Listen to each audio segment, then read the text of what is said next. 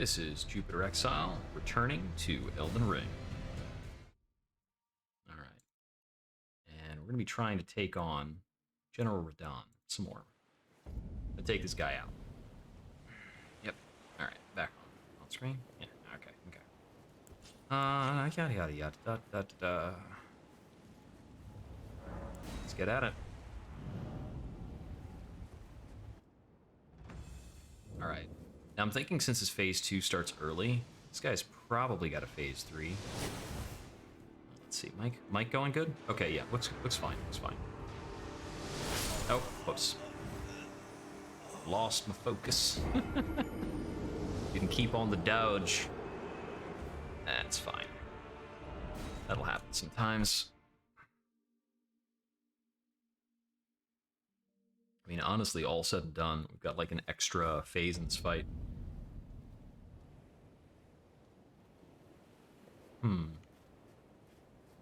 Is my headset noise canceling correctly? It feels like it's off. No, that's assuredly on. I'm just hearing like a little bit of echo from my own voice, which is unusual. Let's get out there.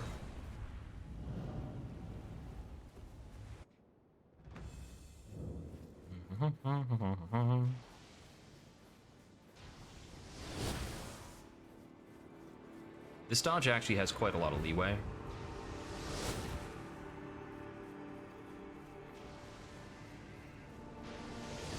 On foot. The horseback version of the dodge is awful. I forgot to try and rebind my control stick click. Let's hope that doesn't get me.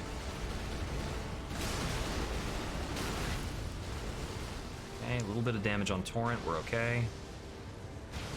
Below the dune.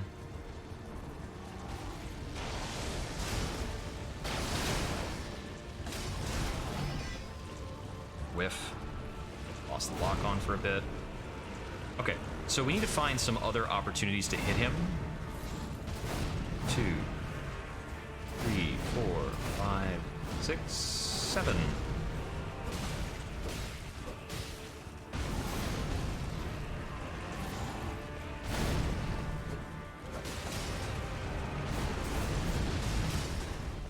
It's just enough time to hit him on that. Okay, that's not a big enough opening. 1, 2, 3, 4, 5, 6, 7.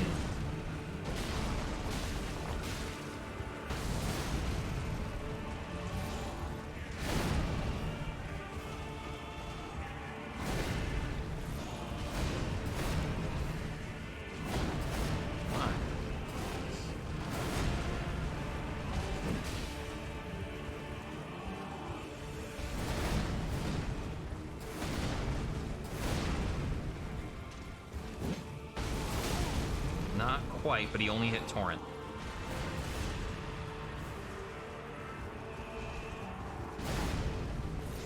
One, 2, 4, 5, 6, 7. Ah, I got in too close too soon. Torrent actually needs a bit of healing, I think.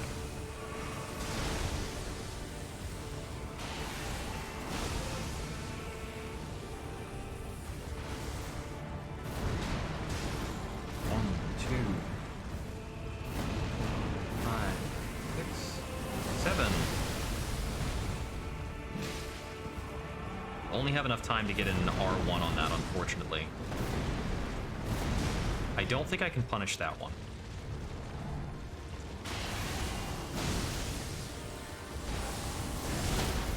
Okay, that was unfortunate. So he slurped me back into his projectile, which is pretty random, because his slurp does not work in a very predictable way, from what I've seen.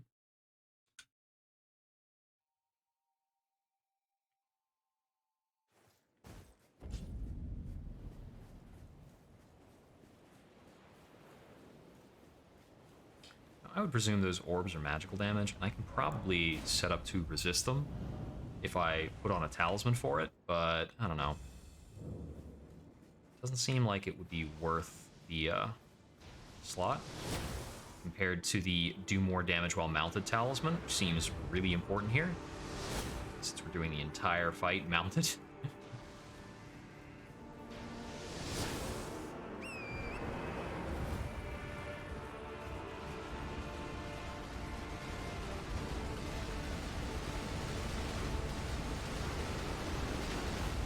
Okay, gave me a pretty tame pattern there. Very tame arrow scatters.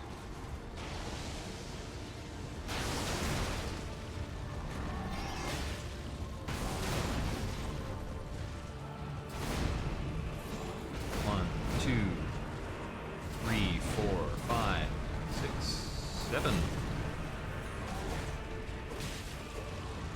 Can't stick around too long.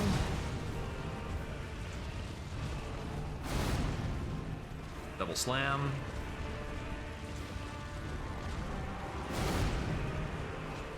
Come on, put your horse away. Let me drink this a while, actually. 1, 2, 3, 4, 5, 6, 7.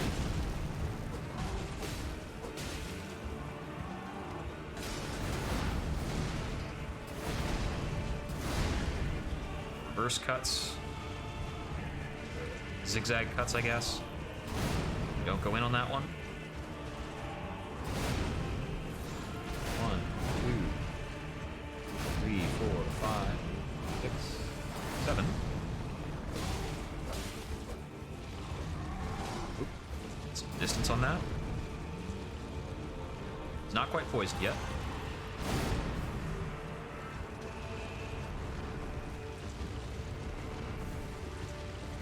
Come on, give me another 7 cuts. Here it comes. 2, 3, 4, 5, 6, 7.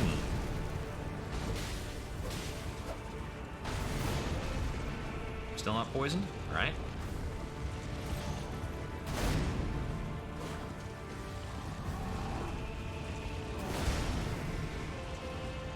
I'm thinking that some of these I might be able to punish if I get a very, like, narrow dodge. Like, that one, I think if I get a very narrow dodge, I might be able to punish, but I don't trust it most of the time. That one I definitely don't think I can punish. Yeah, not if I have to dodge away there. There we go. 1, 2, 3, 4, 5, 6. Too close. Torrent took the hit. Torrent. Nope, not gonna make it. It takes enough time for me to turn around that in a lot of these cases I can't get the punish off.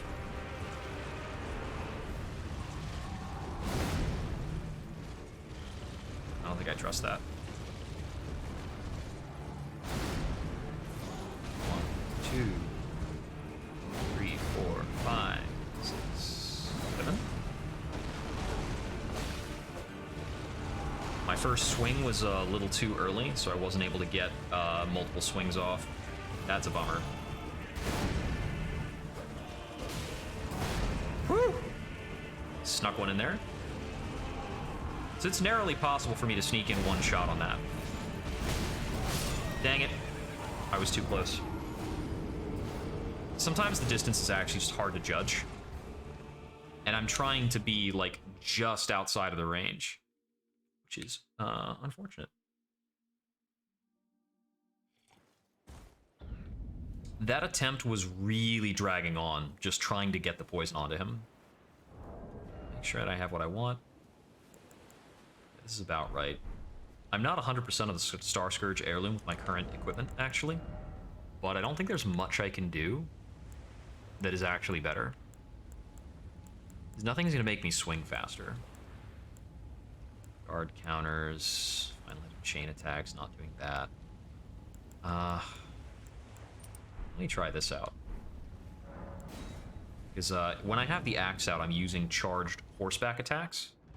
So if those stack together, then that could be pretty substantial. Blocked.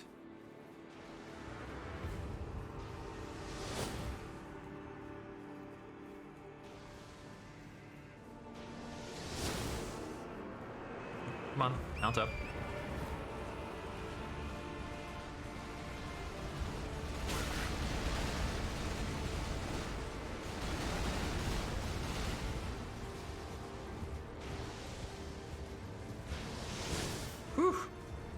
only barely made it behind the dune.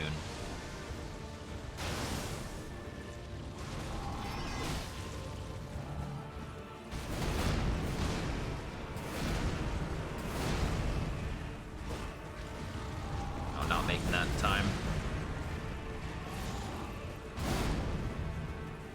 Nope. There are a lot of these hitboxes that I want to be able to test, but I don't trust it. Because it's got to be, like, just right for that to work out. Okay, here's the 7 cuts. 2, 3, 4, 5, 6.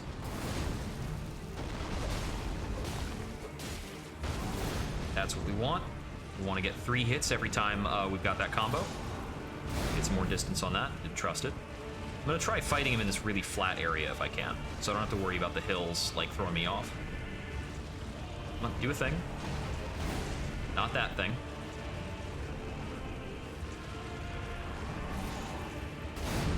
Well, now I feel sorry for your horse. Just do something to speed up this fight, please.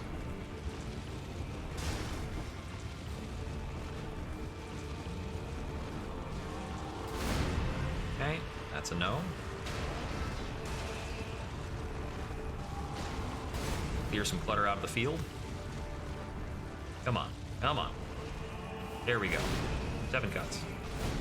2, 3, 4, 5, 6, 7.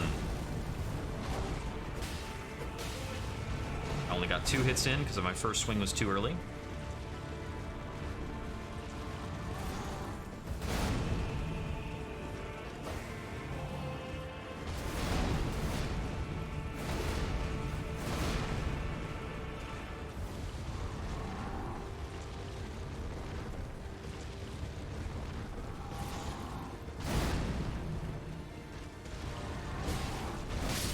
Yeah, couldn't get away from that.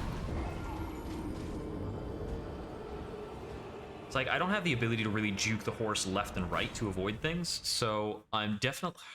I really want to be able to punish the leaping slam, because every other time any other boss does a leaping slam, you punish it. And that is completely weirding me out, that is not something that I do here. So that's really throwing me for a loop. But I just need to be extra special patient. He's got 1 attack that I know I can punish. That's what I gotta wait for.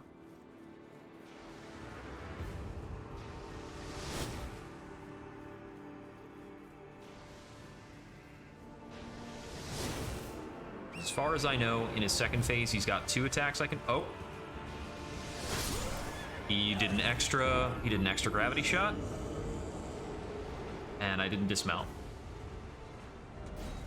If I see him charging that fast enough, I can dismount and then get it.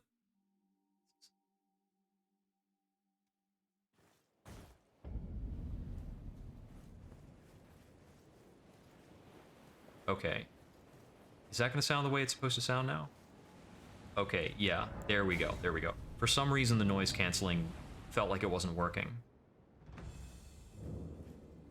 Oh, I'm not supposed to do that.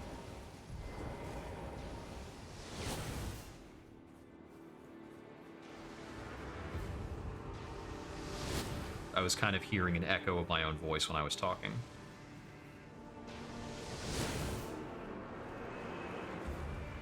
Okay, now we mount up.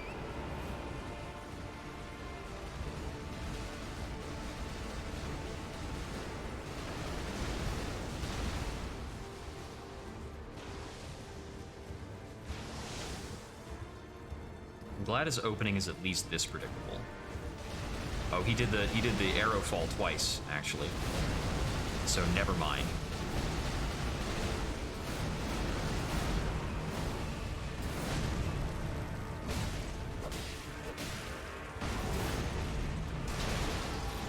Well, despite the adjustment, still got my punish in. He was nice enough to throw out the attack we want to see.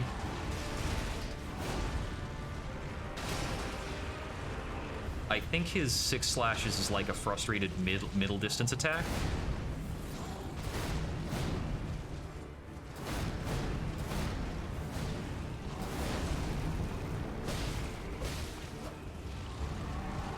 So we should be building distance on him during this portion, and I think he's going to throw that out more often.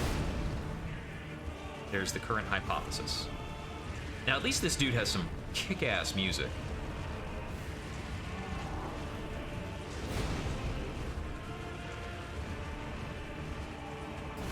Here we go. 1, 2, 3, 4, 5, 6, 7. Those are good old 3 slashes.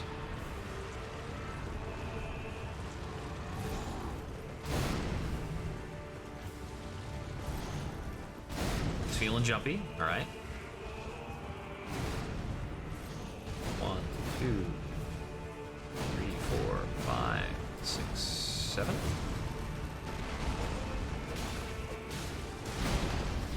All right. And he is poisoned now, so we switch out to the axe.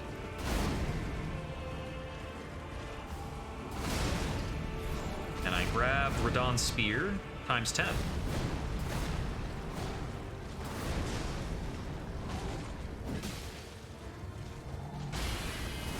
Phase up. All right.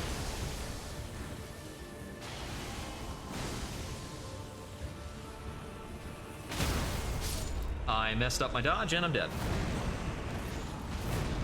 I was trying to get more distance on him, but I really do need to be moving perpendicular to avoid that attack. I had the memory of him combining that attack with the pull and killing me, and I wanted to avoid that, but that did not play out right. I think I am going to try, just in case this makes the difference, I am going to try the Spelldrake Talisman, and we'll see if this changes the calculus at all over the course of the fight.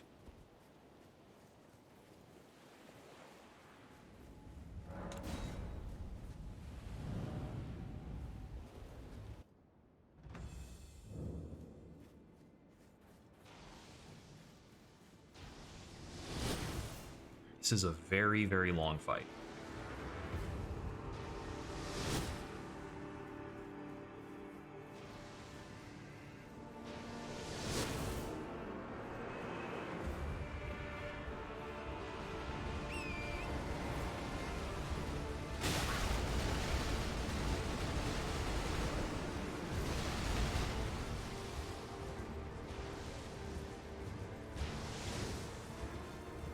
We got saved by, like, random clutter.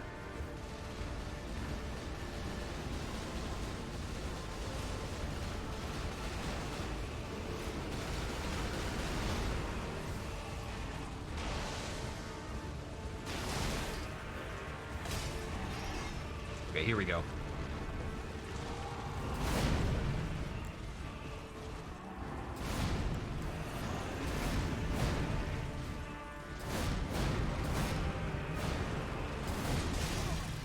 Close.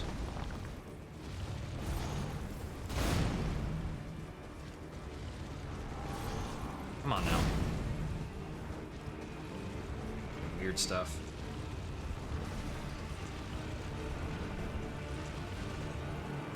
Here we go. 1, 2.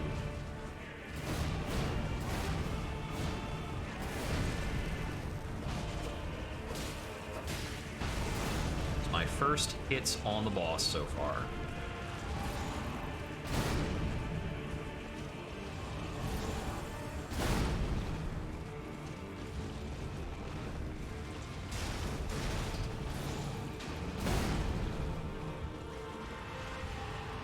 Here we go.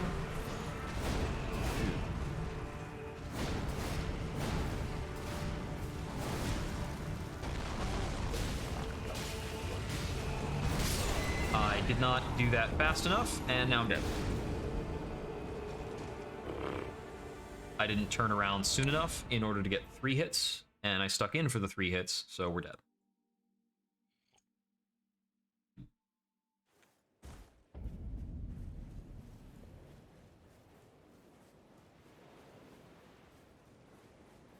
There's gotta be some other possibilities for damaging this guy, other than waiting out this attack every single time.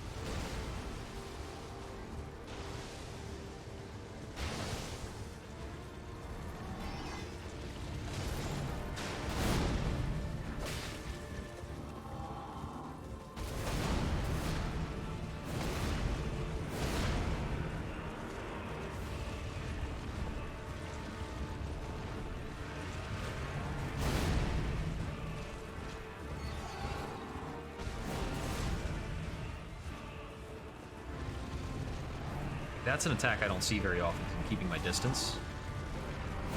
I'm thinking some of the attacks I can punish might be that kind of thing.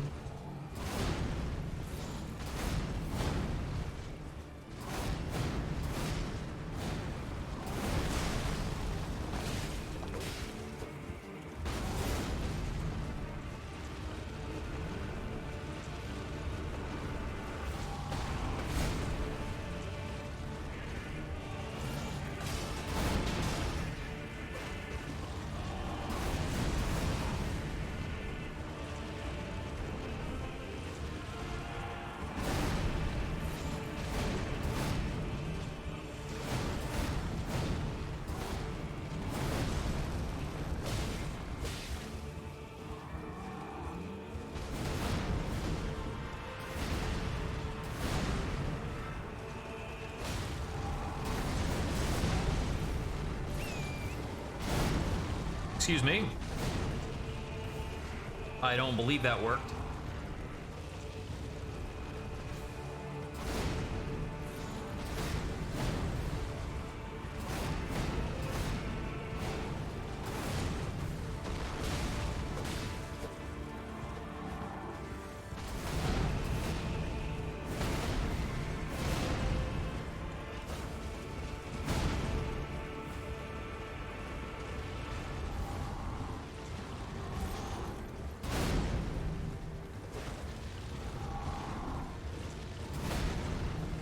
Stamina back. There we go. 1, 2, 3, 4, 5, 6. Cut.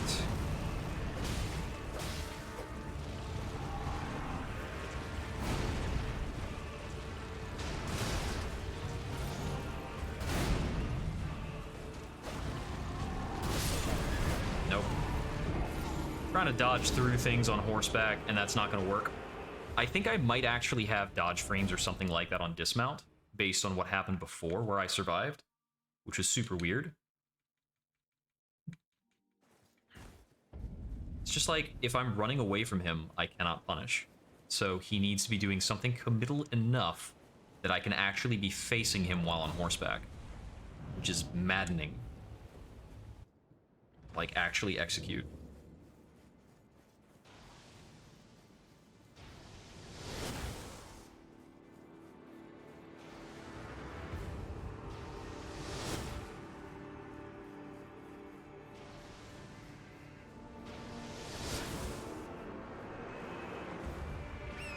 Nope.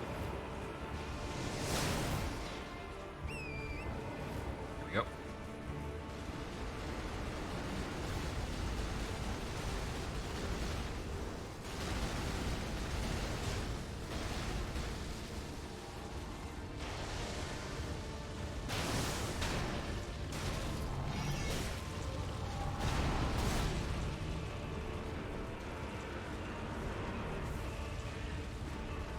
I don't know why he has this bow phase when, like, the moment you get in melee with him.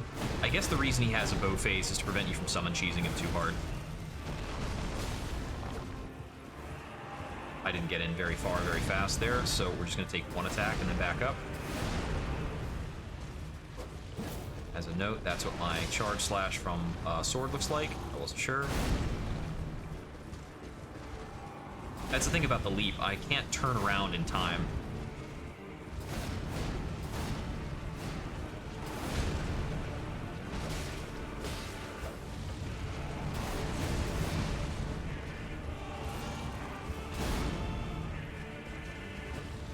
It does annoy me that I can't attack from the left on horseback. That's also going to be because I'm not using a weapon in my left hand. Maybe the way I want to do this is battle axe in right hand, longsword in left hand.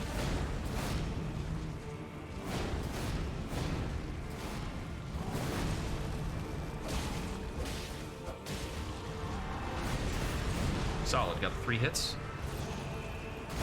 Keep away.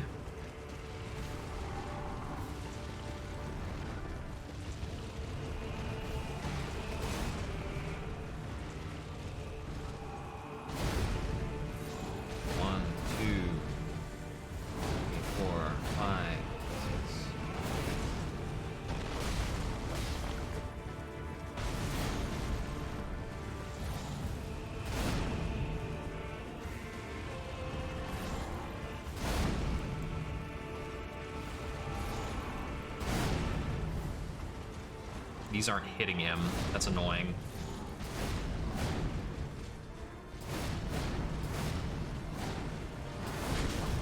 Hit Torrent.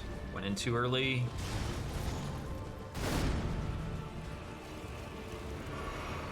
Have some raisins, buddy.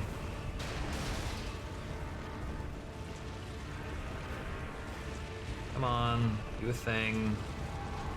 Not that thing. Do the one thing that lets me hurt you.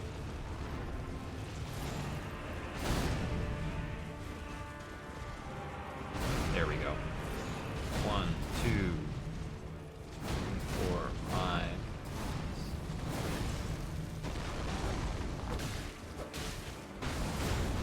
That was close. And he's still not poisoned because he's... When he pauses for a long time between doing these attacks, his poison decays.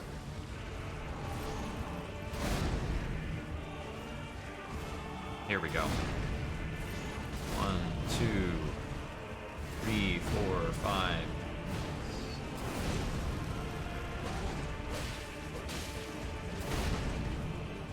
And he's still not poisoned.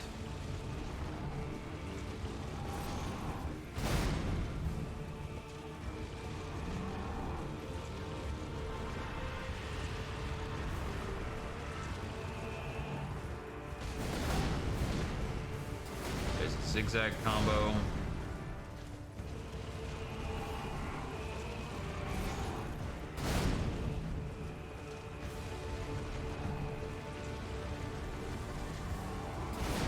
Go. 1, 2, 4, 5. In.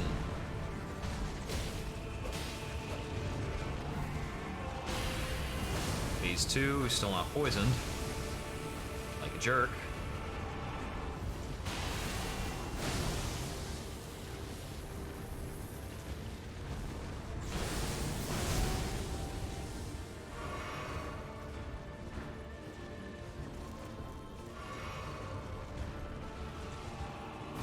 Go. 1, 2, 4, 5, 6. One shot. It's progress.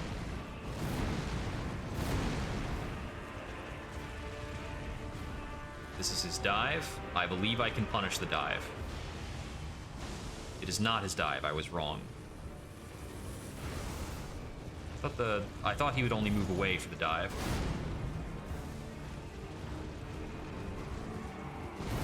Okay.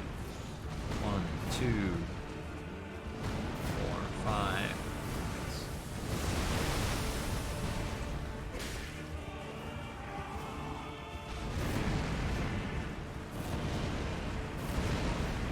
If he's not gonna get poisoned, I'm just punishing myself by using this weapon. So this has got to be the dive now, right?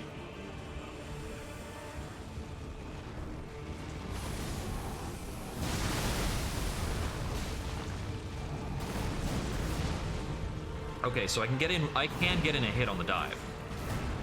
2, 3, 4, 5, 6.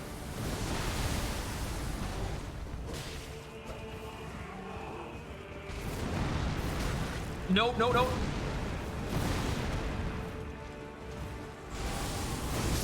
Dang it! That's so mean.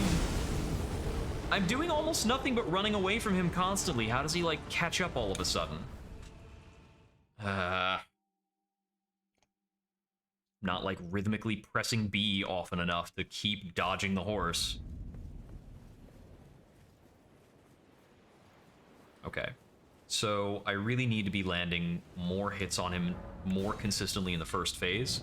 If I don't get the 3 shots in parting, I'm not getting the poison status fast enough.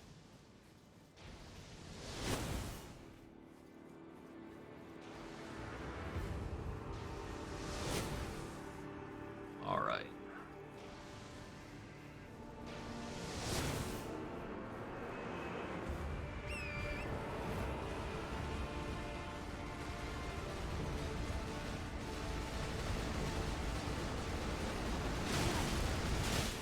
Come on.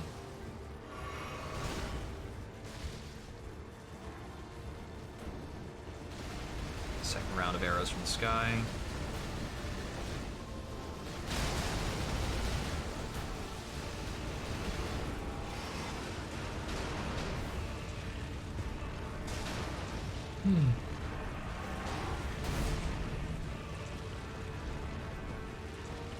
That attack might afford me an opening. It's kind of slow. I think several of these, actually, I can get an opening if I jump at his head correctly.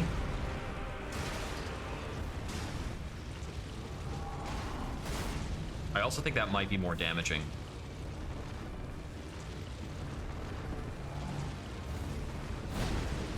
Bosses this size are usually sensitive to being headshot.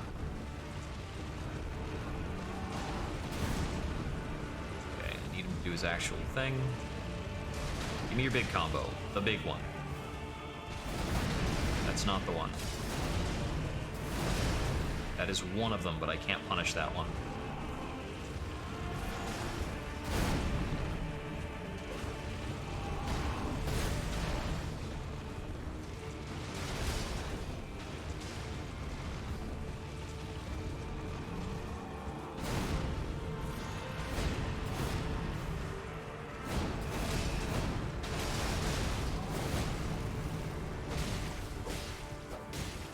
There we go.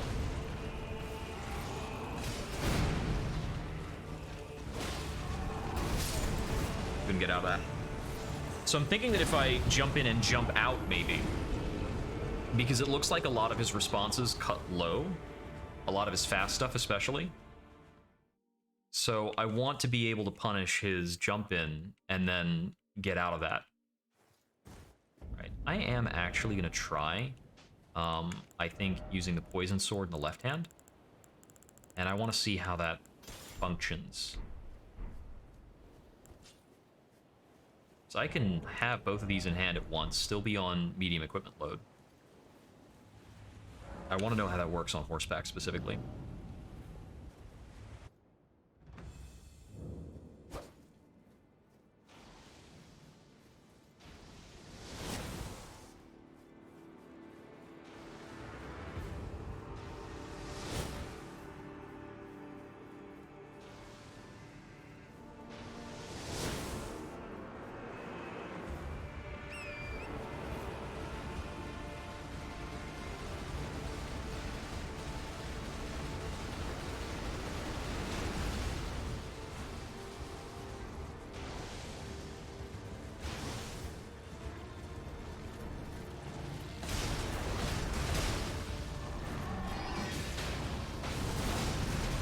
No, okay, it's only using the axe now.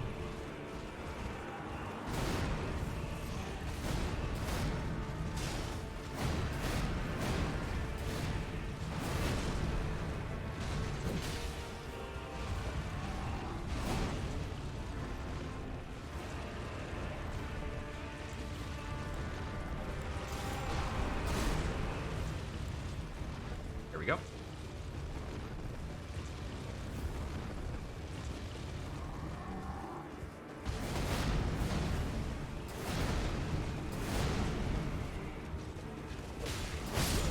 That got me. Okay.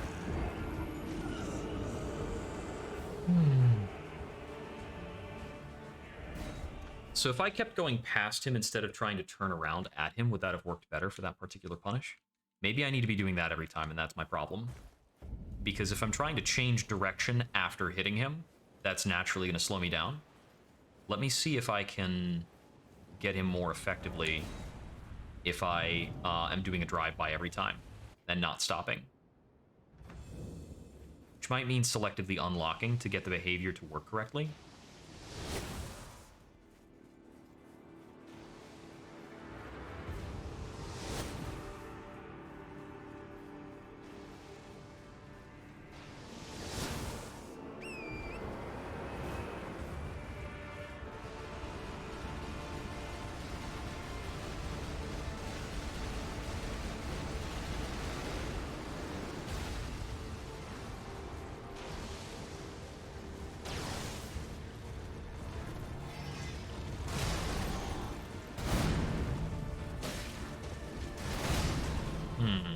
Seemed a bit better. He chose a punish that's less likely to get me, but let's try this a bit more. Fine.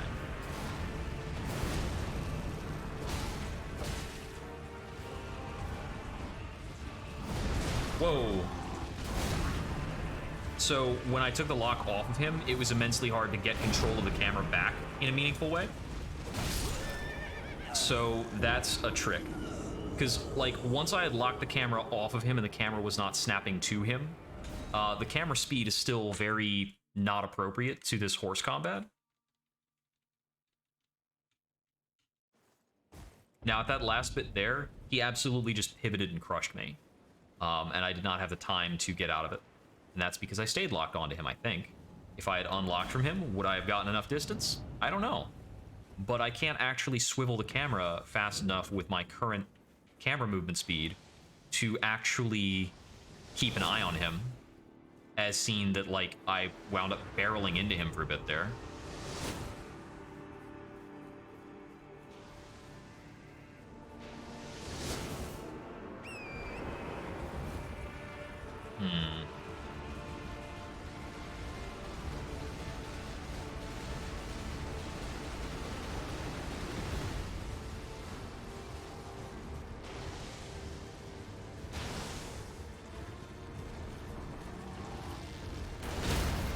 Great. That was awesome.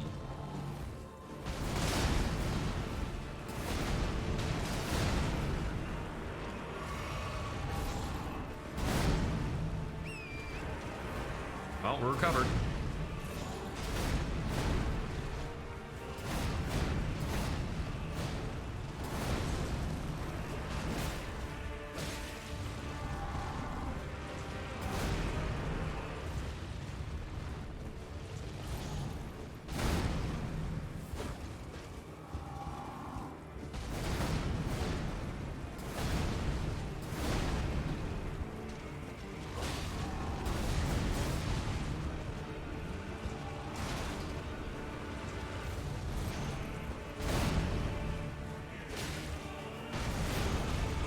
Okay, that worked a bit. And I know what I did that made it work better. I didn't try to cut away, I tried to get behind him very actively.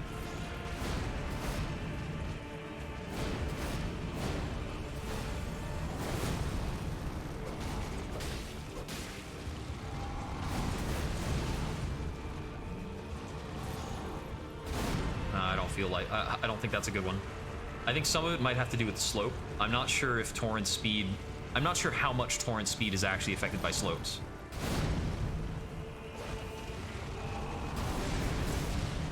Yeah, that one I can get out basically under his armpit.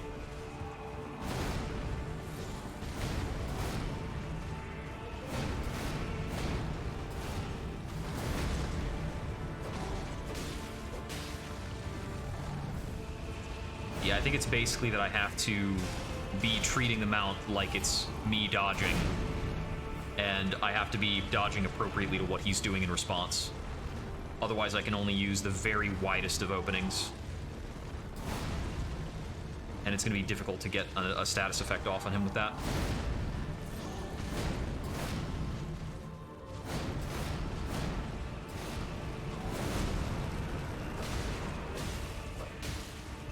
All 3 hits. Good.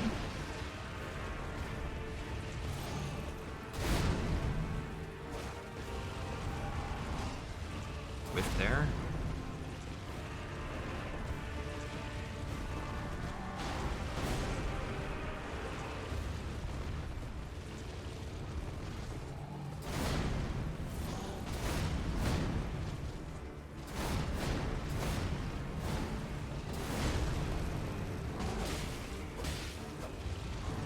Still no poison with that, but he's in the next phase. Okay.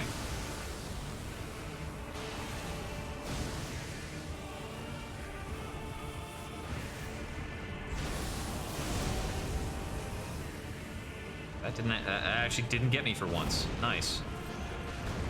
1, 2, 3, 4, 5, 6.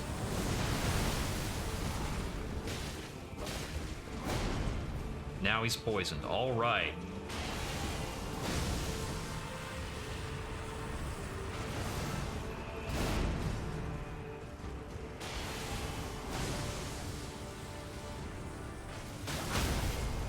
Okay, I didn't get my full dodge there.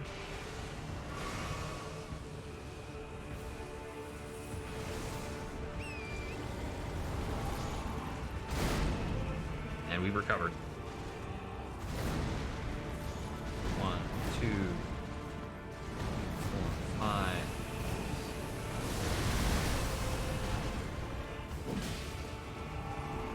No, not off the horse. Why does the dodge sometimes de-horse me?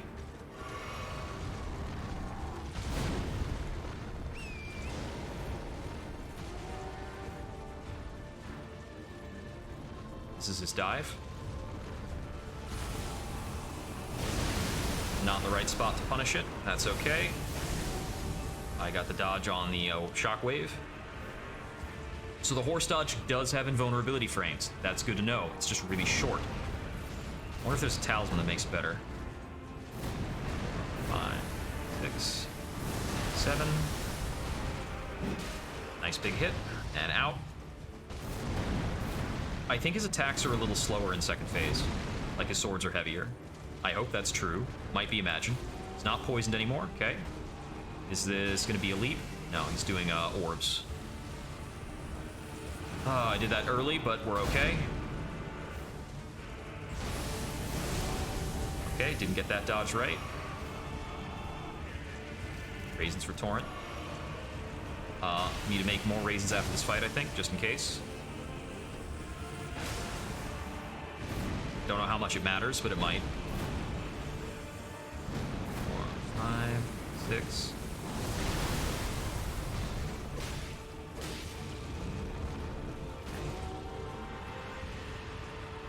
That's the dive.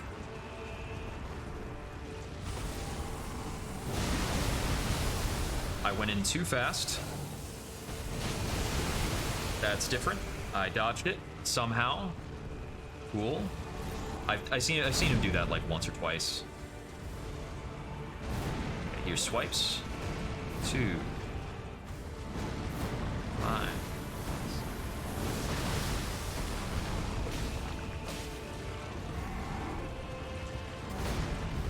Stamina back, please.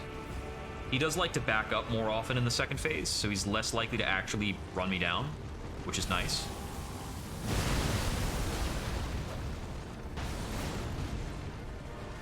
Easy peasy hit. 1, 2, 4, 5.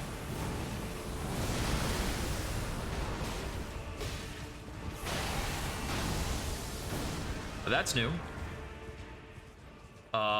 What's up? Is this his real, like, phase? That's a meteor. What the shit is happening?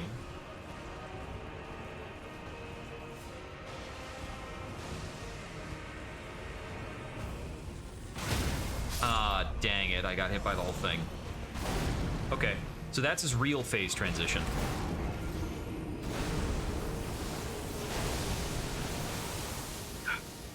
He's got more meteor throwing stuff. Okay. So it's called the little thing I tried to do there didn't change anything. Which was the Spelldrake Talisman is not having an effect. So let's see. I don't have anything that increases my arc if I wanted to try and poison him a bit more reliably. These other things aren't going to work. Charge attacks, guard counters. Attacks on horseback I've already got. Jump attacks, maybe? I can be doing horseback jumping attacks. Successive attacks isn't going to do a dang thing. Alright, we're going back to, I think, strength up. Alright, let's see. Let's see. What else can we change?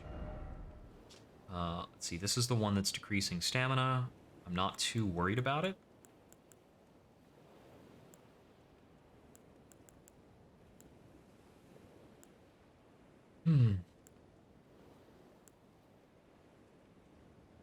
Oh, slowly replenishes HP when HP is reduced. I guess that's something. Whoops. I wanted to check something. You know, I've still got the HP detriment with that on.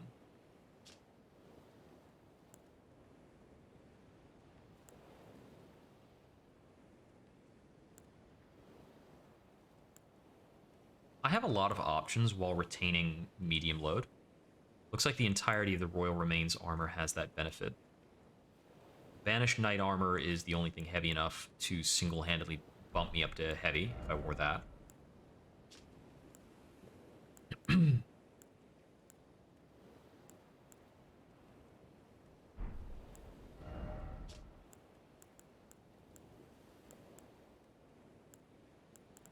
Yeah, I don't have anything else that really has extra effects. Something about the maidens, prisoner trousers. The poison bone darts were an utter failure.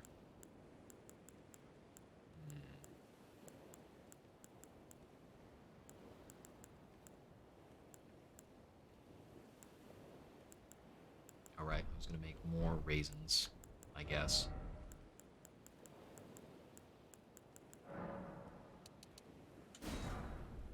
Done deal. No big deal.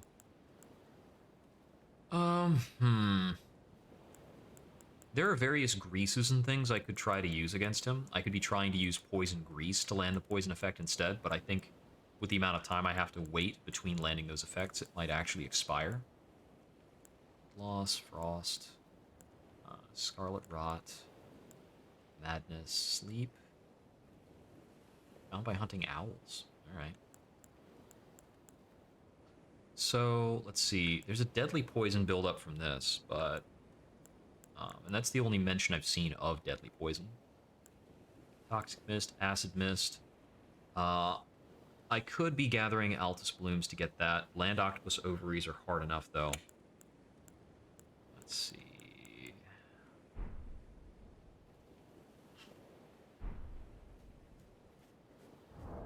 I don't think there's much I can do in terms of getting an advantage right now. Trying to, even.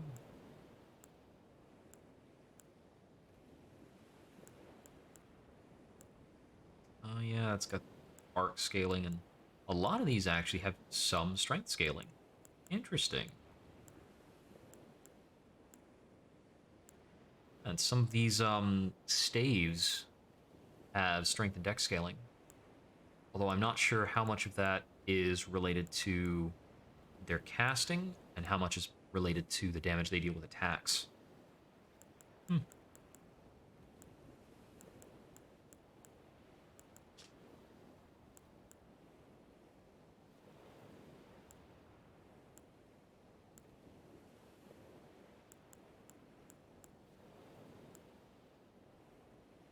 Yeah, boost magic damage negation and resistance to frost. Holy damage negation.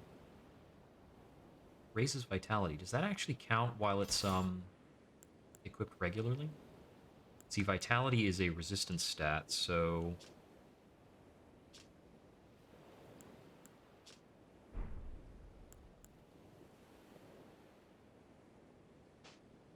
yeah, that actually counts with that not actually equipped. That's kind of cool.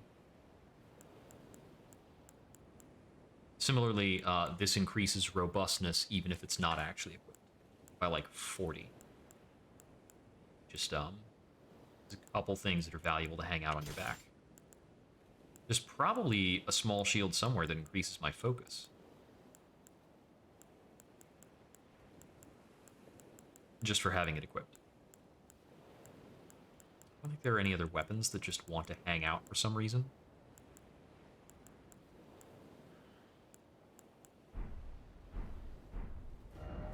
It's not like the robustness is actually helping me in this fight, but I'm going to call it like a token thing to hang on to. Alright, let's see. This is a much, much, much harder fight than the last Great Rune.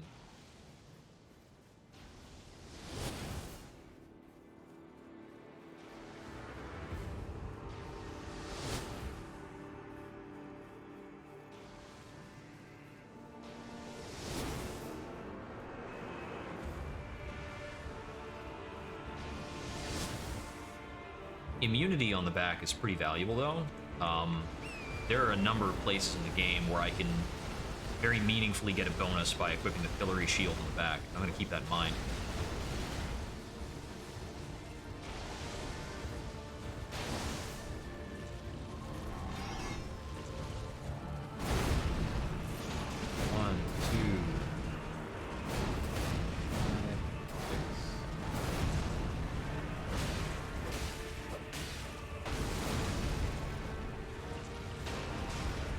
Come back. Good.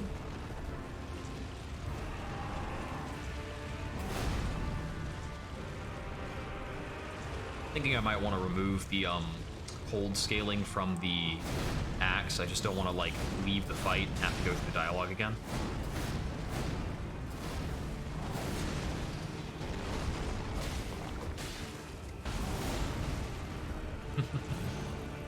That would be cool. I'm sure somebody will mod it in. I don't think From Software is usually very kind about modding, though.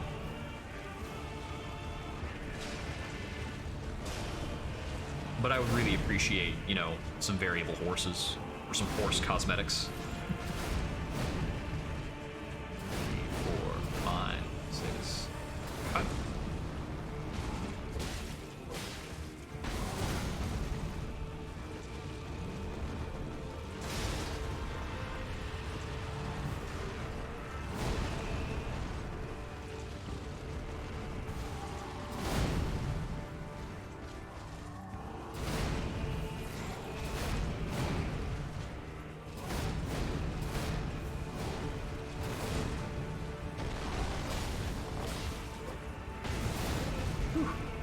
That was a little sketch.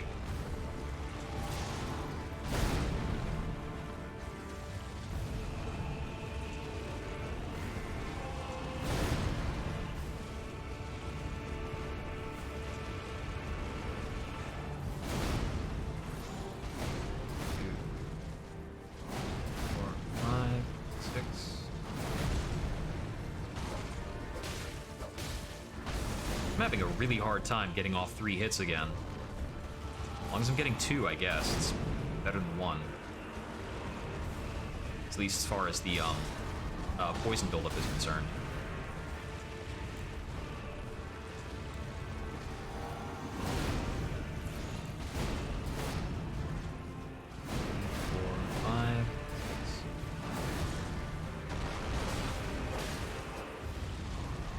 There's the poison effect.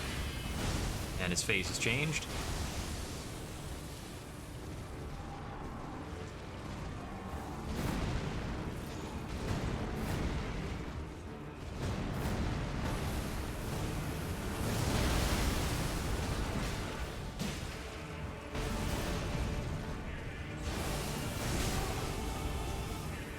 I didn't actually take much on that. Whew.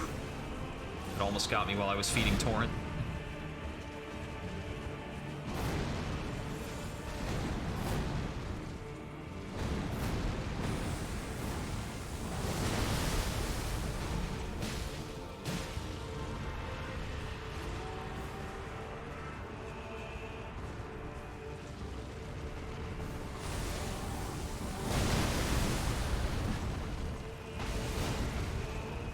We jumped straight over him.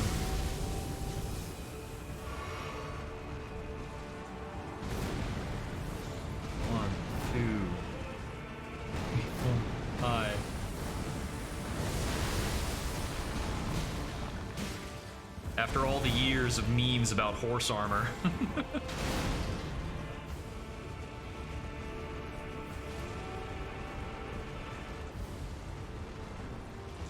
At long last, Todd Howard is vindicated. I didn't get far enough away. I didn't commit hard enough to actually get the punish when he did the dive. I need to be actually jumping over him on his landing to get the damage off there. Okay. Yeah, I think I really am gonna go back and re-kit the axe. So I think cutting its damage types is probably giving me a lot of detriment. So I'm gonna change this back over to... it doesn't really matter what I set it to right now. I just need to set it back to either standard or heavy. I think it's going to be heavy here. Now, I haven't checked my stats while on horseback, and I can't mount up while I'm in here. I'm actually going to check real quick once I get into the beach where I can mount up. to see if, while mounted, I count as weapon in both hands. The festival. Are you the festival? All right, here's his backstory bit. But now.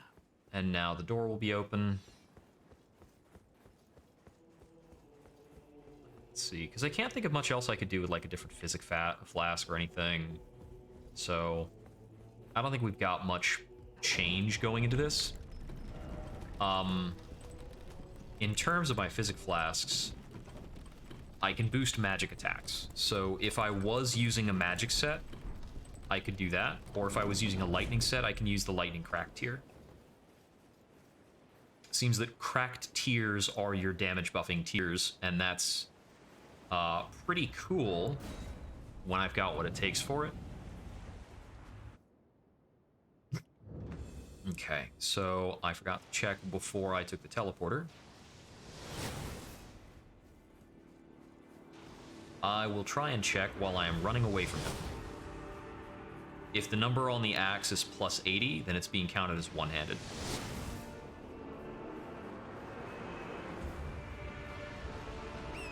I think that while you're on horseback, it counts as weapon in two hands, even if you aren't visibly holding in two hands. Because I was able to use the battle axe from horseback back when I was at Raw RL1. I didn't get behind the dune fast enough. I don't know what I did. I think I just momentarily hesitated. Let's figure out. Okay, so horseback, damage stats, that's reading the, yeah, that's reading the two-handed stat block.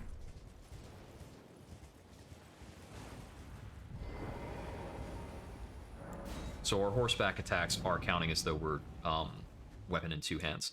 So it might be better to use the heavy weapon adjustment,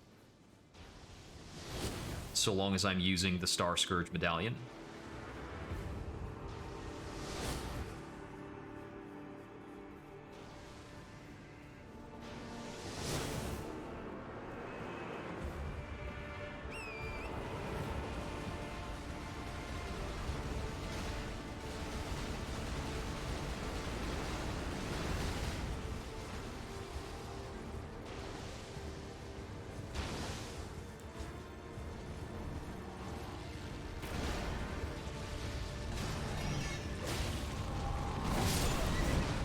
Come on.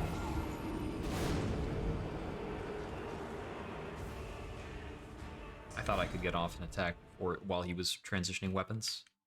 And that has worked before. But not here. Not this time.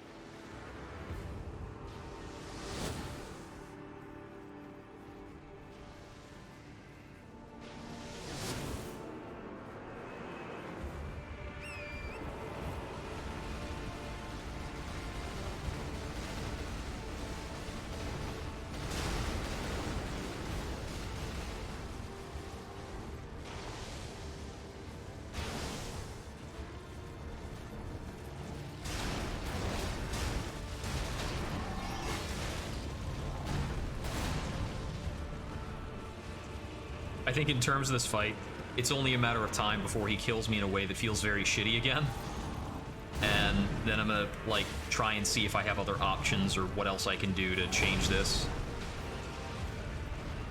I'm loosely guessing that there are some of his attacks, maybe several, that I can jump over and make light of. But I really don't know. When the fight takes this long, it cuts down my willingness to experiment, but this is also part of where experimentation is important, because it shows you where you can speed up.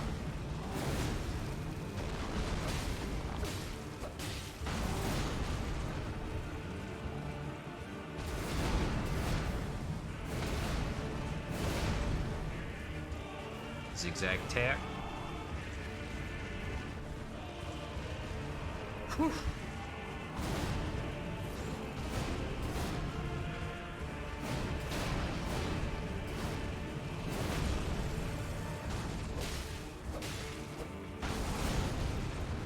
I am just barely getting out of that attack in time with the 2 slashes. I think that's because I'm not dodging in when I'm like going in, or I'm not doing it at the right time.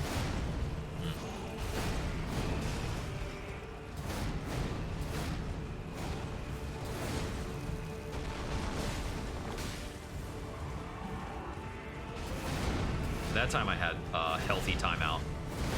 Or rather, I got in and out pretty healthily. And that's a dodge in, dodge out, basically. And I think that's the correct flow for, like a horseback punish on a target of this size. 2, 3, 4, 5, 6, 7.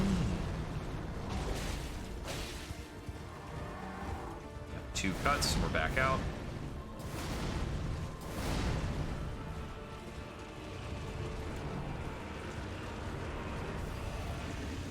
Go ahead and pop this, now it's as good as any. He's likely to just sap it off me sometime in the second phase.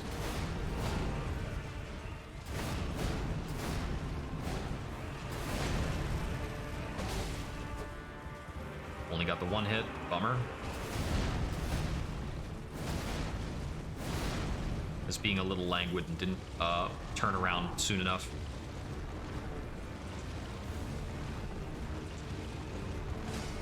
Come on, commit to something. Gonna need you to play out some attack I can punish.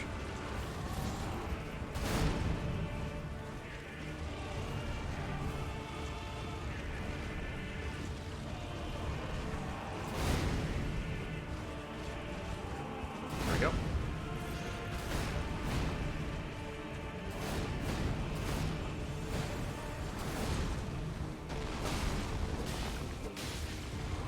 Okay, there's my full 3 hits. Next phase, he's still not poisoned. Cool.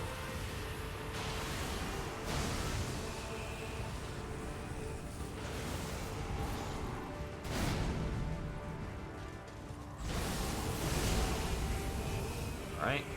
That'll drain the damage shield off of me. 1, 2.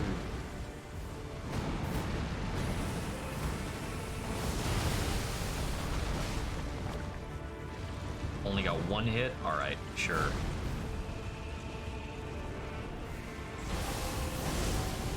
Okay, didn't get my dodge.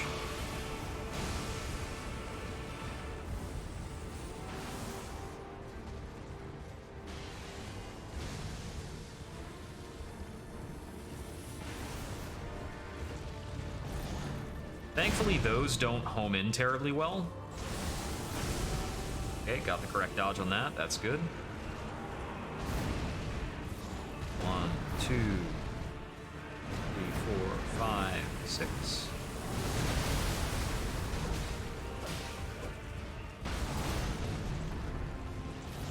Another 2 hits, still no poisoning.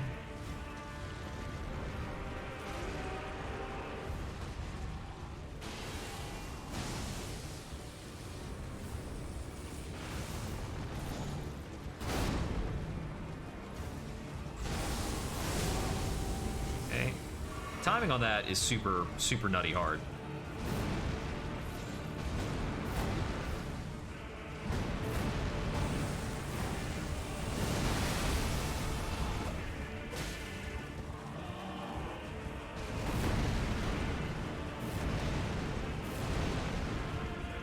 Very minute spacing differences are like changing up the timing of what I can actually manage for any given opening.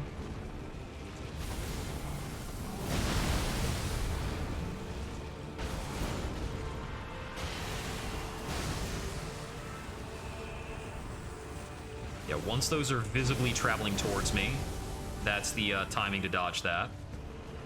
And that one's just a rhythm. Like, I can't explain my dodge timing for that wave. 4, 5. I jumped too early, so no punish for me.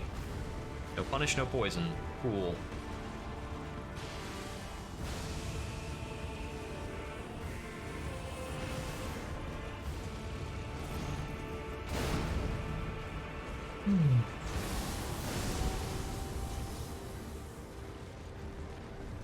That one's basically, as soon as I recognize it, I'm supposed to dodge, and that's about correct.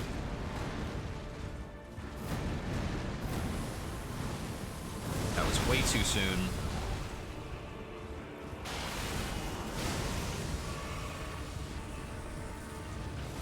We were very in close, so that was a tricky dodge. Please do a dive so I can punish something for once. Thank you.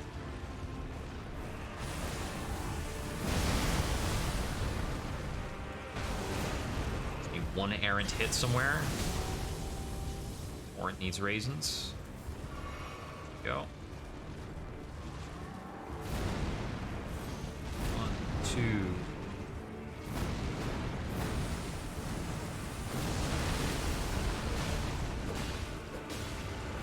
So I'm thinking that in his second phase, I'm leaping over that. His first phase, that attack probably also hits very low. So I can probably be using a leap in the first phase as well and getting better results. That actually caught me in midair, and then he crunched me before I could get back up. I should have thought that might happen, but I think I learned something better about punishing his combo in the first phase.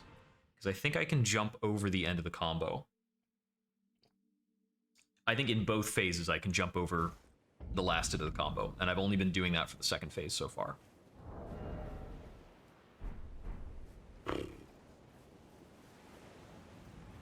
I really want this poison to go off so I can switch off to the weapon that hurts him more.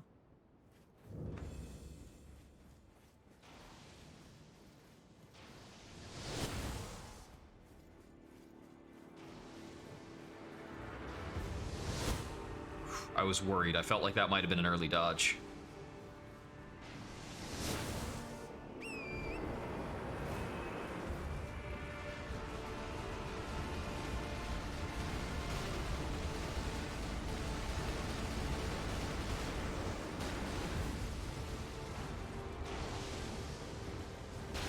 Okay, so far so good.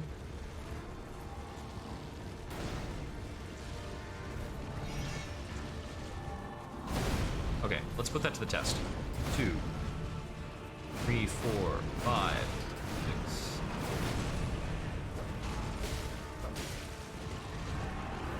I think I did buy myself some spacing with the jump.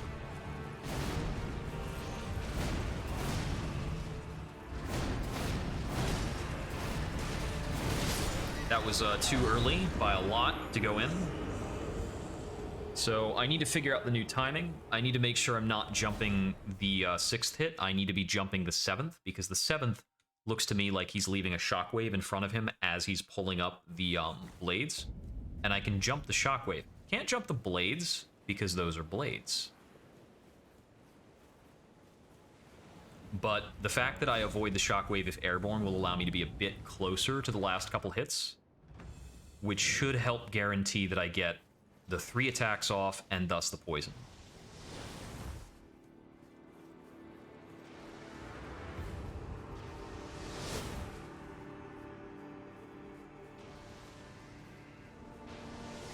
It's possible that there are other status effects that work well on him too. I'm just trying poison because it's like what I have, and it's damage over time, which is what I feel that I need in this fight where I'm not able to stay up on him a lot. I actually successfully horse dodged a good portion of that scatter shot. That makes me feel good.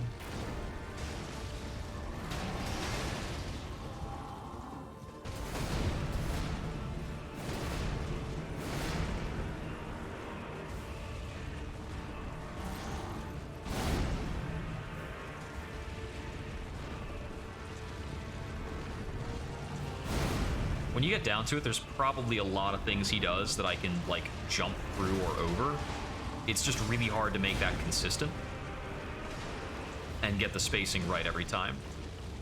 He and I are both two bodies moving in this field with variable, like, height dunes and things. 5, 6. That was a bit messy, I think. The other thing is, I feel I lose a lot of momentum jumping. So I'm assuming I need to jump, then dodge when I land on the ground to get the speed back.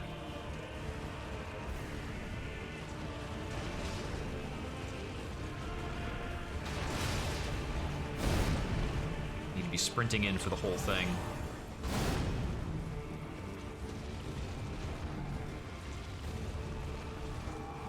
Okay, here we go.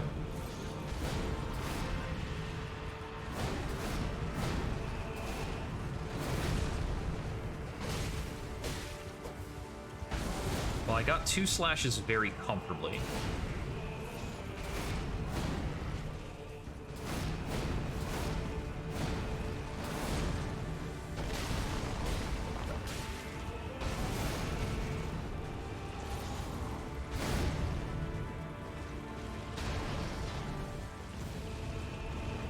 Yeah, it's definitely ending on a shockwave, and that's part of what's been hitting Torrent.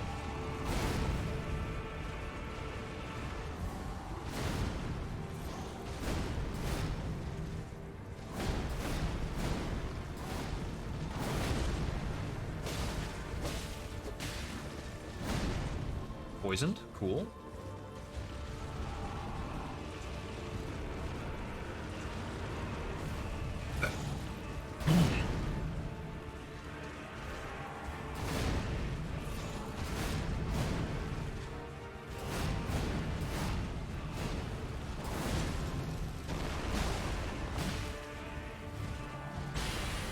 Second phase. Please don't unlock from the boss. Unlocking from the boss is not recommended by your Surgeon General.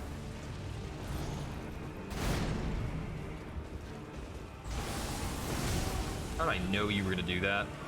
Freaking dweeb.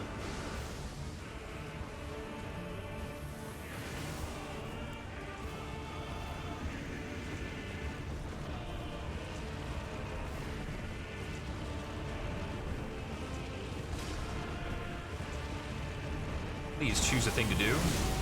I wish it wasn't that, but I will live with it. Okay, I'm not going to punish the dive itself if he does the dive.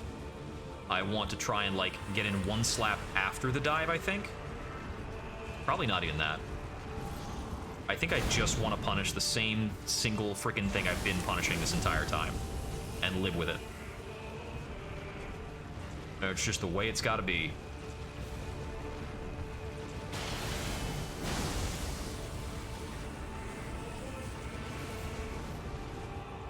I am not in the mood to introduce inconsistency.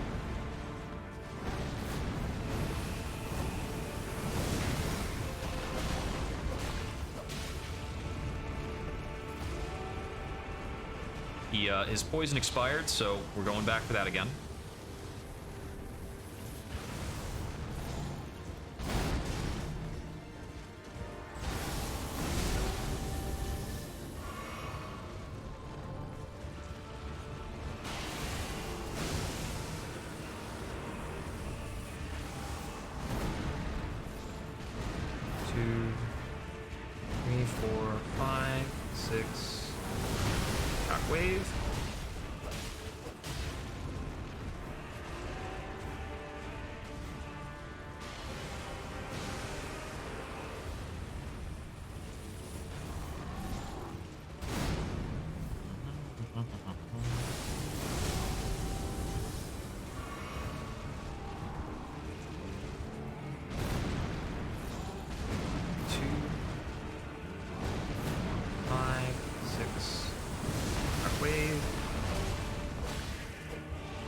Still not poisoned, eh?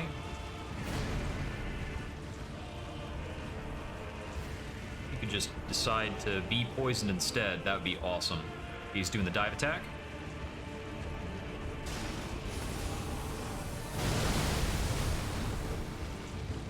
Okay, I got one on him because I was able to line it up very carefully. 1, 2, 3, 4, 5, 6.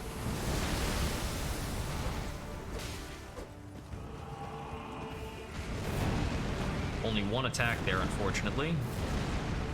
Really want to get more than that. Let's see. Projectiles or dive? Projectiles. Every time he goes back, it's either projectiles or if he's got it, if he crosses his swords, he's going for the dive attack. Okay. 2, 4, 5.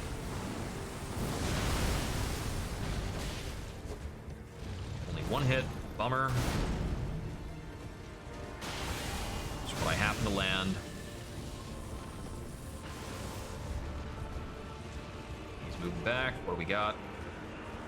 It's the dive. Okay. Move away from the dive. At least until he goes up. Didn't hit him. That's okay. Got out of it safe. That's important.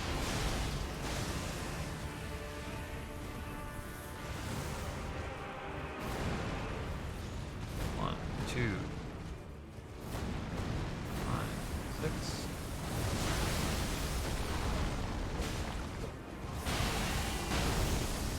That is his meteoric return. It's basically at the 50%, maybe the 45 that he's going to do that. Okay, so he's not going to come in from a set direction. Sure.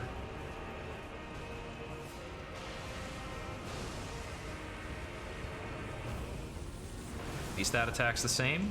What's next? That's the same. This is new.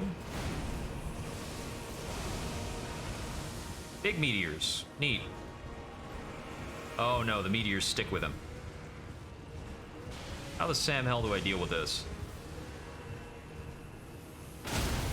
That doesn't matter, I got killed by something else. Okay, so I fought him there for what felt like 12 minutes, just to get punked by the same attack and not learn anything new.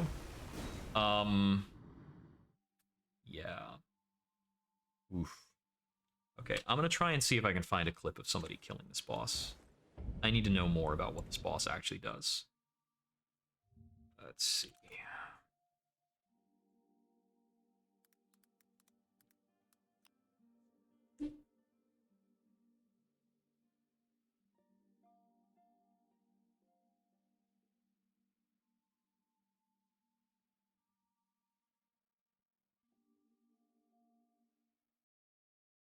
Let's see how this is supposed to look.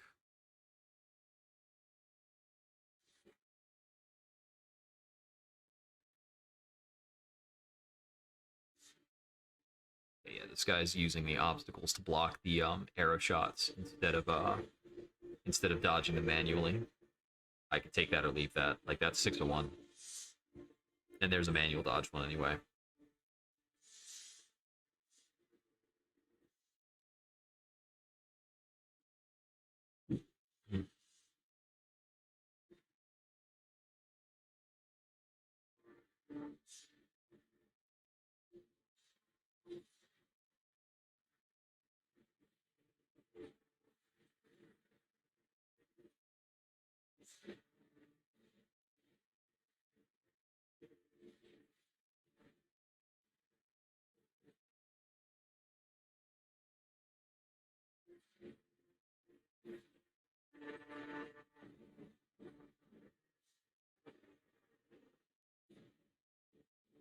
Okay, he's actually fighting him off horseback, which is kind of one of the conclusions I was trying to avoid. But that might be necessary in order to, like, do this fight and stay sane.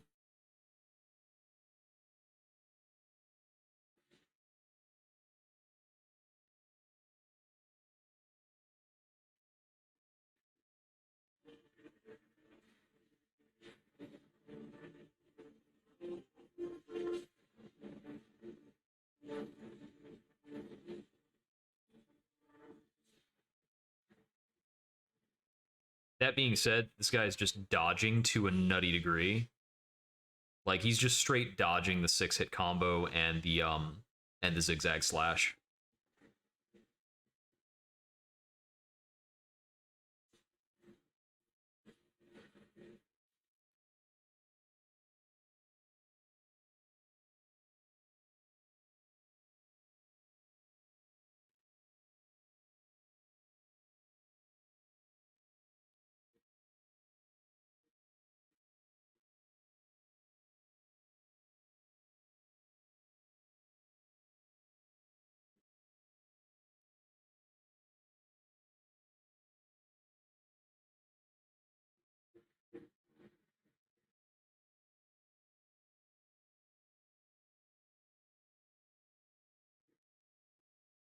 Okay, yeah, he just gets in there, he abuses the fact that Radahn is a big body, and he mostly just has to hang out.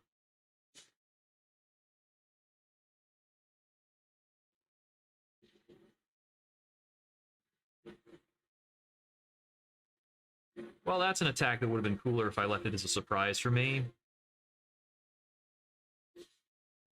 But I think I can bear with seeing that happen once to understand the general stratagem. Alright. So with that, we're going to be using just the Battle Axe. And let's try this out. Just had to see it done. It's like, this is just ridiculous. And yeah, I get it. Like, seeing it executed, fighting him on foot, probably makes more sense for RL1.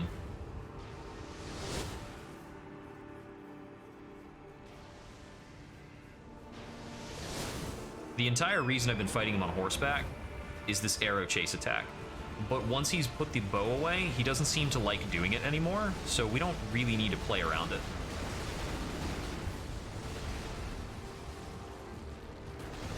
We will need to play around basically an entirely different fight than what I've been fighting so far. So, you know, let's get ready for that.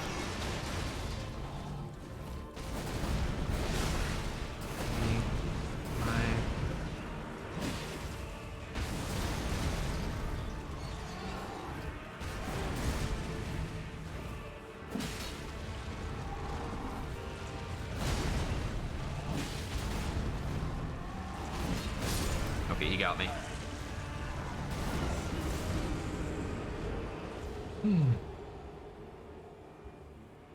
He's difficult to track like this, but it's doable.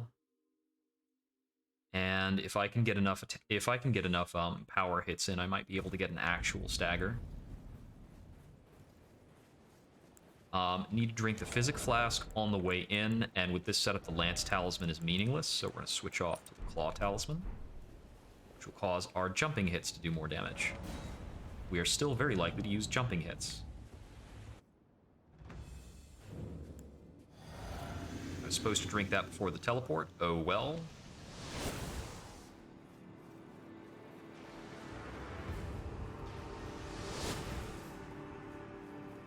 If I come back and fight this casually, I'm summoning every single NPC on this goddamn field.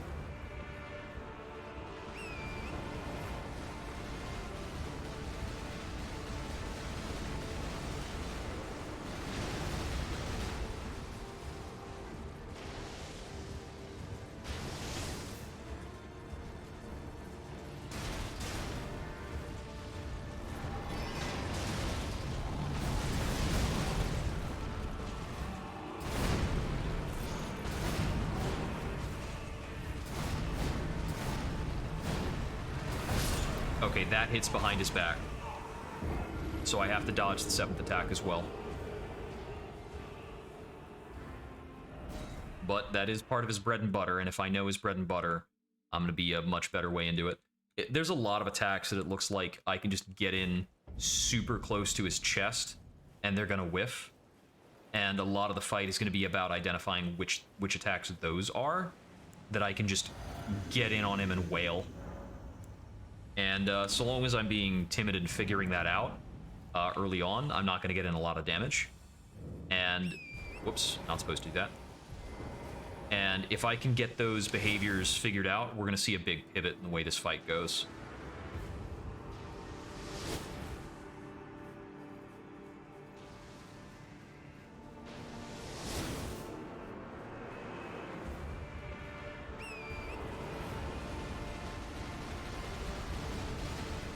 But it does look to be a bit of a pain. It's not really like a cheesy way of doing this. Dang it.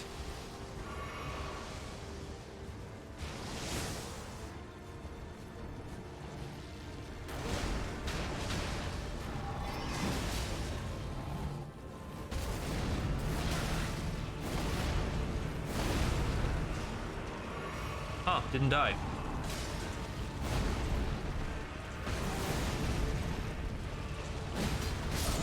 There we died. I was overzealous about my attack commitment there.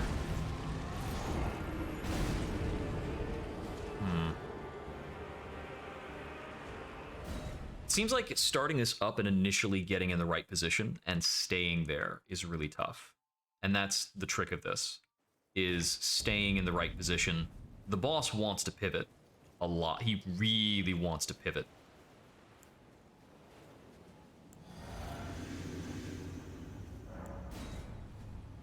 I can see from the video I looked at, though, and actually a lot of the gameplay clips I've seen, I am theoretically overgeared for doing this.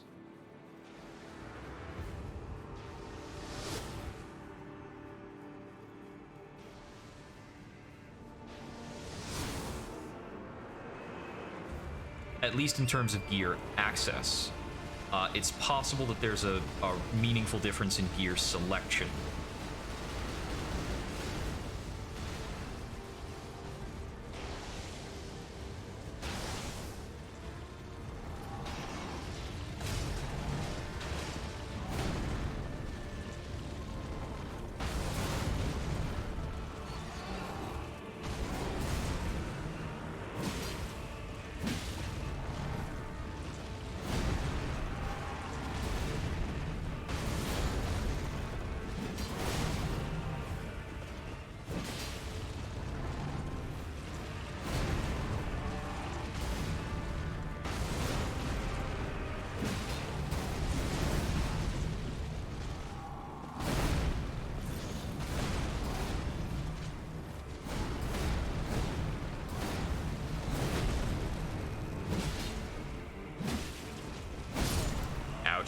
I probably could have avoided that one better. I knew I needed to roll there, but I just registered it a bit late. So I think there's probably a posture for me to stand that allows me to attack him almost continuously while he's doing the 6 slashes. He really doesn't. They're just stubs. They're just little stubblies. I think they've been worn away with him, like, magically sliding over the desert this entire time. He does not really take steps. Man does not walk.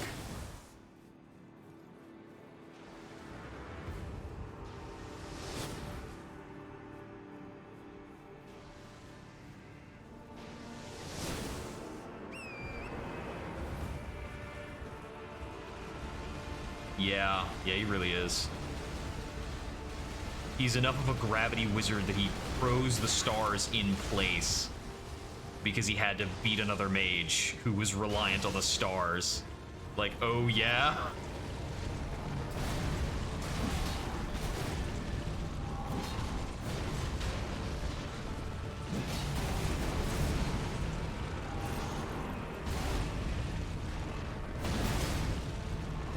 That was a fully charged slash.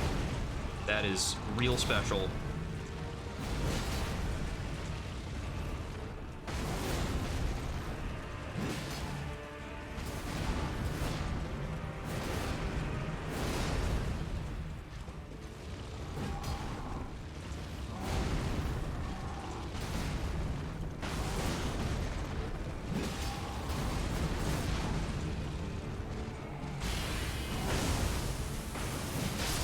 Okay, so he does an attack when he pulls those up from the ground on the phase transition.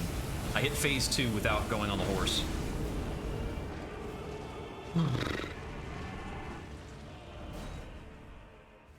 Okay. So I think the game plan is we really want to be getting a stun on him going into phase 2, give or take. And I'm not quite landing the right kinds of heavy hits to do that.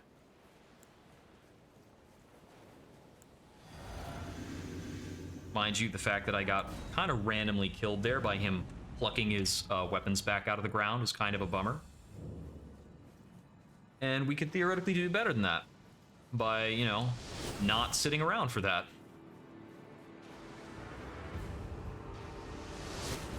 He is kind of wiggling around enough that it is really difficult to actually, like, hit his back with the axe without jumping for it.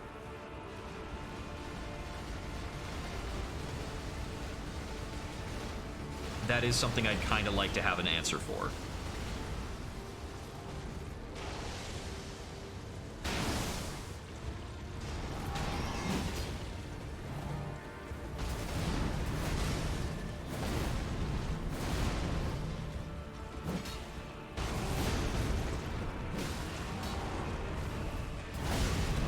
was unfortunate.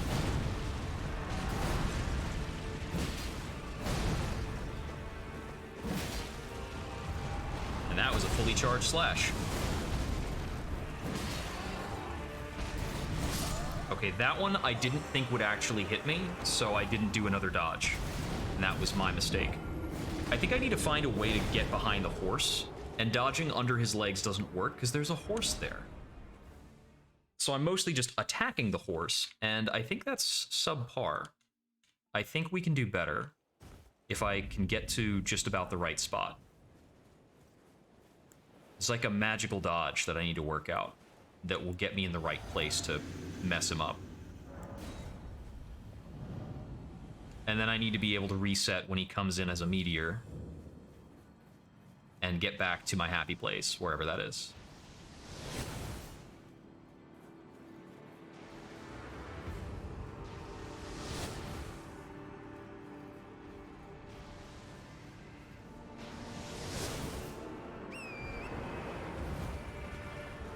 That being said, that fully charged attack dealt 500 damage. That's awesome. Oh, come on.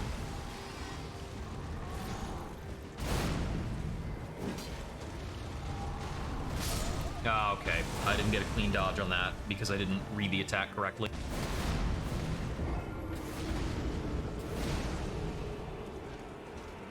Also, like, the friggin' chasing bows knocked me out of my damage shell. That sucks.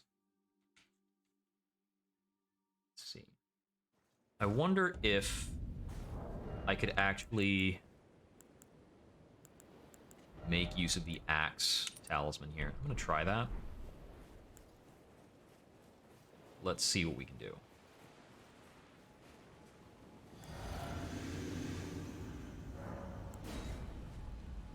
I do get the feeling that there's like a loose timing for this or a golden spot to stand that allows me to make this work. I especially think that during his phase transition, I can get one of these off, a fully charged R2.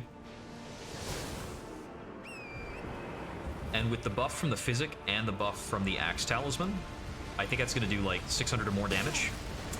Okay, strip me of that, sure. Wow, that's awesome. Man, I love this.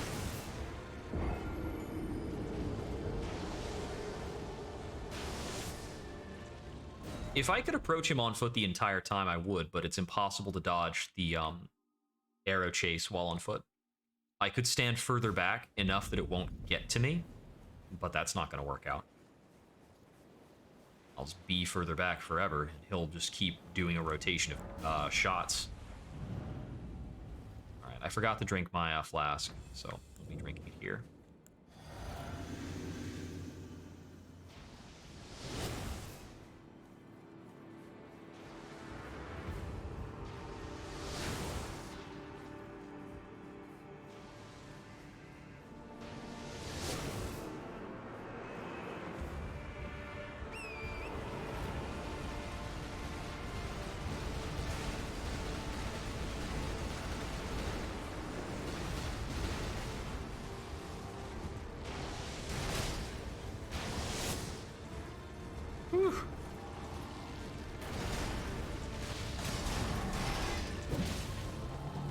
Dismount, please.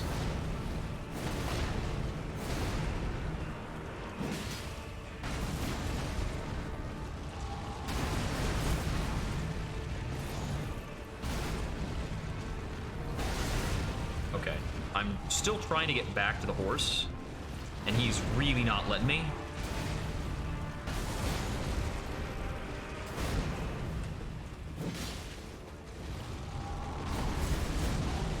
Yeah, the moment I actually got to the horse, it's like, no, no.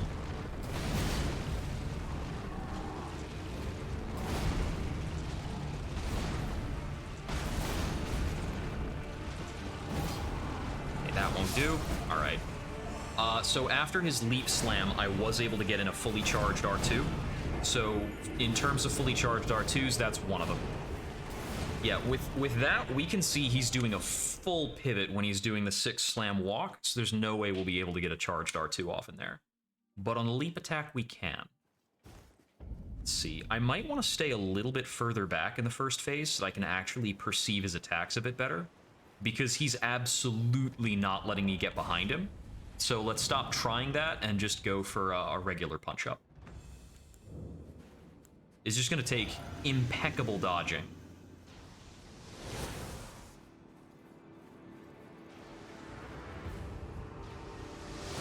But I've been watching his attacks for a really long time. I can loosely count out a lot of them. And that's really the realm you want to be in to be doing a big dodge. But what the heck? He just fired out of nowhere. Only I could make him do that on command.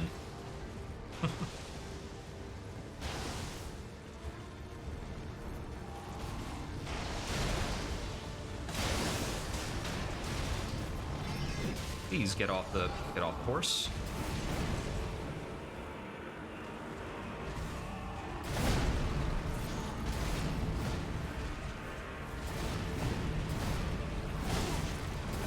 That's unfortunate. Didn't want that.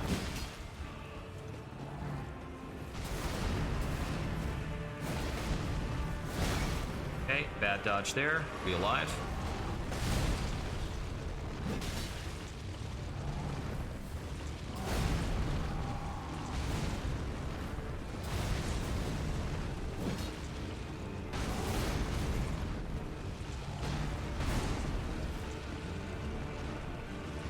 Get out of my way, Alexander.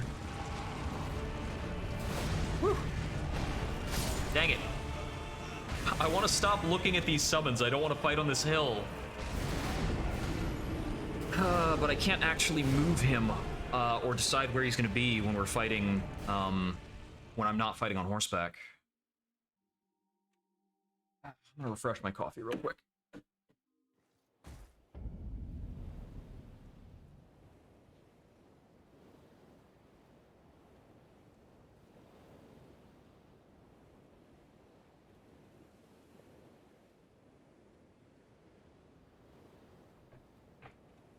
You know, if there's a certain shield art that allows you to fully block the arrow rain, then there is probably a mechanism by which you can fight him horseless.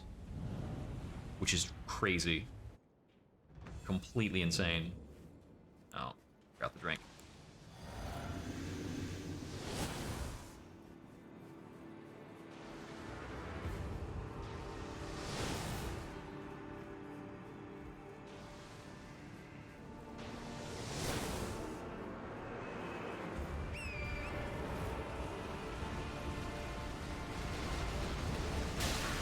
Great.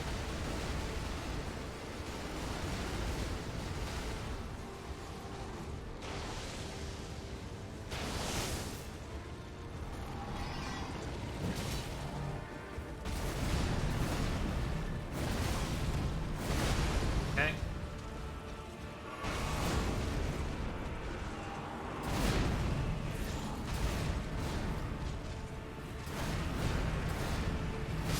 Ah!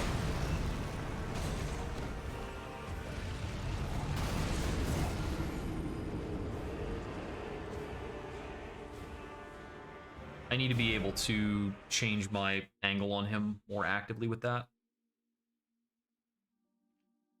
It's a little difficult to see his blades and where they're going to land for that particular portion of the attack. So I lost the cadence a little bit, and that was lethal.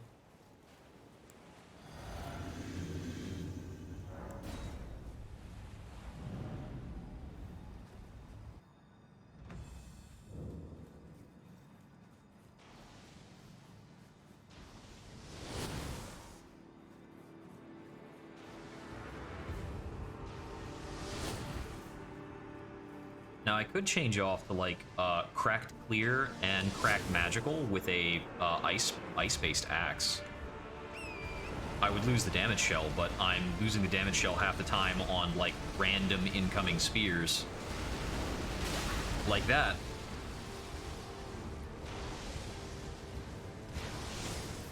And that's not a lethal hit anyway. I can just I can slurp that back up no matter what.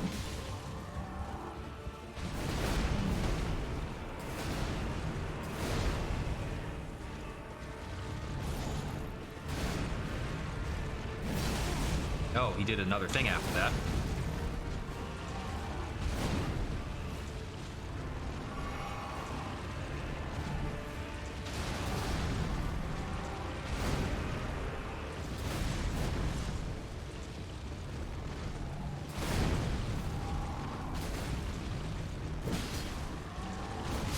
Dang it. That was a mix of misreading and dodging the wrong way. I think if I had dodged that forward or forward and to the left, I think I might have been okay. Hard to call. Man, I like the first 2 times I tried this, I did really well. And now I just can't get the flow. It's so weird.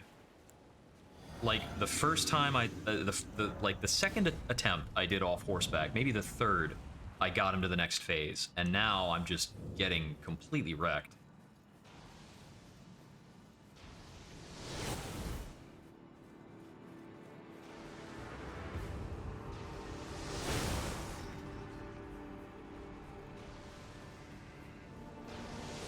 Sometimes with these strats, you're like learning and unlearning things at the same pace. You're trying to vary up the strat, and that puts you like off. Things like that happen. And that.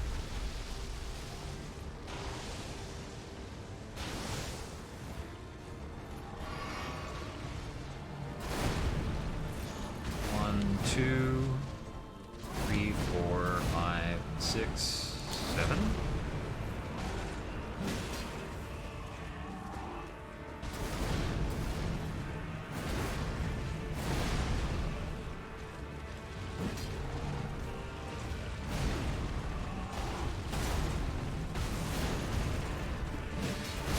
Dang it.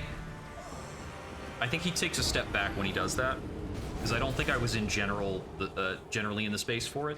The trick about doing the non-horseback strat, the part that I really don't like, is that a big boss like this, his hitbox pushes you around when he takes various actions.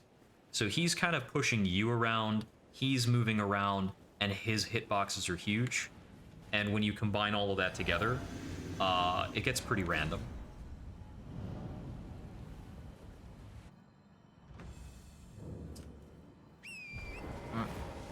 Mistake.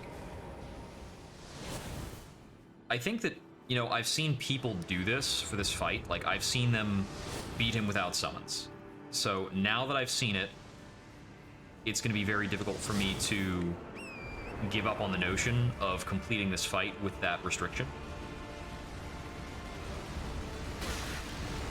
But every time this happens, and I take a random shot on my way in,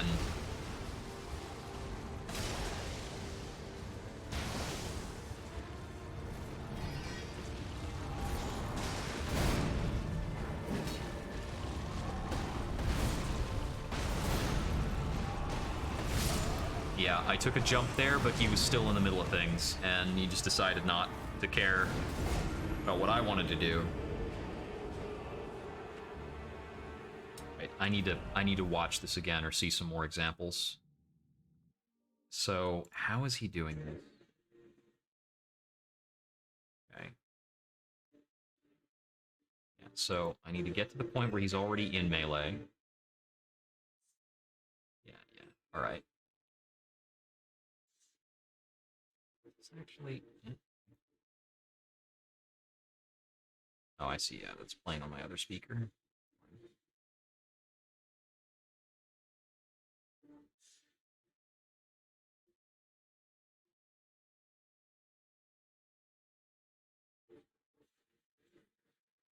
So he goes in on that, dodges out on that. Oh, is he just getting a silly good attack, attack pattern? Kind of. Okay, that was a very lucky interaction, actually. He got dragged back into position by the boss's foot.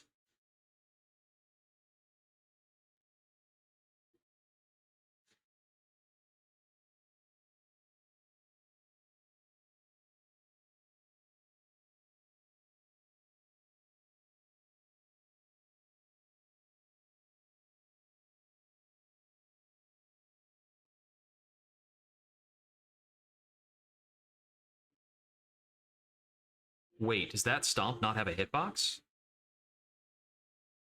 That stomp landed right next to him and didn't do anything, and I've been dodging that. Okay, and then he does Fire Grease going into third phase. He's using a dual wield setup to get the damage out quickly.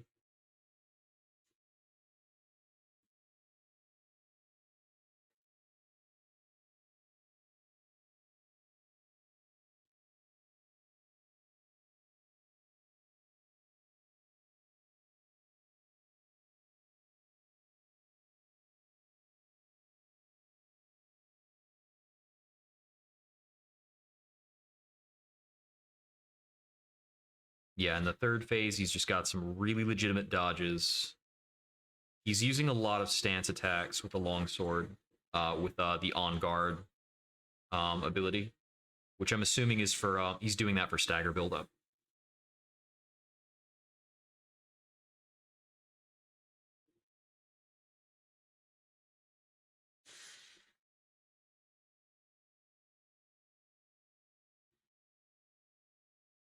Takes one really bad hit in phase 3, but he's still got his damage shell at that point. He's been dodging very well.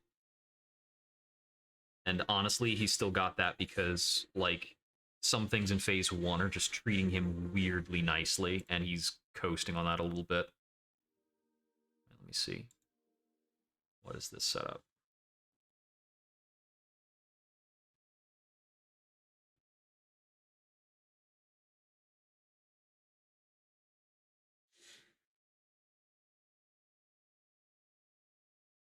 Okay, so I already know this fight's going to be a cheese ball because he got shot by an arrow and didn't die.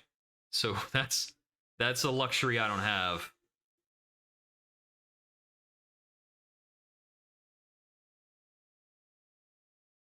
But what's the actual method here?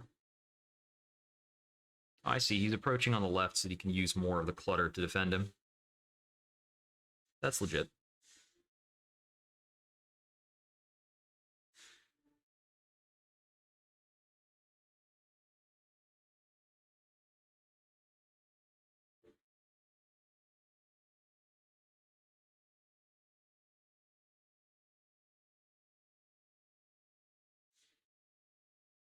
Oh, that's wild. Okay.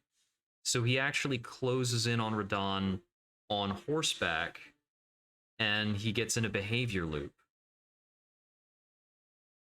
That's tricky.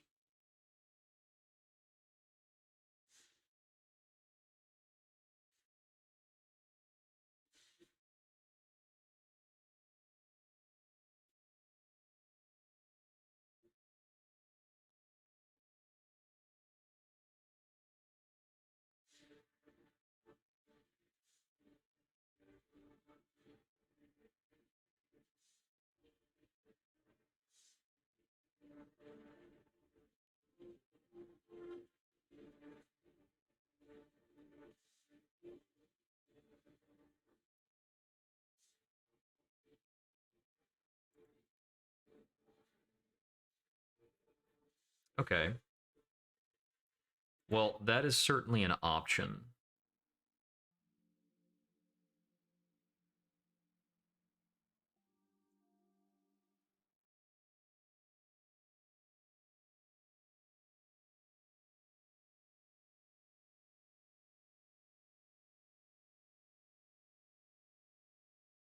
Oh wow, so long as I'm on YouTube, it looks like Jorbs is on a 7-0 streak for Ascension 20 Slay the Spire. That's pretty nutty. I think the world record is like an 11 streak. Oh, this guy's using summons, it doesn't matter. So, all right. All right, I think let's get back to attempts then. Oh boy. Oh boy. Okay. I still have the yeah, I've still got the poison sword. I'm gonna try some poison sword stuff. So honestly, to some extent, the attempts I was doing on horseback feel so much more reliable.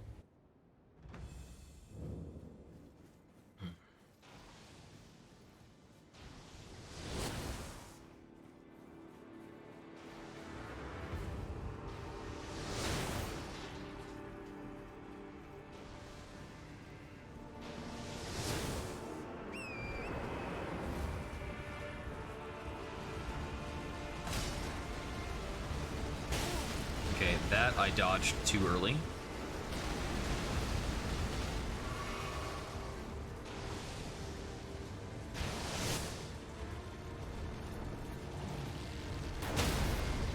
Alright.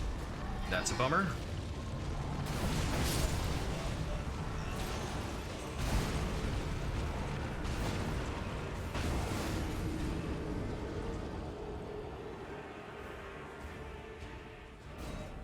Shotgunned off the horse. Sometimes these things happen.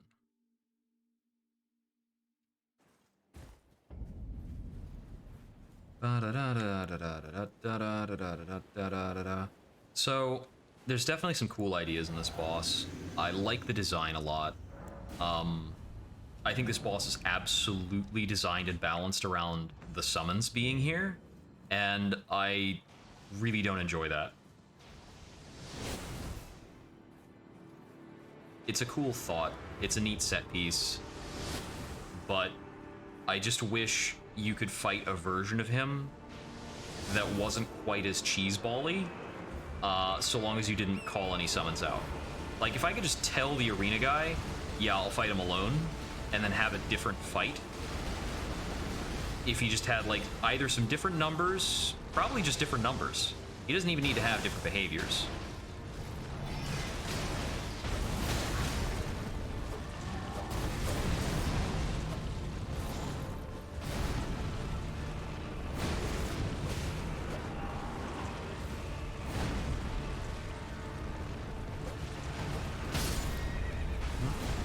Me. He unhorsed me, and the knockdown from being unhorsed was long enough for me to die. Okay. So that's not something we're gonna do. That was a thought of, like, ride around behind him and see what you can do. But he has enough, he has more than enough swing behind him. He's gonna knock me off of Torrent.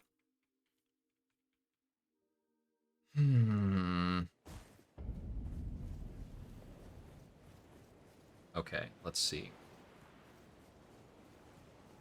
Alright, I have a thought. Let me try and poison him from horseback, and then see if I can find an opportune time to switch strats from horseback to unhorsed. Specifically, I want to see if I can, like, get off a stun during his phase transition by plotting out his phase transition. And unhorsing for that.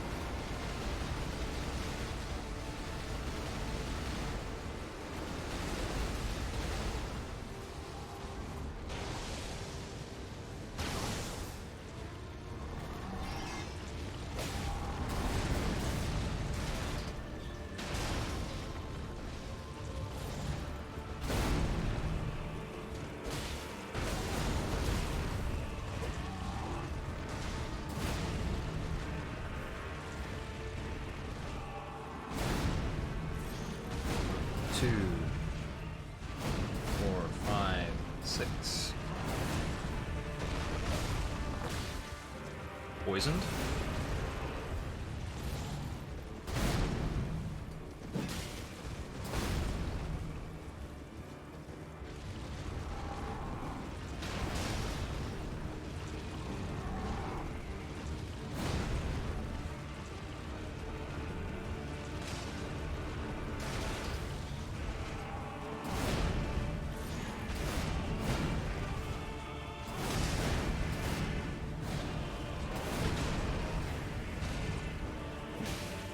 Okay, so if I'm in the air, I can't be, okay, I can start to charge an attack before I jump, but if I'm in the air, I can't be charging an attack.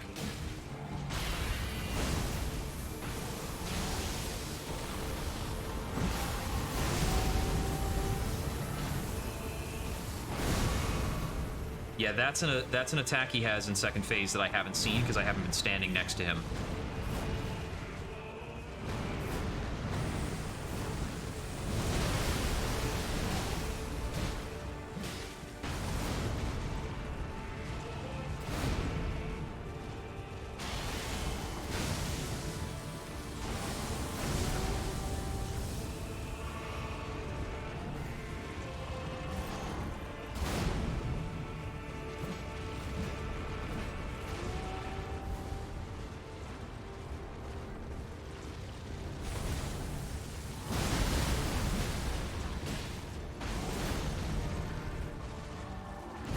poisoned anymore.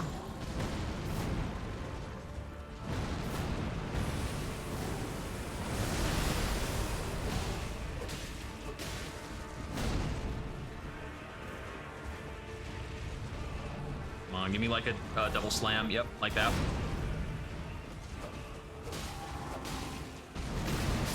Alright. I needed to take that response of his more seriously. But I think I'm understanding his attacks enough to be a little bit more flexible with the fight. Just a little bit, though. Okay. So I can stick around him and get in some free damage when he's doing his phase transitions. And that's going to be helpful, because every little bit of damage is going to count big.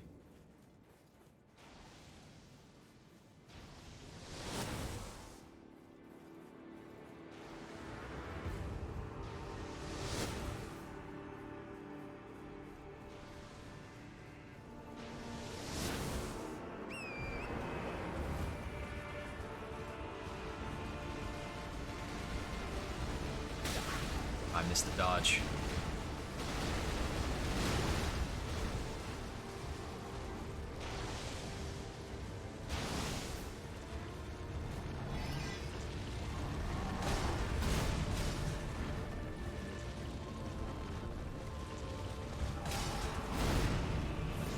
One, two, three, four, five, six.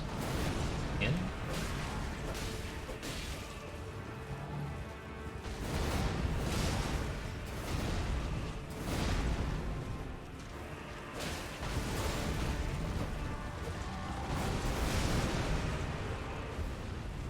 Yeah, if he does that reply, I can wrap around behind him and he won't hit me. 2. 9.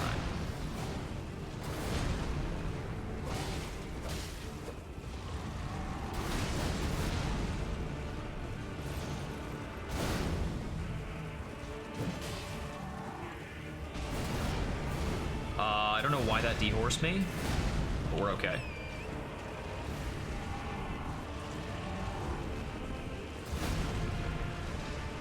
I think I probably clicked down the stick accidentally. Again. Any time to drink here. 3, 4, 5, 6.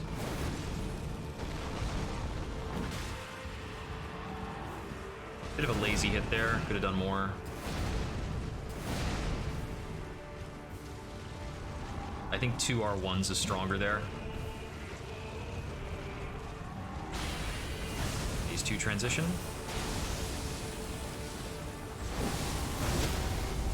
That's my bad. A little bit.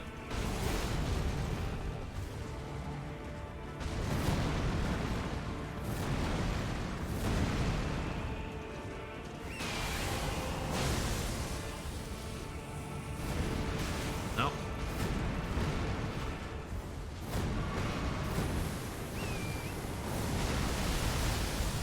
And I'm out. Ha!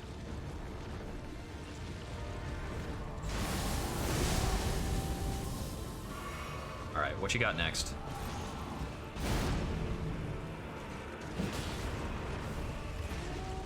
He is less likely to retaliate in place when he's in phase 2. He's no longer poisoned.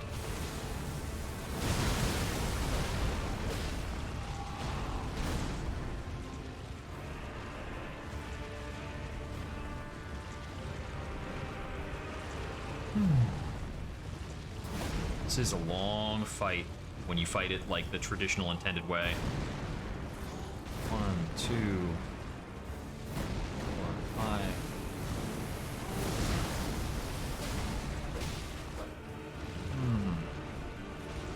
I feel like he's taking less damage from some of those in phase 2, but I don't know if that's just me.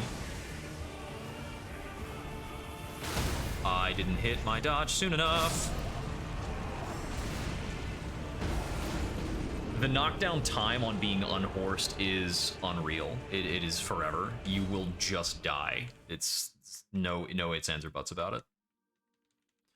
So I'm having mixed feelings about trying to get poison back on him once he's in phase 2.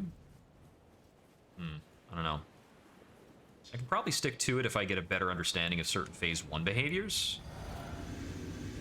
Because he's not that different. He gets like 2 new attacks going into Phase 2. You know, about right.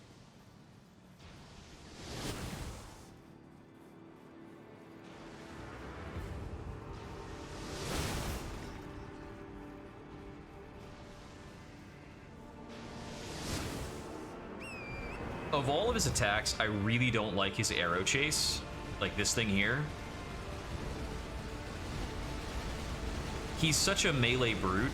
I don't like that he has an attack that, like, is an advantage builder like that. It's like, pick a fucking lane.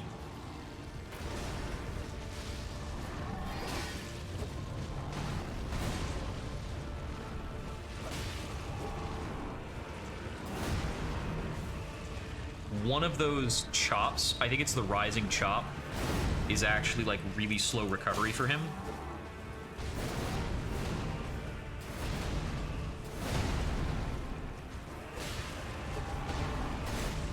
That one. That's really slow recovery. I can punish it.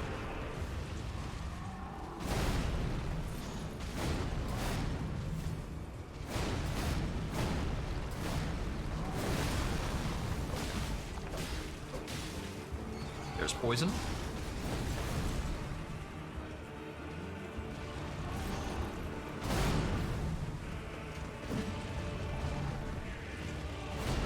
Some of his faster responses to that are really dangerous, but I'm still going to take the risk because I don't like spending forever on this.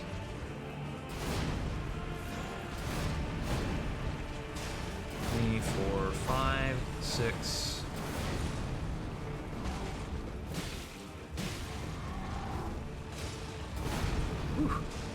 I thought I might have made a mistake, so I tried to jump out of it, and then that wasn't correct either.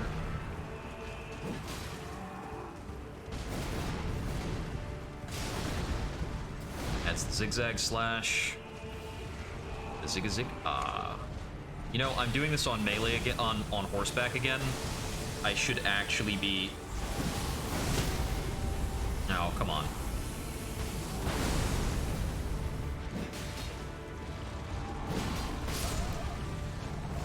I should be using the horseback talisman. I'm cheating myself on damage. That's why it feels like I'm doing less.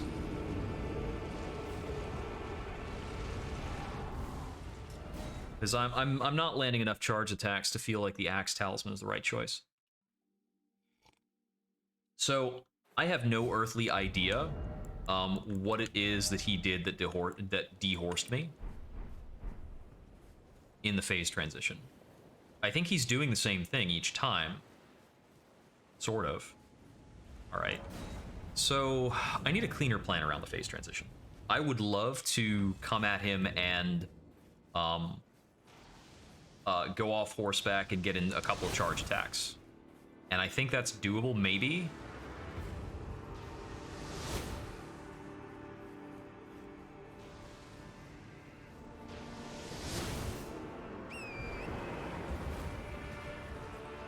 But I need to more clearly identify his transition point.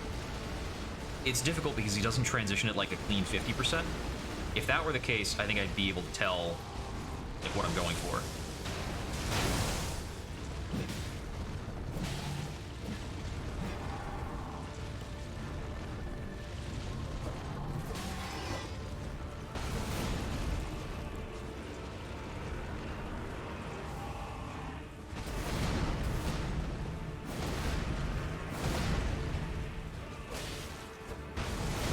That was bad on me. I'm glad he only hit Torrent, because that could have been lethal.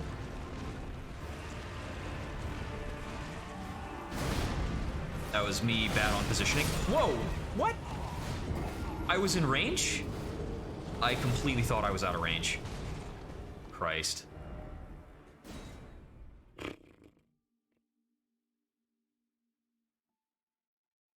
It is incredibly difficult to benchmark the range of a gigantic opponent in a plain field.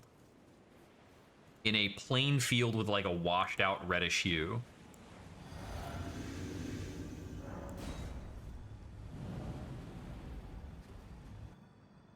Okay.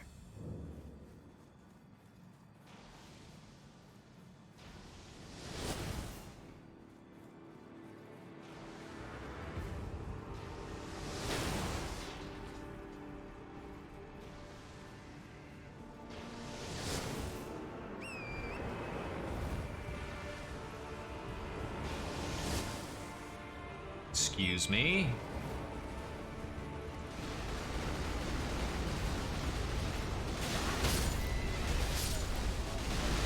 Yeah, he chose to do an extra dark shot, and it completely threw off my opener. I think going around the left is probably the more consistent option, but I don't know. As if there's a good way of handling this. I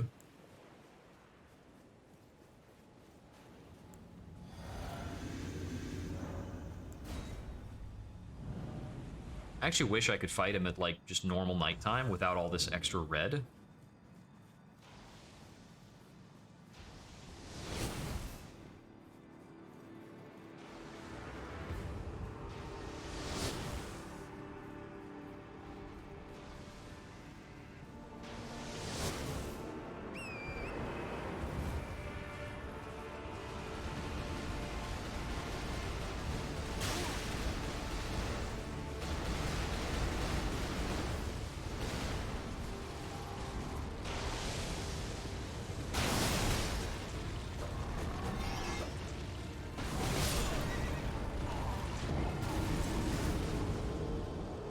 All right.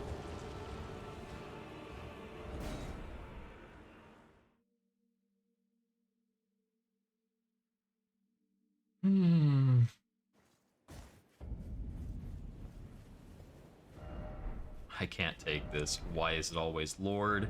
Despair ahead. Yeah. Let there be summoning. Wait, really? Oh my goodness. I absolutely missed that. That's absolutely been trolling me. Holy crap. That's a decent amount of game changer.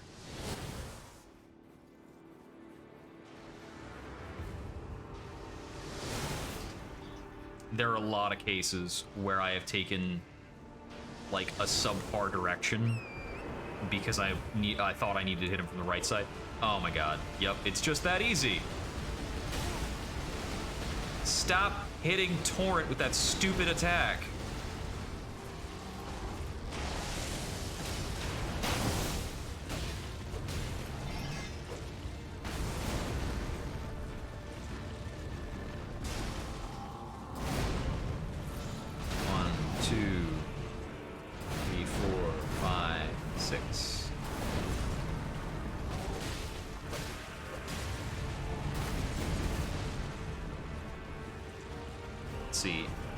Charge attack on the other side too. All right. This makes a lot more sense to me now.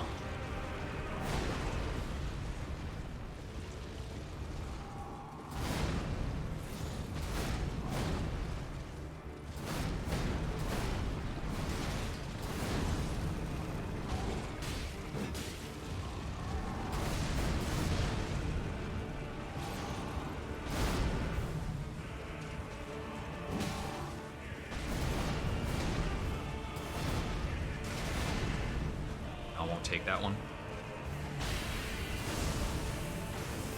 These two. Here we go.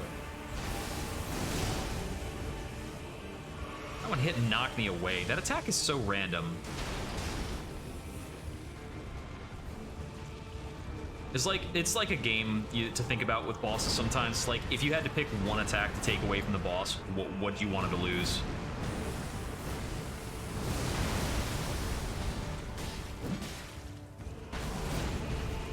I think, yeah, it's gonna have to be the pull-in shockwave.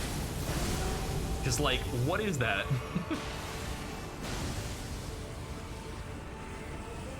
Like, where is it hitting? How do you avoid it?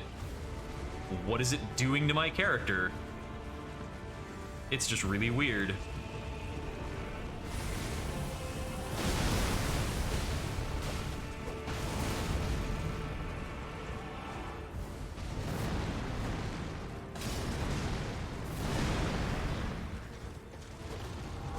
Whiff.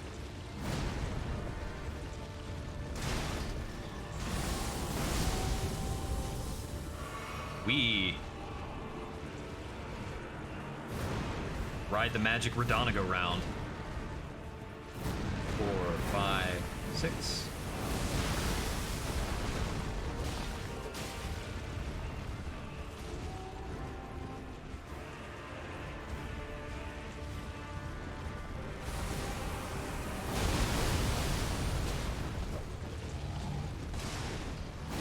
Whew.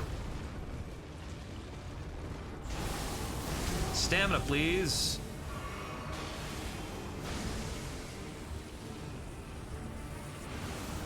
The Dark Orbs attack I'm not a fan of, but I can at least, like, dodge it. The other one's just like a flash task, right? Tax right now. 1, 2, 3, 4, 5, 6, 7.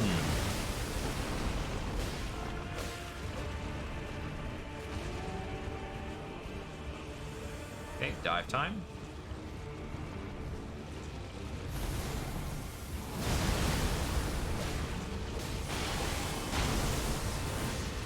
To the sky! Alright, I don't think I'm getting poison on him anytime this week, so let's stop trying. Is he actually coming from? Okay, there we go.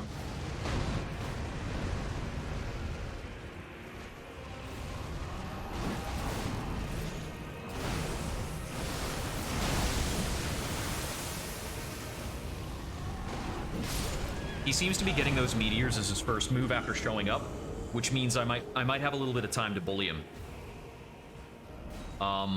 So he's just gonna, when he shows up from the meteor, he's gonna strike the ground and call up those, like, 4 orbitals. And if like, just making an assumption about that he's gonna do that, I should be able to use that time to get off a Leaping Strong and a Fully Charged Strong, I think. Give or take. I also need to make sure, I probably need to be drinking my flask when he's going into the 3rd phase. And no sooner.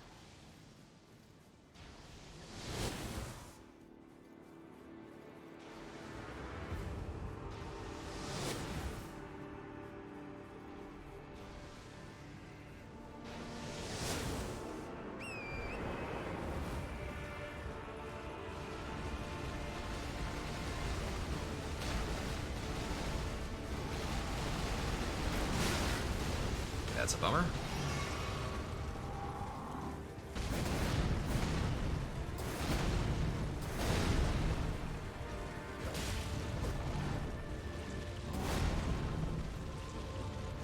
What's next for you? Oh, I turned around too soon. I was thinking I could get in on that, and if I had dodged it at the right moment, maybe. But, eh.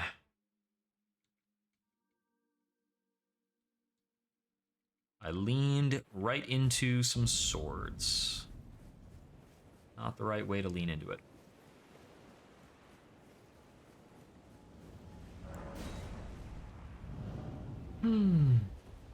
This guy. This frickin' guy.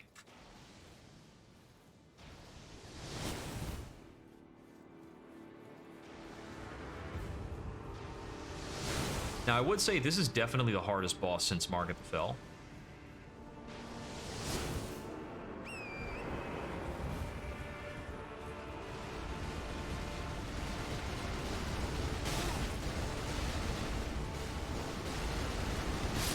Yeah, my dodges are chop liver. It's fine. Just whatever. And that's the thing that I think that's the thing that I think gets me the most here is, like, the horseback dodge timing is so minuscule compared to the size of the attacks.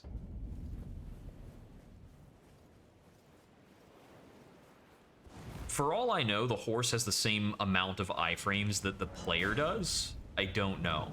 Could be. Maybe. There might be a talisman to improve horse iframes somewhere in the game. That would certainly be worth getting for this. I could give up any amount of damage if it means I would have better iframes on this friggin' horse.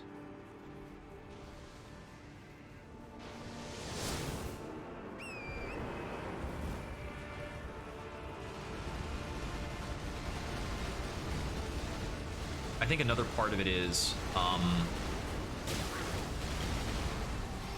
I naturally tune to avoid his attacks, like when he uses them. 4, 5, 6, 7.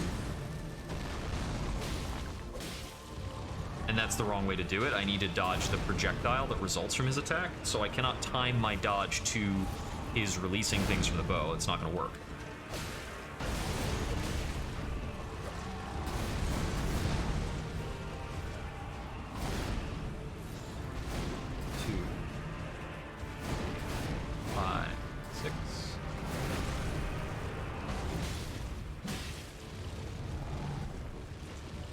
Hits.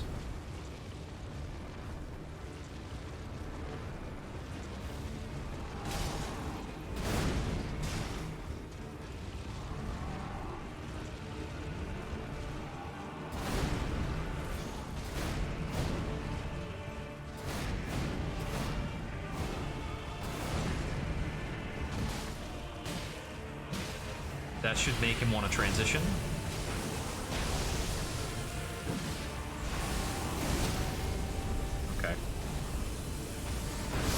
So that is not where I want to be after that point. So yeah, his transition magnet thing that happens shortly after seems like it's almost always going to unhorse me if I am on horseback. If I'm not on horseback, I think I'll be able to dodge a free 2 attacks. I'll just have to mount up again afterwards. But I need the presence of mind to dismount, and that has been a big failure. Just like cognitively dismounting.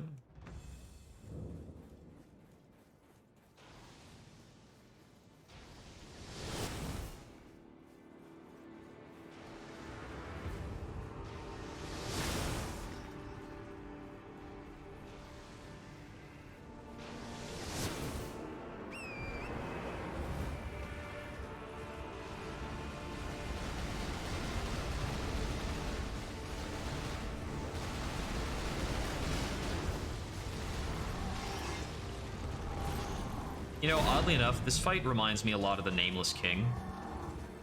He's got, like, an early phase that's lethal but boring. And then he's got later phases that are actually, like, down to the wire. But he's got big animations that you want to, like, squeeze in a lot of punish on. And that can really change the nature of the fight. His Nameless King is, like, absolutely super daunting. There's, like, some nail-biting moments where you have to dodge a string of several attacks. But once you've done that,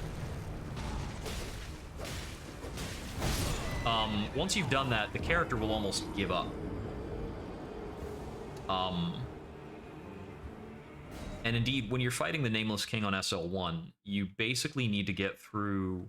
Once you get the boss down to 50% health, the other 50% of his health is almost a foregone conclusion, because the extra attacks he gains in the later phase are way more punishable than his earlier behavior.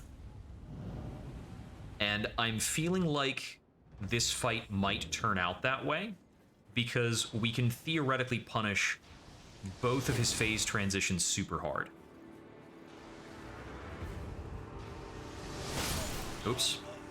I didn't quite line up with the little weapon there. Signpost. I got a little too far ahead.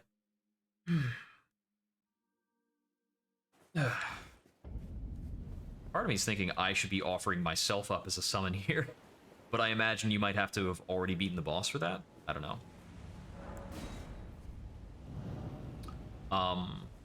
One way of doing a beginner type of SL1 run is you can do an SL1 run but allow yourself some summons. The first time I was playing SL1 back in like Dark Souls 1, I was using summons as part of that run for a lot of it.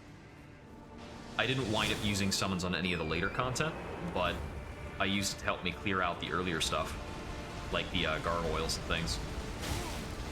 Nah.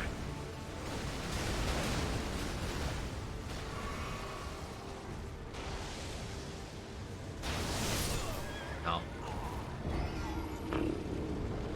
That dodge is incredibly hard on horseback.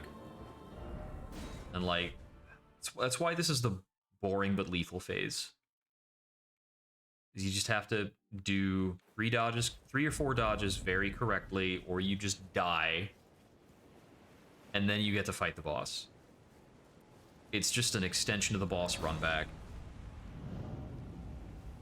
I think for people who are using summons, this is a more legitimate phase, because during this phase, you can be legitimately avoiding arrows and setting up summons.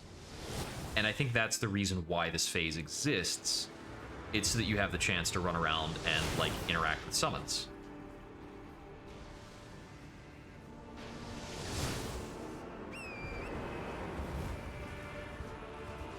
That being said, he still doesn't need to have the arrow rain attack to like, stop you from summoning.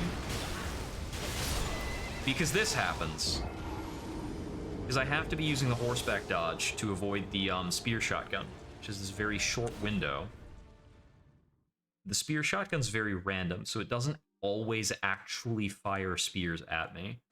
All right, I'm going to try the left approach now, where I use more of the floor clutter to block shots, because dodging the shots is just, it is slowly killing my soul. Try and dodge some of these attacks.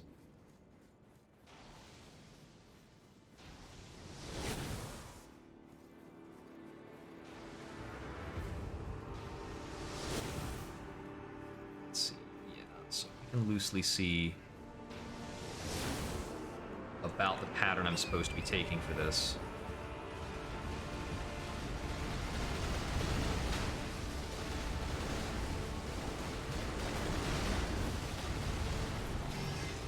There we go. Okay. So that seems like it might be a smoother way to start a fight.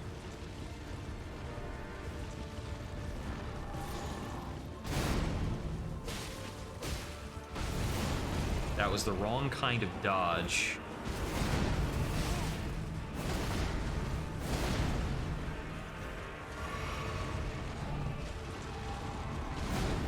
And I got dismounted a little randomly because I clicked down too hard on the stick or something. 1, 2, 3, 4, 5, 6.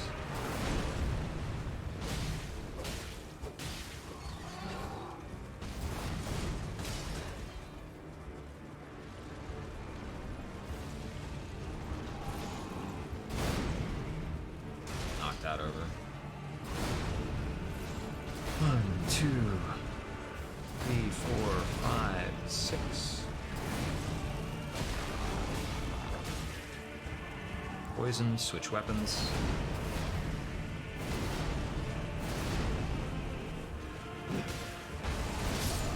Dang it. If I had stuck to his back, I would not have gotten killed by that, and I would have gotten in more damage. I need to stop trying to land heavy hits. It's not more effective for my damage compared to 2 R1s, and I don't think there's ever a time where I can get off 1 heavy, but I can't get 2 R1s. Also, I'm thinking that when I am punishing him, I need to be sticking to his back as much as I can. That seems to be the safer way to handle the punishes, by far. He has some attacks that'll, like, spin him around, but better to take, like, a spin around attack than to get trolled by his backstep. And his backstep is hitting me because I'm moving out.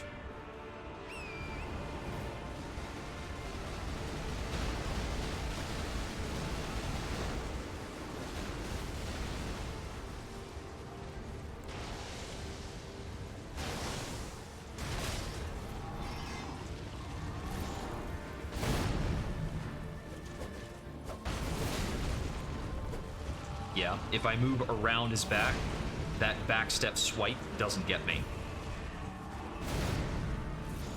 1, 2, 3, 4.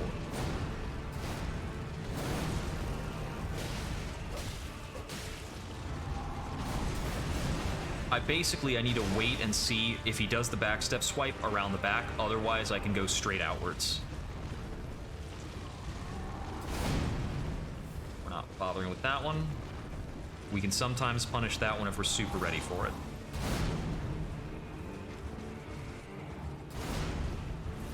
One, 2,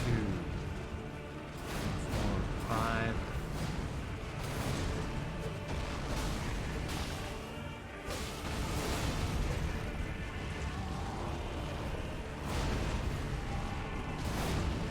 Not sure what input there translated to dismount, but we're okay.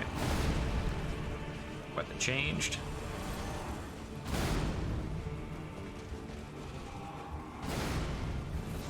One, two.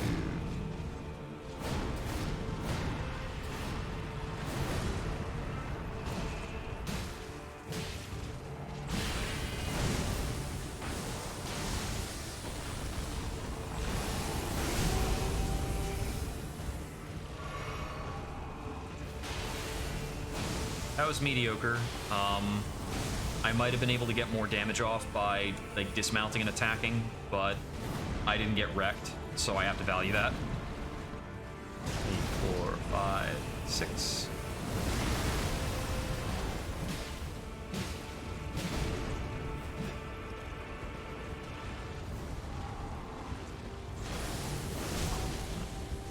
That threw me out. I have no understanding of how that attack is even supposed to work.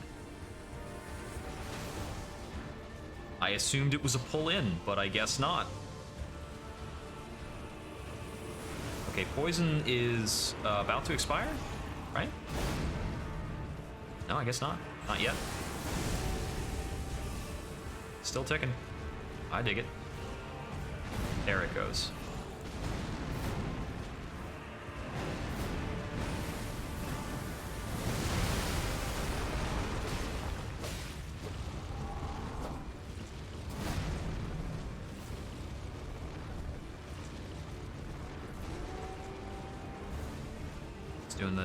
Doing the dive. Okay.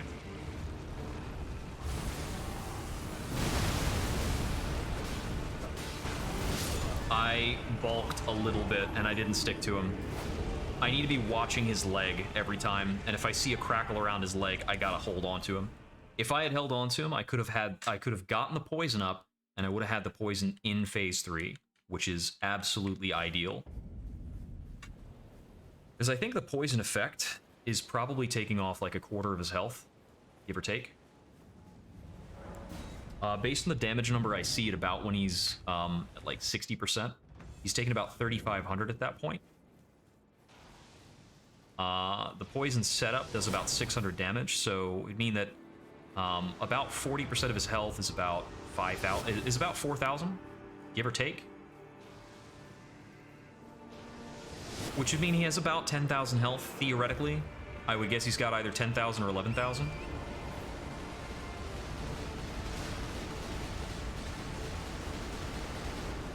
Which is about the typical numbers you expect to see on, like a main story boss in one of these games in the first playthrough.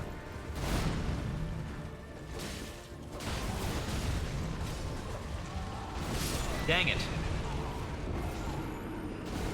I didn't get out soon enough. Dodged the first one correctly. But yeah, I think I'm getting probably about 2,000 damage or so, give or, roughly, out of poison. I got 3,800 or so over the duration of the poison, but that's also counting the hits I landed with the battle axe during that time.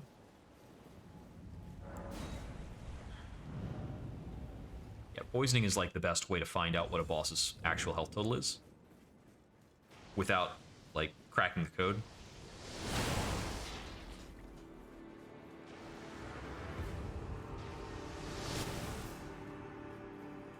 I do wish there were some more tools in-game for finding out that kind of data on bosses, even if it might be a little immersion breaking.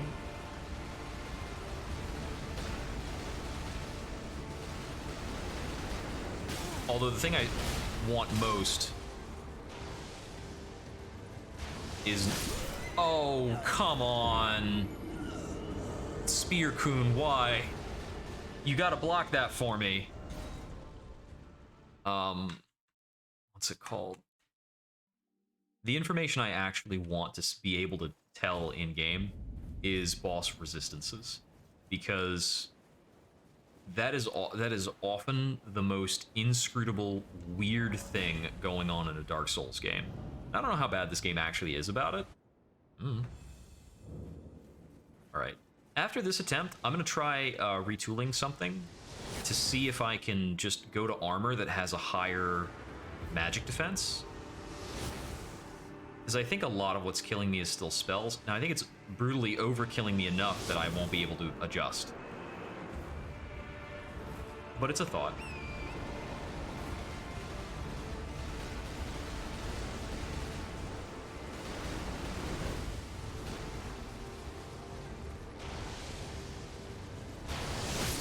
Dang it! This is the problem with the left side strat. If I don't get his shot to line up with one of the spears, I'm gonna get wrecked.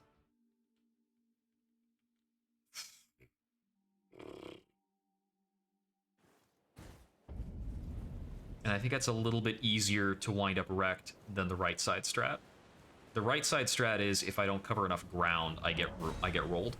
And sometimes he can choose to do a fourth dark shot, and that will cause me to die because the timings won't come out correctly. I can also die on the right side strat if one of the scatter shots hits me. But I think that's on either side. If a scatter shot hits me, I might die because of the way the timing works out. Like there, I didn't run for that stretch of time, and that makes it tense. I'm gonna try to compensate by taking a cut that is a bit further away from the boss and then approaching from behind the dune. Yeah. Am I alive?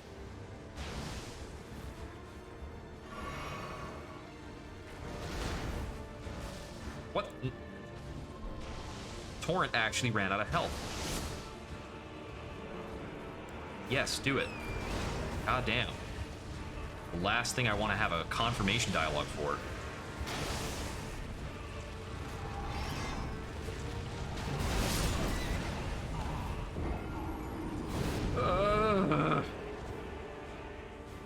Okay. In the interest of me having fun, I'm going to find something else to do for a while. Because this is just a miserable, miserable boss. Alright, let's see what we can do. So there's still something in the vicinity of Celia, theoretically. Like, there's theoretically a cave or a dungeon around here, based on a hint I had found. Which was over here. Here, there's a hidden cave in the town of Celia. Look beyond the graveyard at the precipice. That one I found. Fort Gale houses a gateway that leads to Redmane. Yeah, we got there. Someone lurks among the waypoint ruins on the roads through Limgrave. Someone lurks. I think I've already resolved that. Yeah. Gravitational pull. Yep. Aim for the head on Stone Digger trolls.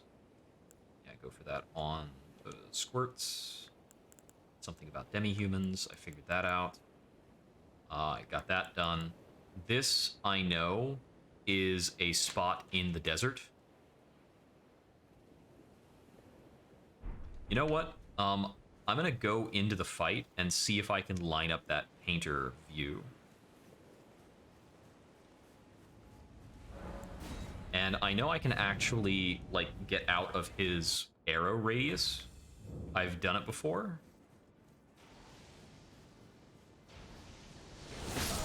Not like that, but it's doable. Let's see. There are some other things for me to try in terms of this fight. Various ways I might be able to get in more raw damage. Like, I'm at a point where it would do me very well to just farm runes for a bit, because I can get some probably different builds going and try out some different things. I think dual wielding is very viable. We could try that out. We could also try going in harder on strength and pivoting to his Wyonder.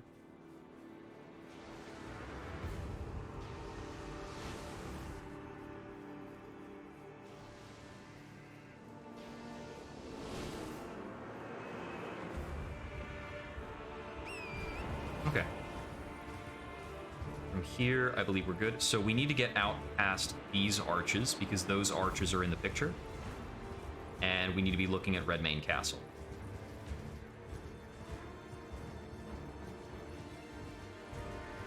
I have no idea if this will be there during the boss fight, but there have been other significant items on the floor during this boss fight anyway, so I don't think it's necessarily unlikely.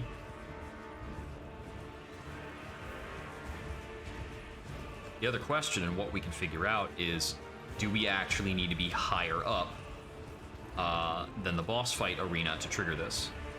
So let's see. We need to be further back, that's for sure.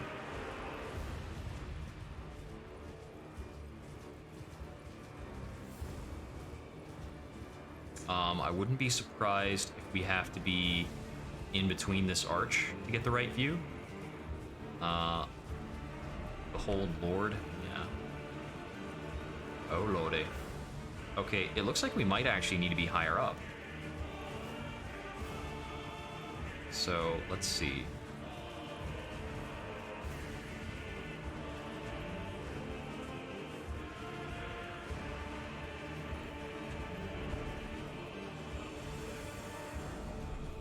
Liar ahead.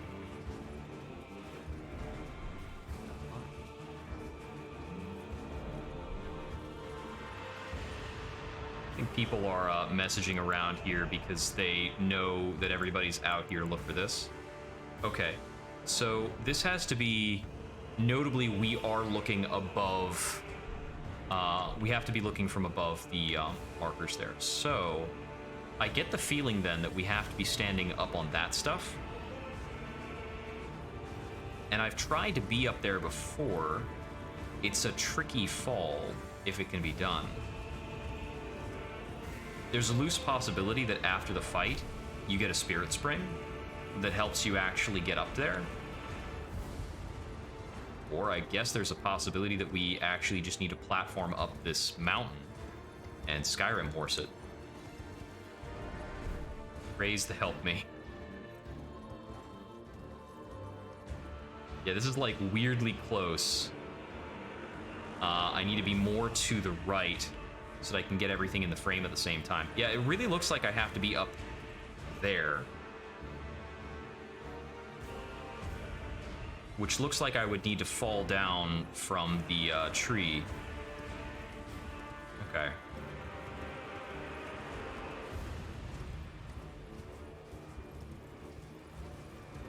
Wait a sec, what the? Huh. There's actually a thing over here that's after Radon? Brass. Yeah, so I presume that... Okay, this is how you get out of the area after you fought him, for one. There might also be something on the other side of that, who knows? Okay. I am not going to go fight him right now. I ain't in the mood.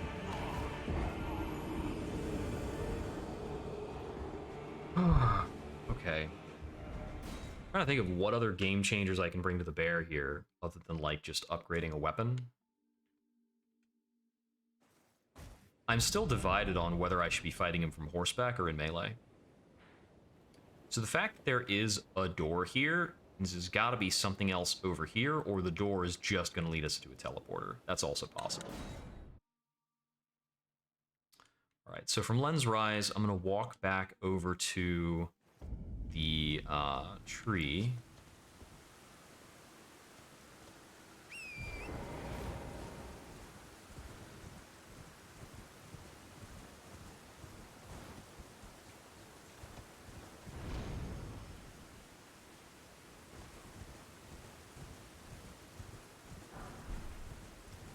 Ooh, nice.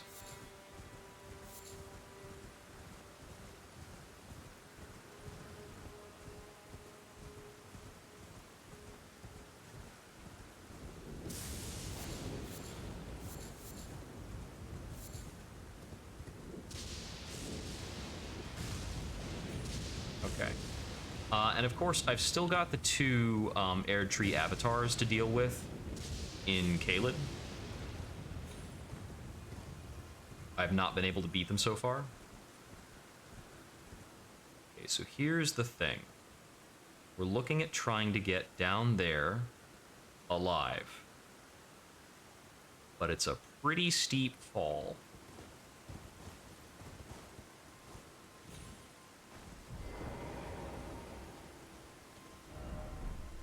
Jumping ahead, be wary of jumping. Okay, so somebody has survived down to there. I think to the extent that this is survivable, I feel like maybe soft cotton is involved, but I don't know if soft cotton actually gives you extra possible fall survival.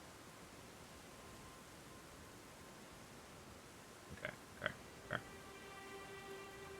Let's see here. Let's see. I think, you know what else we should be doing with this? Let's actually be a smart boy and use rainbow stones. That's livable.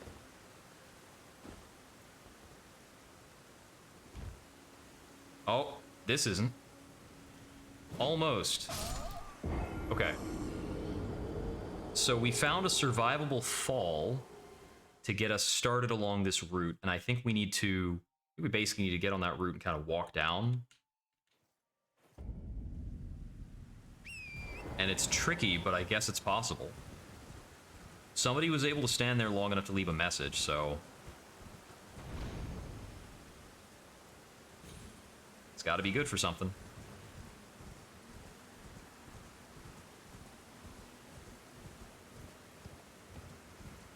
Yeah, because basically, we need to line up kind of that look of arches right there with Redmane Castle. Which basically means we need to be, you know, down from here, give or take.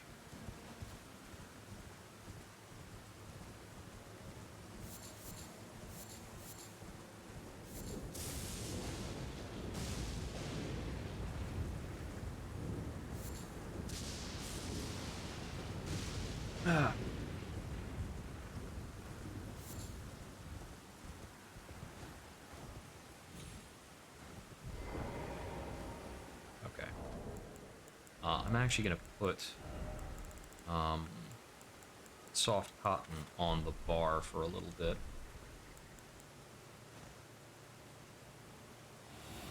Okay. So I know I'm basically aiming for this route down here, and I think that maybe it's a little more generous than I had assumed at one point. Okay. Now I'm up here. So I can walk all the way over to here. Jumping. This actually looks simpler than the last jump. Okay, and then I can jump down to this route, probably. No, that one was magically lethal. I'm very close to the painting point. So if that doesn't work on the routes, then I probably need to use the pillars instead. Oh, jeez. This is a very trial and error kind of jumping puzzle. Need to be a little bit more aggressive about using the, what's it called? Little crystal things. The rainbow stones. A little bit more aggressive about using the rainbow stones. Well, hey, at least every time I come through, I get some Fulgur Bloom. And I know that stuff's going to be handy later. Air leaf flowers and such. Okay, where was our drop-off point? Okay, here it is. Oh. That was almost pretty bad.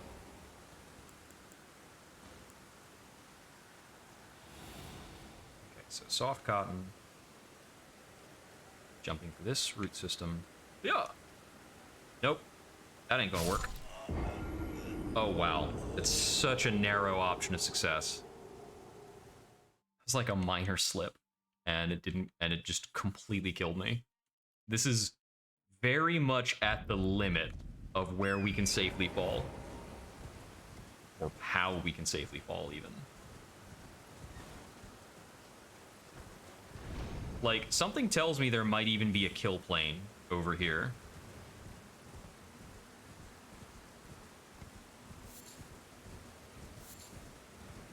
And this might be the unintentional way of accomplishing something.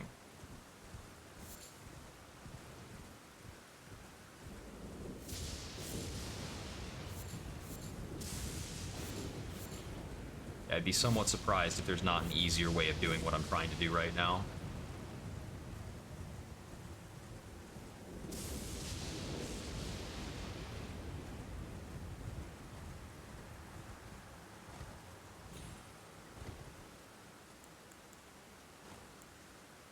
Since I've more clearly identified the target of the fall, I'm actually going to try jumping with Torrent. At least for some of this. So this branch I know that I can land on. Alright, made it, made it. Woo! Almost slipped. That's bad. I'm gonna die. So there's definitely something there. I think a guy might get up when I get over there, but he's got there's an item on that thing. I might have I think I've got a painter spirit around here. Using Torrent for the first jump is absolutely correct. Subsequent jumps, I think he's hurting my precision too much, and I need to put the horse away. Unless I need to make some kind of a really distant jump, it's going to be better to just jump manually. The regular old bony tarnished butt.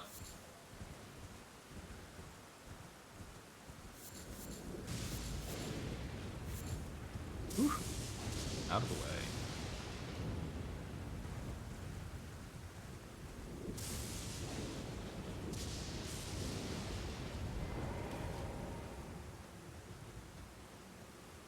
That's right, we are using Tarnish for the first jump. The other possibility, you know, is I'm gonna try this at least once. Any jump we make from a Spirit Spring won't kill us unless we hit a kill plane. It won't quite let us go that far. Interesting. Oops, wrong button.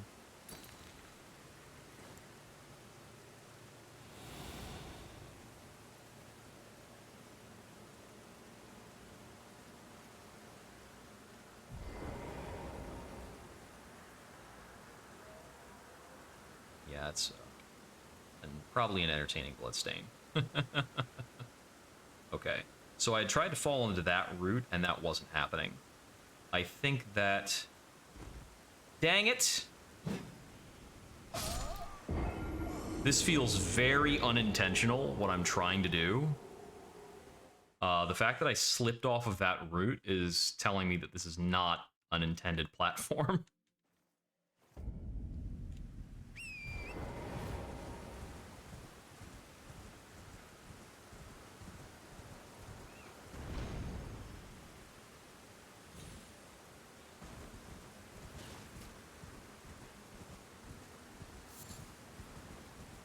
Alright, let's see.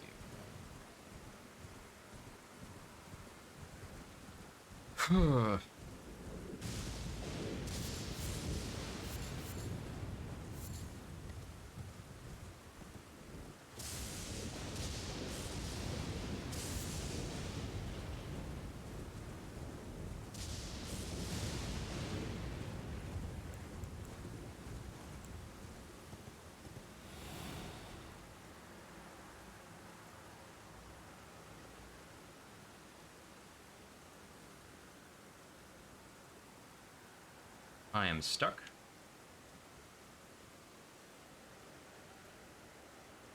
Yep, I got stuck in a wall on the horse. It will not allow me to dismount.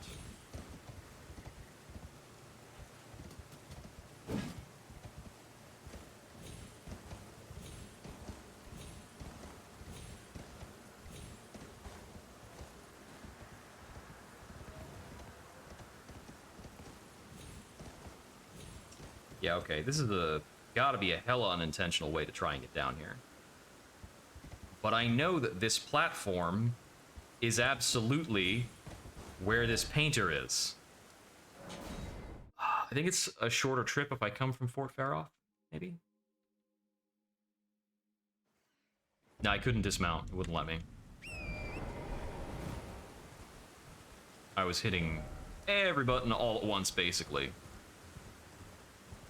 Come on, dismount, jump, nothing. Nothing happening.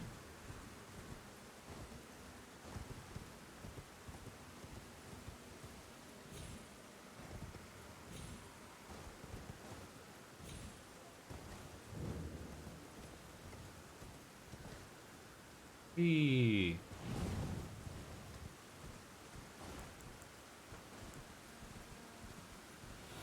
I do have the ingredients for more soft cotton at the ready as well. So, okay, there we go. Okay, so we take the first jump, we dismount, coming down to this, jump down to this tree. Okay, so far, so good. I think what I do from here is I might have to remount up for this because I think I need to make it to this platform over here. Because I've tried to land on that tree and it's a no-go. Here. Yeah. So I think I'm going for this, like, tower platform thing. Shit.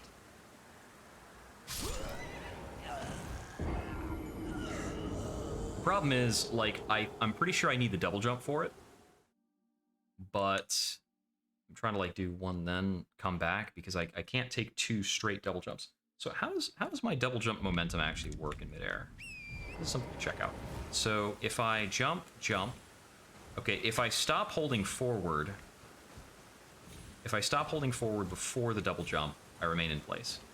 If I'm holding it at the time of the double jump is locked in to that direction. Okay. So whatever direction I'm pressing when I press double jump, we're going to continue. And if I'm not pressing a direction, then pressing a direction after the double jump doesn't adjust it any further. So if once I stop pressing a direction, okay.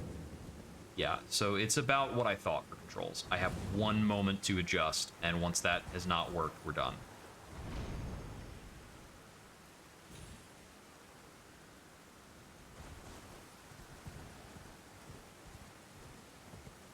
This would feel to me like something, like an intentional way of getting over here. But something is like, it cuts my momentum hard when I try to do this.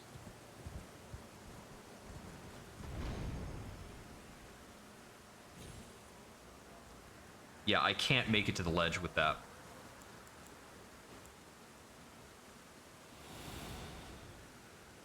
Let's see.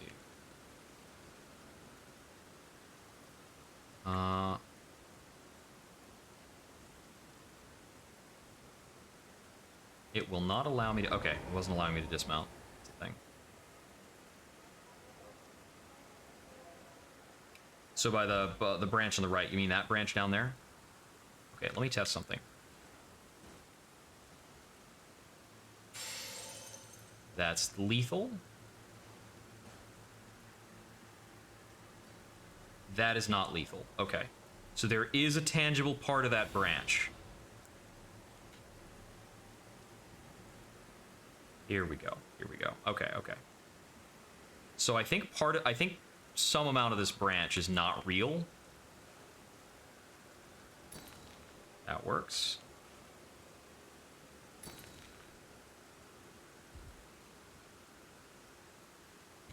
Oop. Okay. Now we're here. We're here.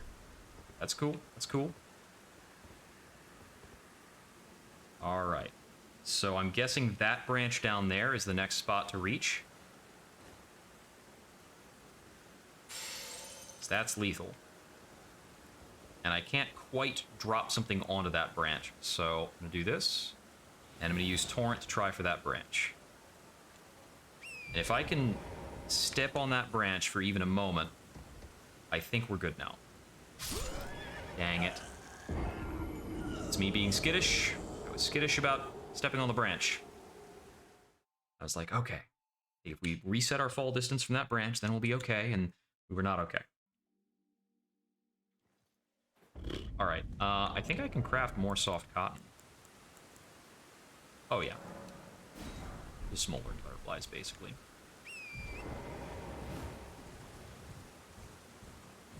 Soft cotton, I'm noticing, lasts a very short amount of time. Which is why I have to, like, reapply it for some of these jumps. Okay. Whew. There's that.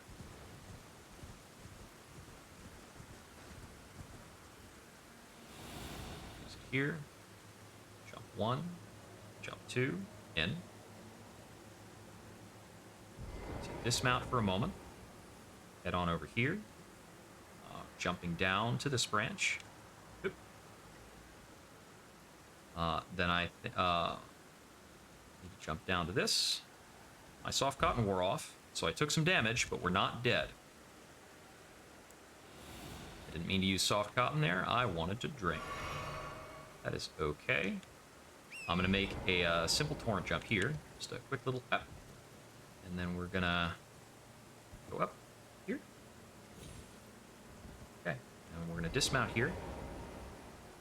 And now I'm going to just throw some, just nervously fling some rainbow stones ahead of me. Prove to myself the ground is real.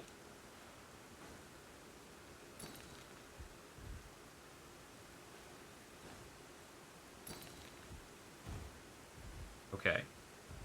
There's no way this fall could kill us, right?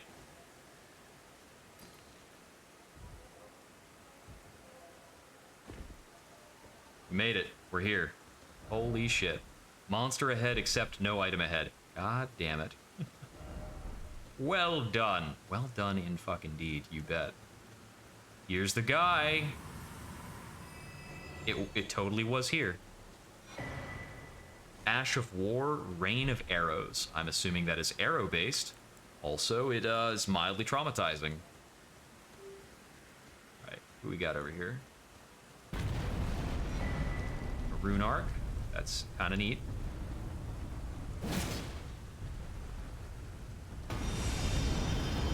Uh-oh.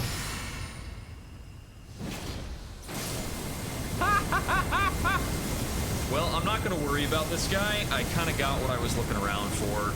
I sated some curiosity. All right. Somebody just pinged me on Facebook. What's up? Sorta? What is this?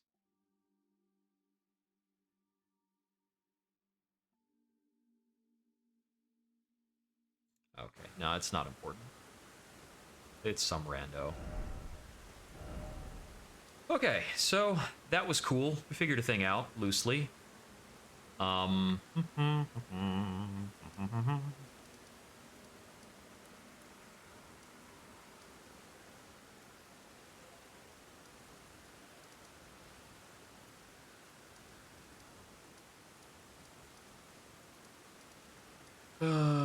With that resolved,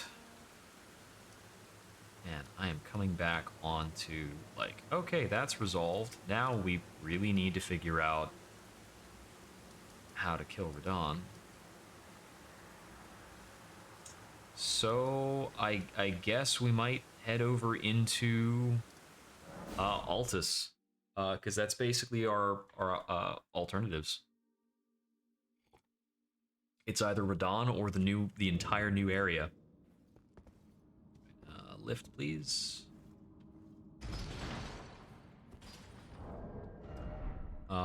It's coming down to it, basically.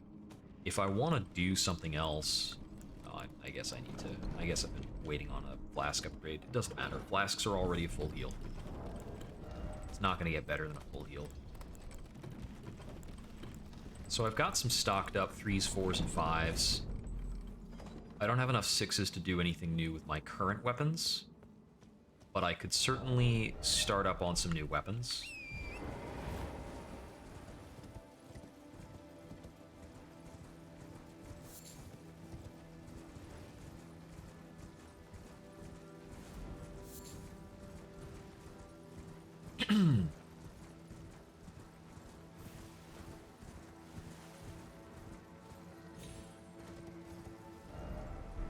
Okay, I'm decently off the main road.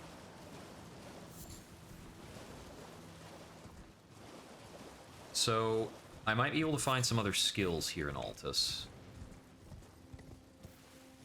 Like, I'm not sure what else I can find that substantially increases my power without getting me, like, another Talisman slot, which would come from killing Radon.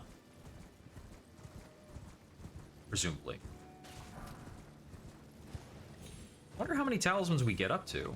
Because we've been getting 1 Talisman per Great Rune we picked up, in addition to the one from the start. Well, not entirely. It has been largely a pattern.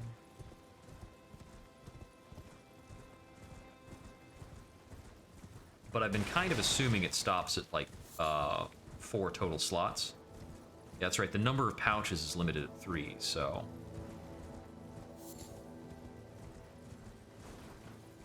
Map, please.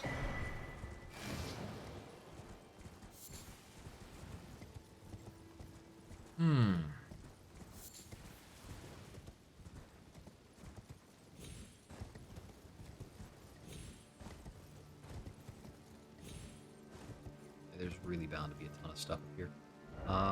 So we've got like a tower over there. Got a minor air tree over here.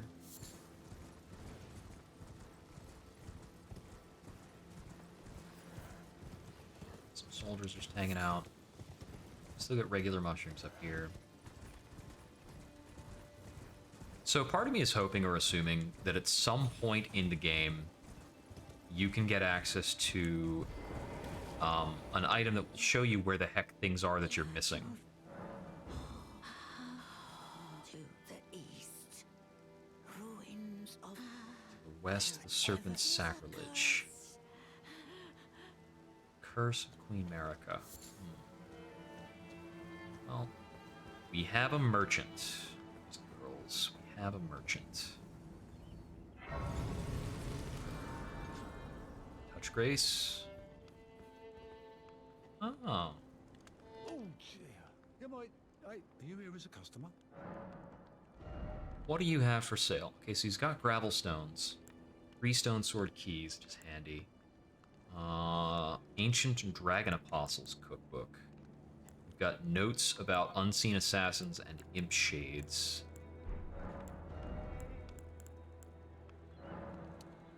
Need at least 10,000 to clear him out.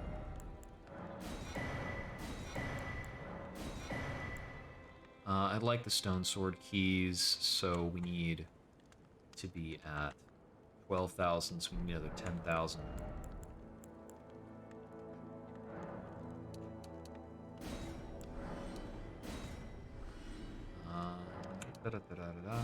There we go.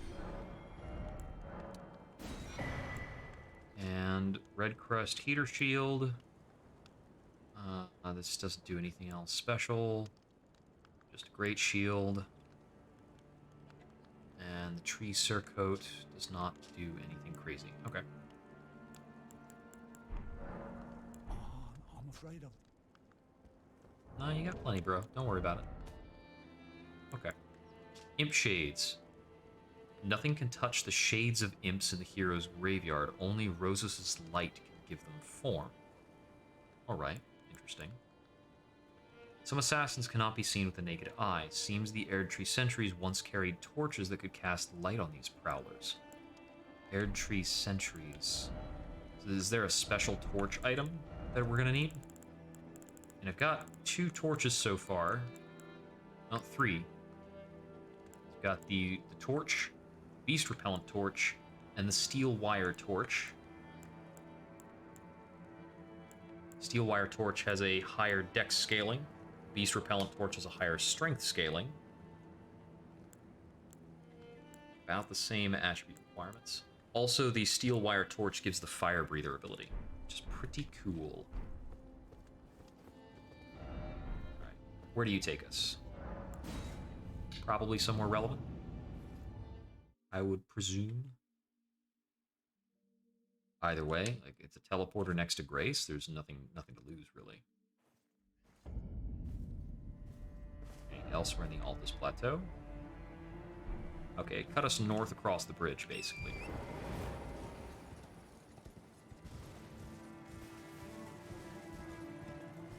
I would like to investigate this windmill.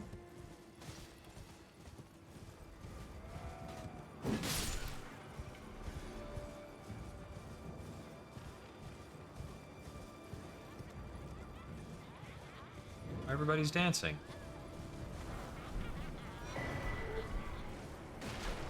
Around a bonfire, burning people.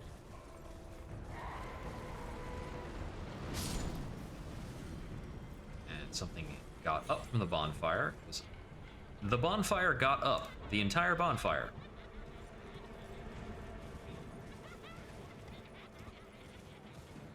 Unnerving. Let's see if this way we've got more windmills. Let's take a look.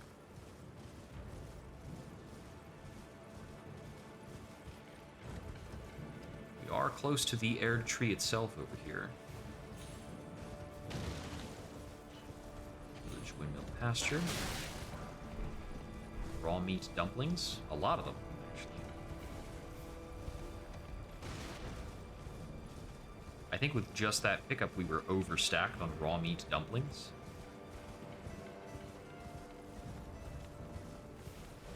Don't know how much we care about those yet, but...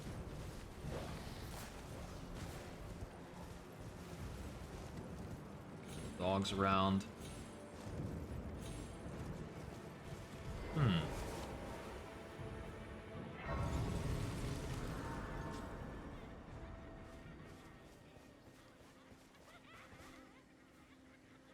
hear a festive melody. No, no, don't skin me. My hide is filthy, I swear. Okay. Seems like we've probably got some kind of cruel sacrifice festival thing going on here.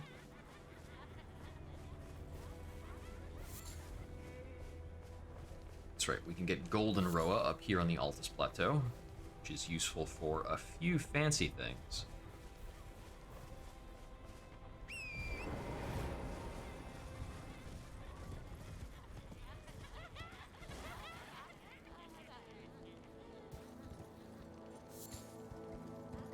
Okay, so long as these folks are content to dance, I don't really mind. It's creepy as sin, but I am not going to come in there and interrupt them and get, you know, mugged.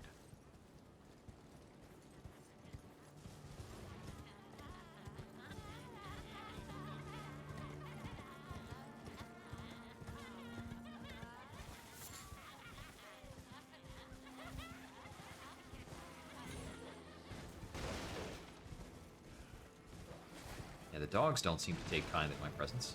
Oh, that's problematic. Yeah, that woman with the red eyes is probably bad news.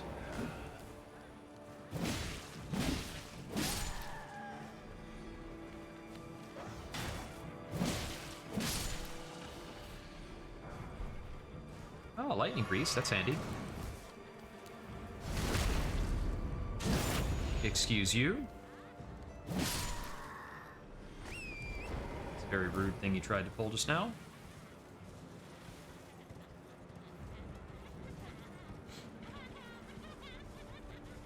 Is it polite and respectful of your customs if I kill your people off to the side? There's a couple more of them are picking up weapons when I come around. Alright, is there anything up around these windmills? Yes, there is.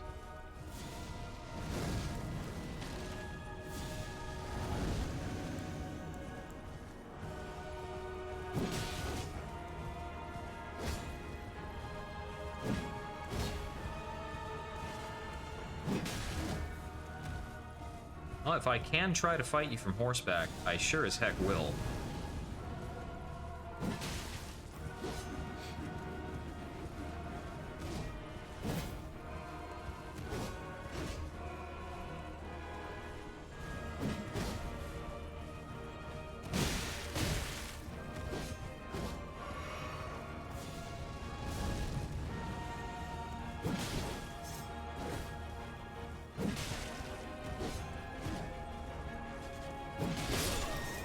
Yeah, he got me. He does have an awful lot of HP. We probably want to try and fight him traditionally. Let's see. This kind of setup where we've got a village and there's a like a boss up at the top is a pretty familiar arrangement. We can drop the Lance Talisman for now. Dexterity, Faith. I'll just go with the Erdtree's Favor for now. Very generic effect.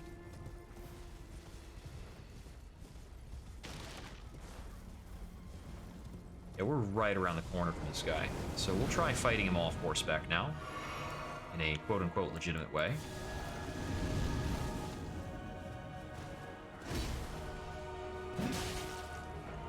Okay.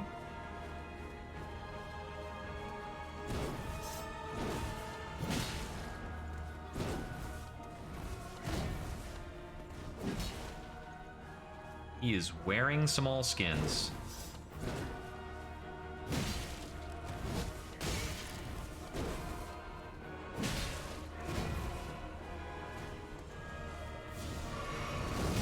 Ouch. Ouch. There we go. It was buffering my dodges in an unfortunate way there.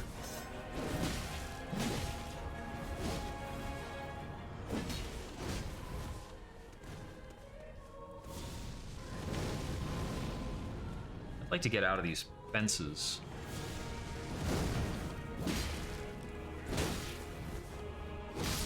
That was not what I wanted to press. Okay. Either way, this guy has an unruly amount of health. For just being a mook. He's also quite immune to backstabbing.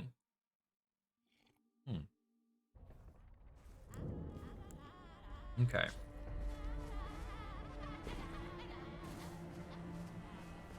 I'm gonna try and see if I can get Poison Slash off on him, and see if he takes to poison. Ooh. That's a welcome call.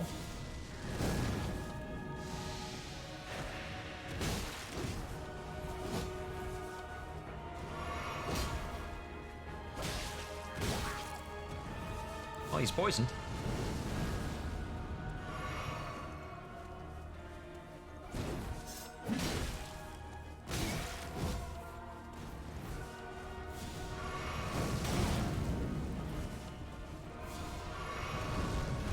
There we go.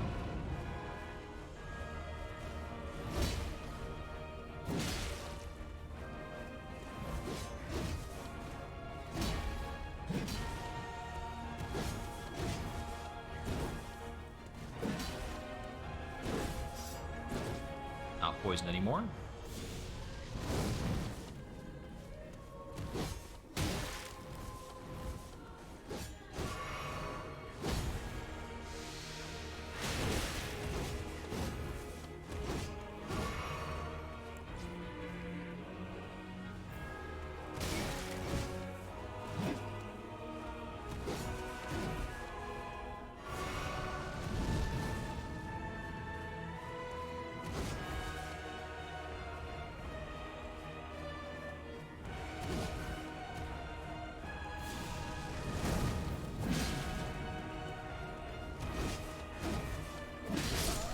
Oh, that one shot me.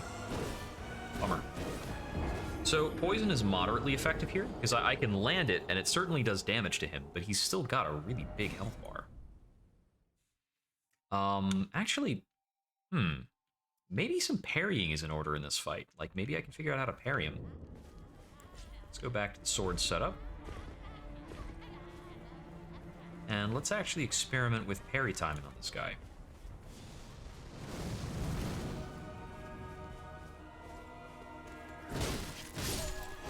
That was no good.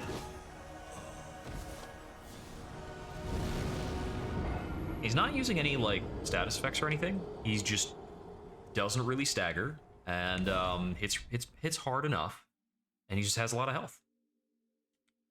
It's a tricky fight, for sure. It's a tricky fight because he's just a really basic guy. He's just a really statted, very basic dude.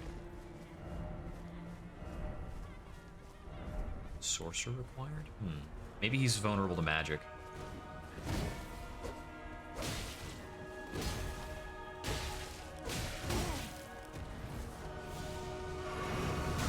Ouch.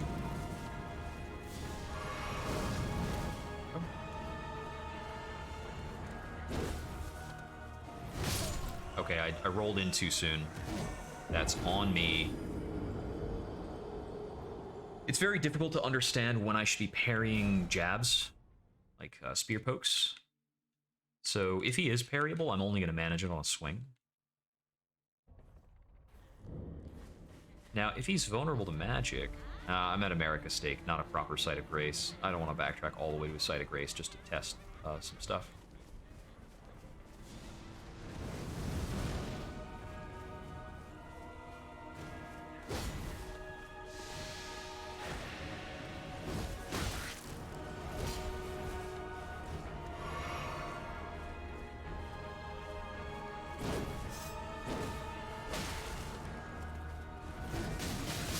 Yeah, that's murderous.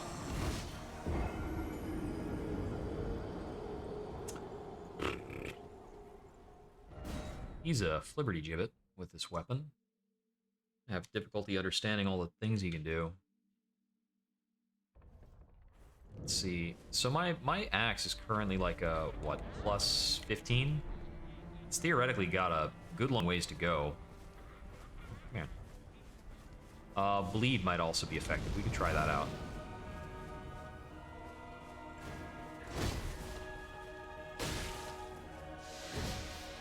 Oh, right. I don't have parry equipped. I'm a goon. Of course I can't try parrying right now. I don't have parry on this shield.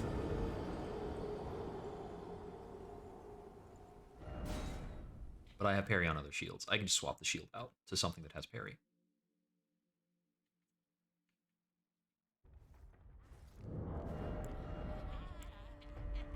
Here we go.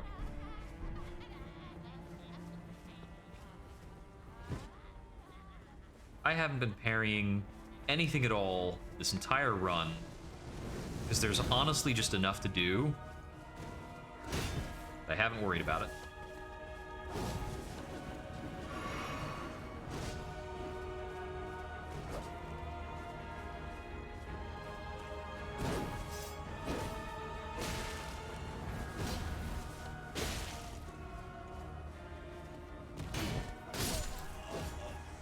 Okay, my timing is about correct, and it's just not happening. So we probably should assume that that's not a thing here. So let's put the shield away, and I'm going to try poisoning him again, and then going back to the axe. We're going to see if we can get anything done with that or not.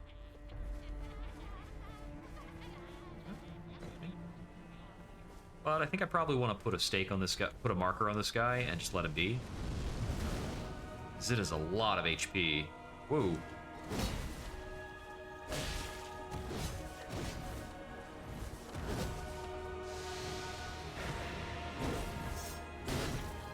Come on now.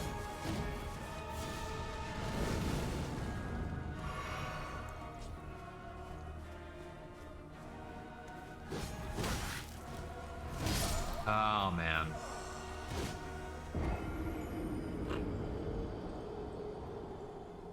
Yeah, he's got a lot of flowy flibberty gibbet type attacks. Okay. Let's put a marker on this so that I don't forget about him, and we will come on back later.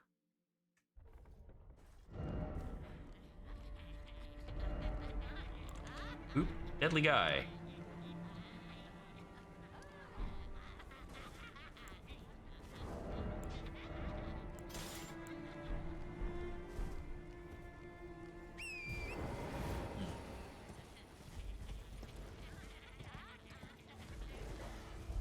Back on down out of the windmill village.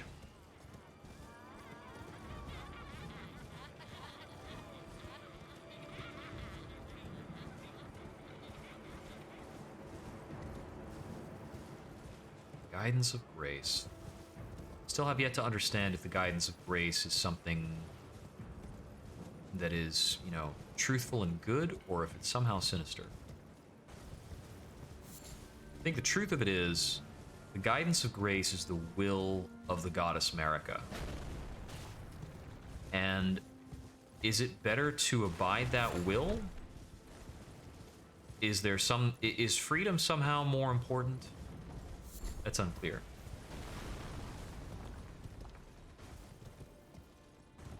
Do we abide the will of Marika for some reward? Is it because she's a goddess? Do we abide this will because it is in our best interests? Certainly, if the push is for us to become the Elden Lord, this renowned title, then certainly we are standing to gain.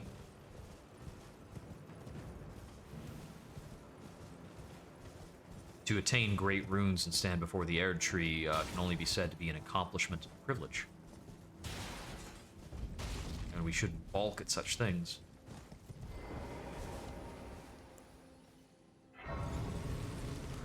But what's the endgame here? Are we restoring a realm that we would have no part in?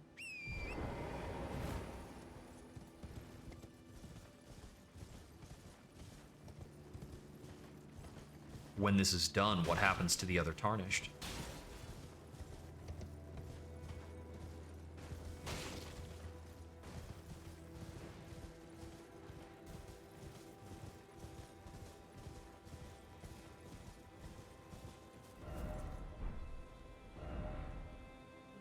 Okay, looks like probably down this road, give or take.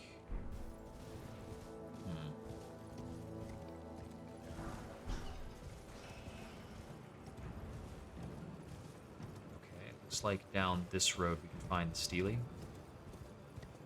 I see, there it is. The road is wrecked. But we should be able to get a map. I see thee. Uh-oh. Smoldering with that wretch. Hello there.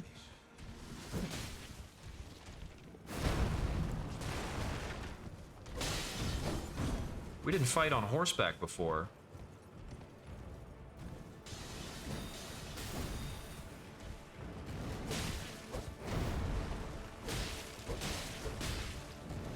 Also, how do you like being poisoned? If I had to build up the skill set, everybody's gonna get a taste. Ouch.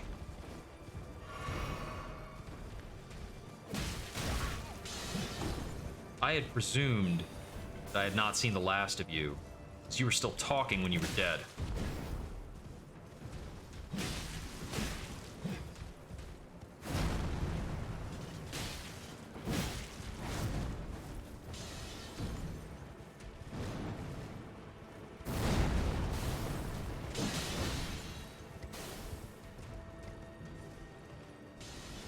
Good time for a flask.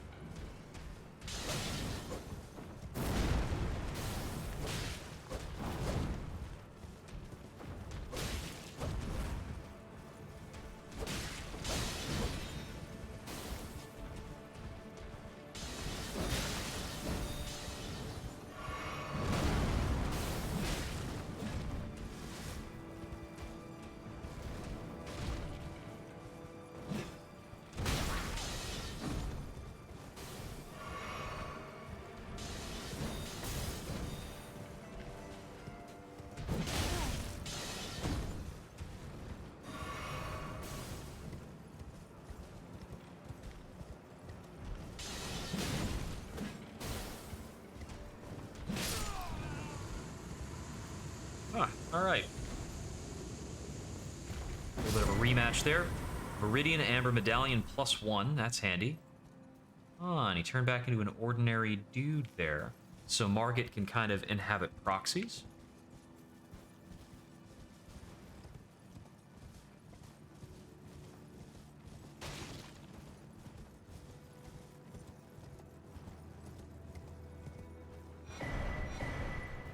pair of golden seeds. Nice. Hello. You're a tarnished woodworm. Surely you see it too. The gold that's enshrouded. Oh, tarnish. And whatever finger. So, what's it called? It was insinuated by Marika at the beginning of the game that a tarnished becoming Elden Lord would violate the golden, or something of that sort. So Steely is down this way. Let's get the map.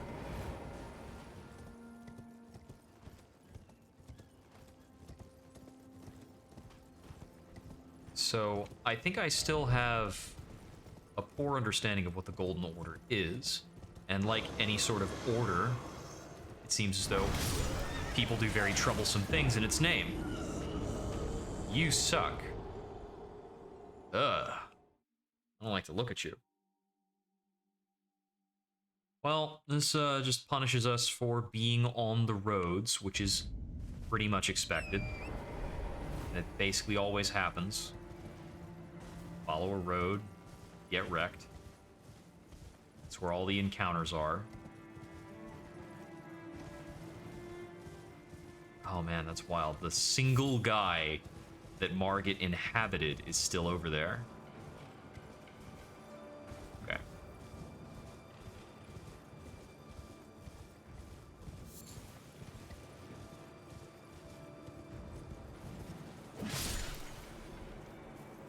Take that.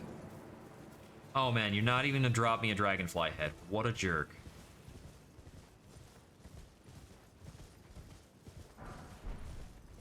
Rainbow stones. Gold rune 4. Okay. A rune 4 is okay.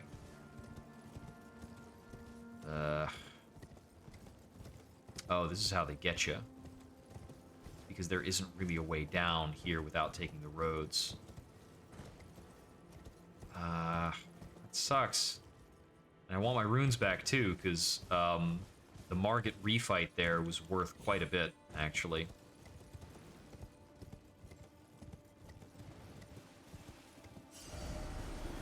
Okay, here we go.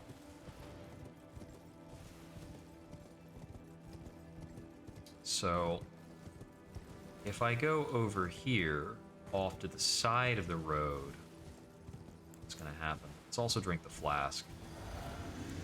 Might stop us from getting randomly murdered.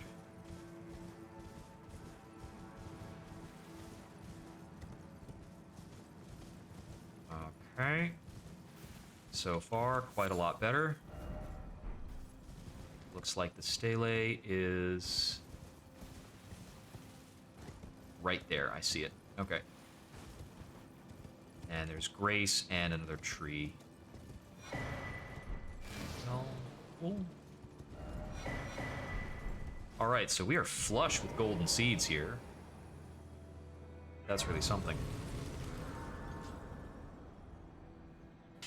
Might as well add more charges.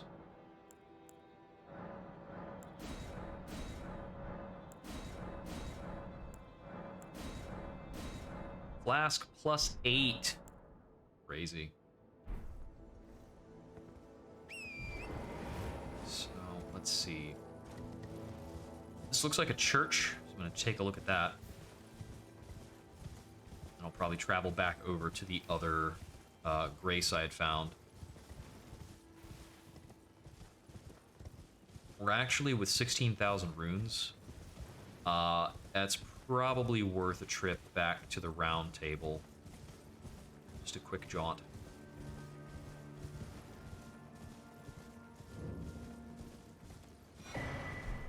Missionary's Cookbook, solid. And here, because it's a minor Air Tree Church, Golden Order Seal. And a Golden Centipede. Oh, a couple Golden Centipedes here. A lot. Golden Centipedes have been very rare before now. Alright. So I'm going to tag this, and I actually am going to take a trip back. And That is the Erd tree. Oh yeah, the Erd tree is going to be in the middle of the map. Should have seen that coming. Okay. I notice all the divine towers are kind of towards the middle of things. It's also interesting. Okay, so I need to be considering a few things. So, bolstering materials wise, we have a decent smattering of stones. 1s and 2s we can buy, 3s and 4s are limited. And 4s allow us to get up to plus 12. 5s go up to plus 15, and our current weapon is at 15. So 15 is our current, like, cutting edge weaponry. And I think I can now take it up to 16, because I have a second smithing stone too. I think that's only the second one I found, give or take. So, in terms of other weapons I've got, what are our strong upgrade candidates? It's usually a good idea to have an upgraded dagger, because that critical 130 property is very important. But I believe we actually also qualify to use a rapier, which has a critical 140. So it's even better at doing what the dagger does, which is nutty. We've got access to the Zwei, as well as the Claymore. And I've already plus 5 to the Claymore just because I didn't have the Zwei yet. We can use the Forked Greatsword if we want. We cannot use the Grafted Blade Greatsword. No, Rapier's on critical 130. There must have been something else I was looking at that had... Okay, the Misery Cord has a critical 140. And that is a dagger, so that is a neat old dagger.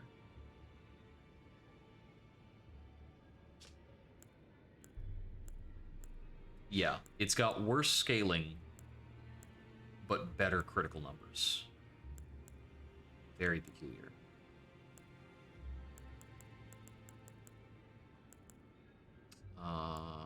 The Serpent God's curved sword is kind of a basic curved sword thingamajig.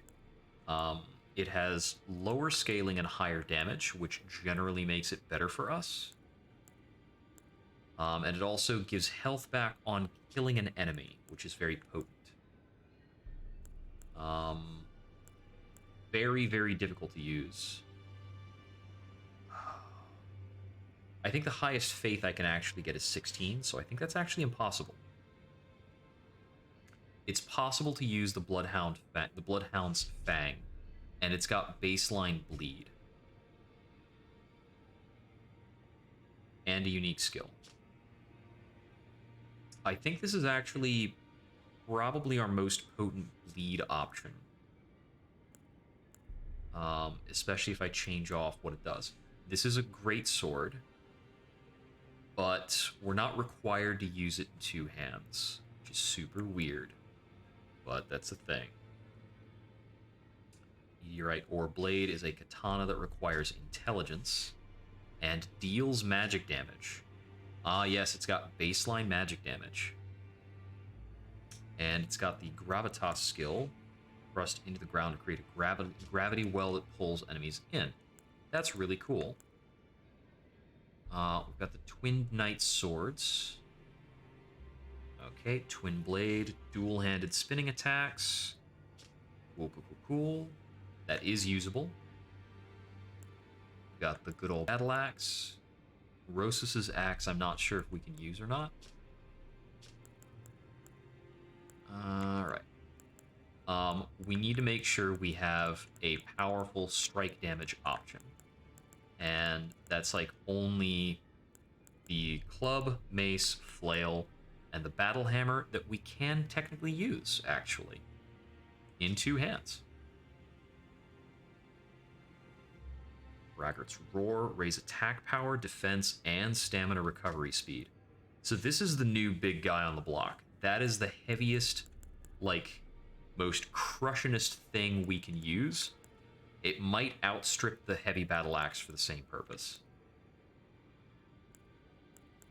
So I think I'm going to start upgrading the battle hammer under the premise that it's the battle axe 2.0.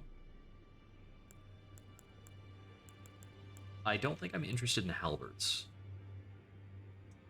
I think the scythe and the scythe and the Bloodhound's Fang feel like they hit the same note of it has baseline blood loss. The Vulgar Militia Saw is also kind of in that category of it's a good idea for us to have a bleed option somewhere. The Qatar I don't think does anything particularly interesting for us, but it is a fist-type weapon, and I do have a fist-only stance option that is like Blood Fist something. Okay, so I'd like to start up on the Battle Hammer upgrades then. Excuse me. Never mind your creepiness. Okay, so for those upgrades on a fresh weapon, I'm gonna need 10 of each of these. It's no, it's actually 12 because it's 2 then 4 then 6. So over here, if I have 8, I need 4. Over here, I've got 5. I need 7. Also, like, is there anything else in their inventory that I actually want? I think I bought it all, just because. Yep, I have bought them out of everything, basically. Now we're going to start upgrades on this here hammer.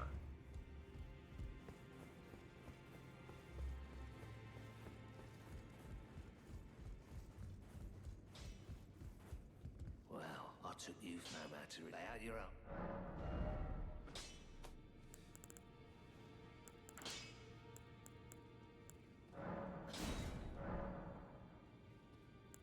Also, I should make sure this isn't a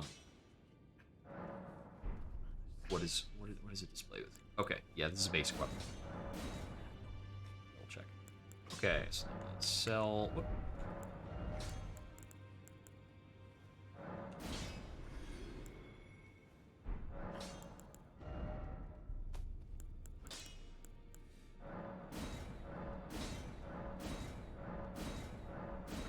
Okay, so we got that up to +8. It's pretty good.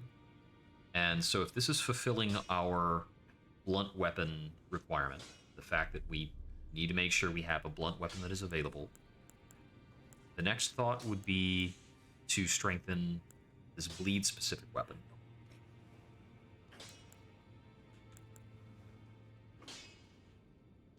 So we got something for blunt. We can have like 2... And this is based on somber smithing stones, so we can actually throw a few of those in without worrying too much. Sell these.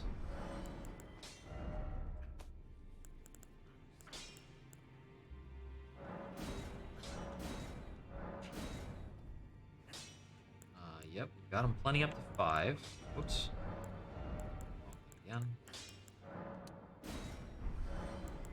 This is eating up my runes, but that is okay. And I do not have a Somber Smithing 6. But at the +5, this is quite powerful, it seems. Back already, no matter. Now, since I don't have a Somber Smithing 6, and I'm actually being gated by Somber Smithing Stones, has not happened yet, I'm just going to go back to Korea Manor and talk to the Giant and buy some of his Smithing Stones. He has a limited inventory from what I recall, so we're just going to work on buying him out a little bit so that we're not wasting runes. And then I'm going to reorganize some of what I have equipped.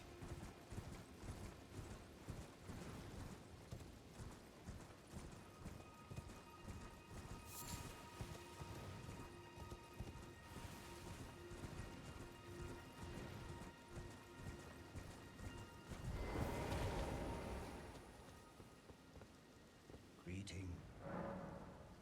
I take it you've heard. Well, after years by going underground, only Blythes, to be honest.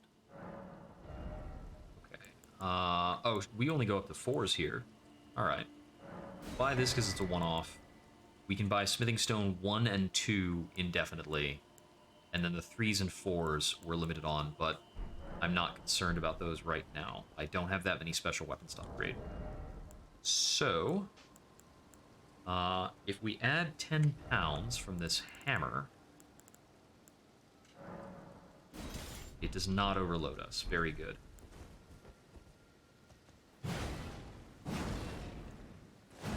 Swinging speed is not that much worse than the battle axe. We've got a bit less cleave going on, and we don't have the one-handed option. Although if we did have the one-handed option, it would allow us to do like a one-handed swing. Do we need to hold the Air Tree's favor? If we remove the Air Tree's favor, we're still on medium load, so we still have versatility. That's good. Okay, cool. So is this actually higher attack power? This is 191 plus 75, that current upgrade, versus 211 plus 115. So it's not overtaking the battle axe yet, but it presumably will. Other thing to check is the Bloodhound's Fang. I need to actually equip the plus dex for that. But with the plus dex equipped, it's 243 plus 95. So this is a higher baseline damage than the axe, I believe. So that's like 330 AR. 330 AR versus about 300 AR. Oh, and that's in one. That's holding it in one hand. So it's about 350 AR, and we actually can wield this in one hand if we want.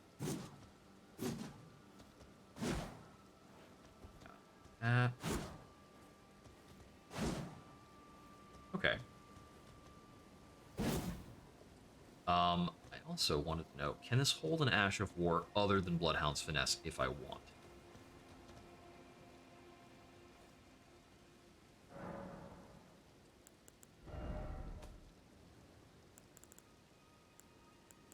It looks like it can't, because when I go to equipped armaments, it's not listed. So it's locked. But that's probably fine. Let's try this out for a while. Seems fun. Let's see. I'm gonna test it on a dragon. I've still got this dragon, which I have not beaten. And hey, might as well. I haven't even tried this dragon in forever. But it's very one-shotty. So I'd say the biggest detriment of trying to wield this weapon is that it prevents us from possibly...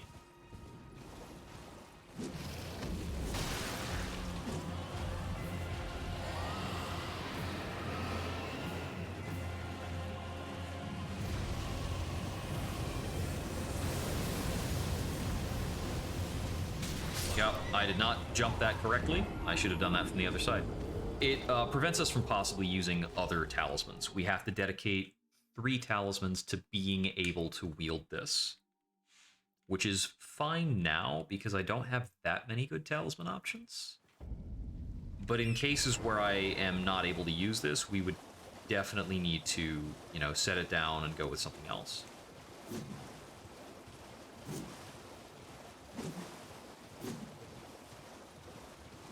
Could also try this on Radon and see what we get. I don't know how much Radon thinks about bleeding.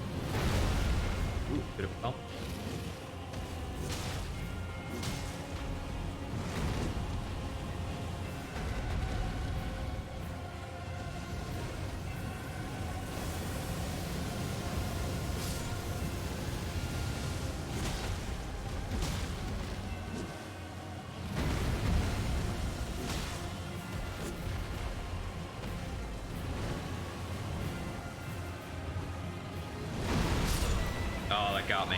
Dang it.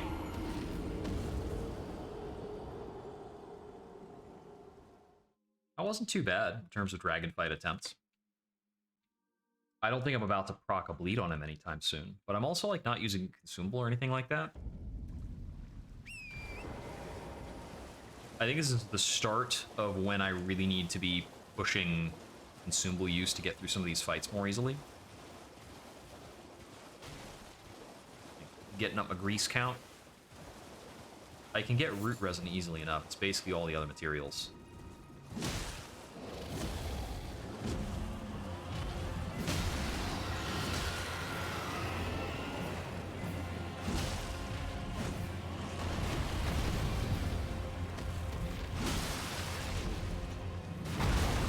Ouch.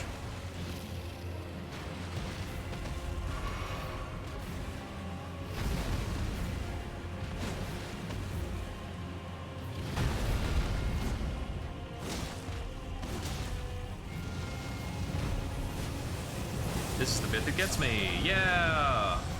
That's the thing about it. If I'm not on horseback, if I'm on horseback, it's harder to be safe against a lot of attacks. But if I'm not on horseback, he is just gonna kill me with Dragon Breath. Like, pretty matter-of-factly. Alright, so that's about where I stand on the dragon. Definitely a slower weapon.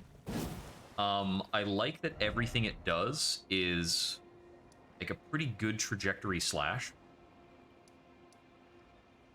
You know, I believe there's an enemy at the Rose Church that I haven't beaten. I think there was a special fight there that I just backed off on.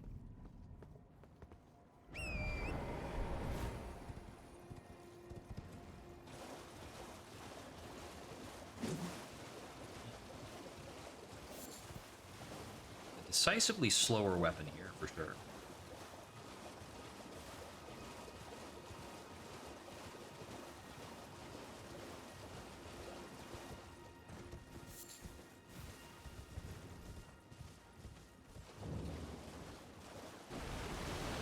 Oh, that's neat. This doesn't actually dismount me.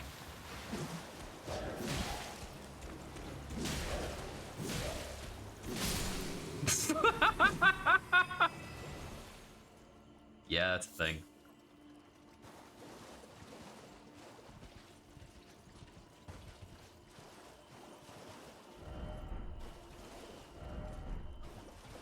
Okay, so we don't actually get anything for killing that guy. I mean, that makes sense given what we just did to him. Blood roses are kind of nice, though. If I wanted to try my hand with some bleeding grease, that could be handy. I'm quite certain. Alright, so nothing new from him, which makes sense. He would probably like us to do some PvP, and we have not.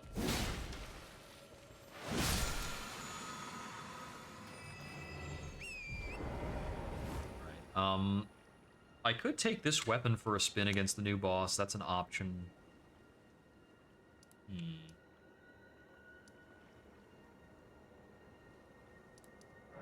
I don't recall if I've used this bird's eye telescope.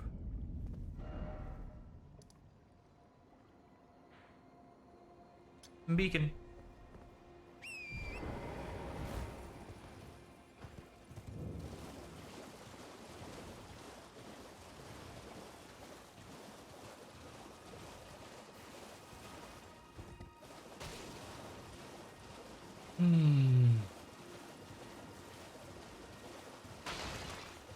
Among the things I'm most concerned about now, I think the tops is like, how the heck do I get to that plateau? Wait a sec, there's a person here. Hello. Hello. Who are you? Please. Hello.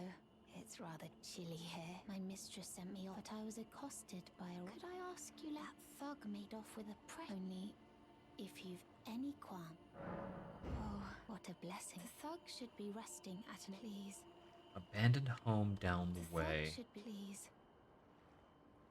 Okay, I better mark this. That's got a person. An abandoned home down the way. I barely understand what that means. Seek northwest. That's very helpful. It's probably exactly the direction. Okay, so maybe over there? Alright, I'll go there in a sec. First of all, this here. It's so friggin' easy to miss stuff, man. So, still don't know how to get up there. And looking at this is still very uninformative. Because, yeah, it's just really god dang high up. Okay. And all of this is still really god dang misty. Really, really hard to tell where anything vaguely useful might be in this entire godforsaken area. It's not even a swamp, but it is awful.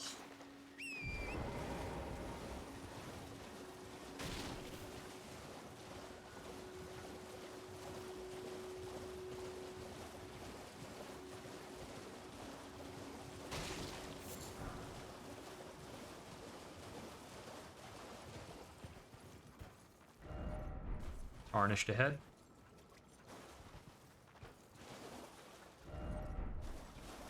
Try night and then bird. Okay, yep. I will come back here in the night. Grass.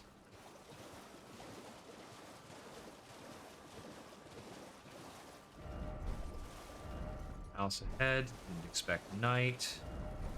Time for night. First off, ahead and then enemy. There's a house. My goodness. The odds of me finding this without very specific instruction. The Boil Prawn Shack. And there's Grace here. Like, where was...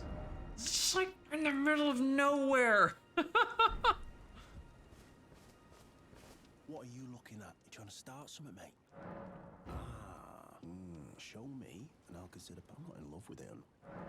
You're a shrewd first. 1,000? That's not a big deal.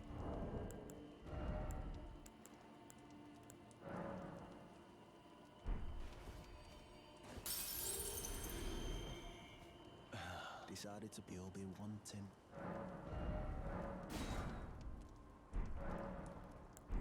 All right. Things no damn your bloody idea, mate. Done deal. I don't care.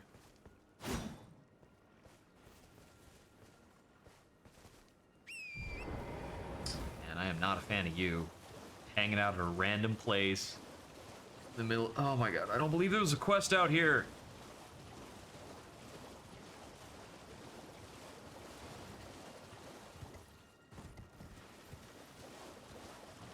About to finish up this quest and be like, here's a globe, just like take this somewhere where you think there's like a pedestal. Maybe something will happen. You cheeky blighters. The thug should be rest, please. There you go. Yes, thank you kindly. Did I forget to? I am Raya. In the I seek The stalwart Volcano tarnish. Manor. You are very but a steady heart. Such strength is please. The Volcano Manor invitation. Seek most tarnished. Okay, are doomed so that to is wander for the outskirts later. of the lands between. But you are no order. The Volcano Manor will Oh, this land of Liurnia. But the lift has been instead. You must at the base of the valley was excavated from both. I have faith in you. I do hope. Okay, and she tells you about See, at the base the secret way into Altus, although I've also gotten in via the Dectus Plateau, or the Dectus Medallion. Because I got it. I got things.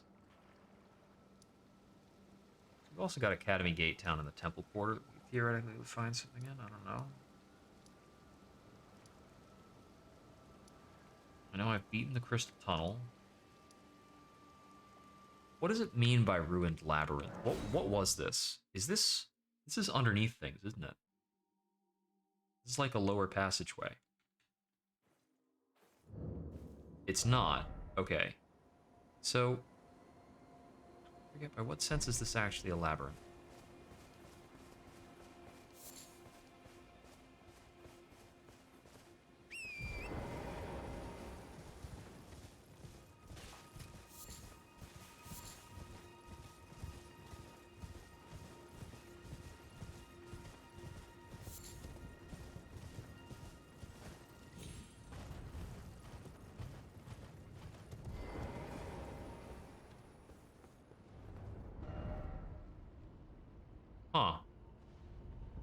I can't duplicate the remembrance from Raya Lucaria here.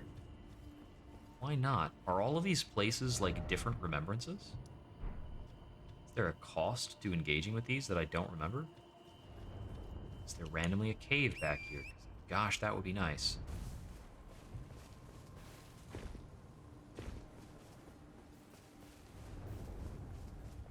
What's making that noise? Was there another mausoleum over here?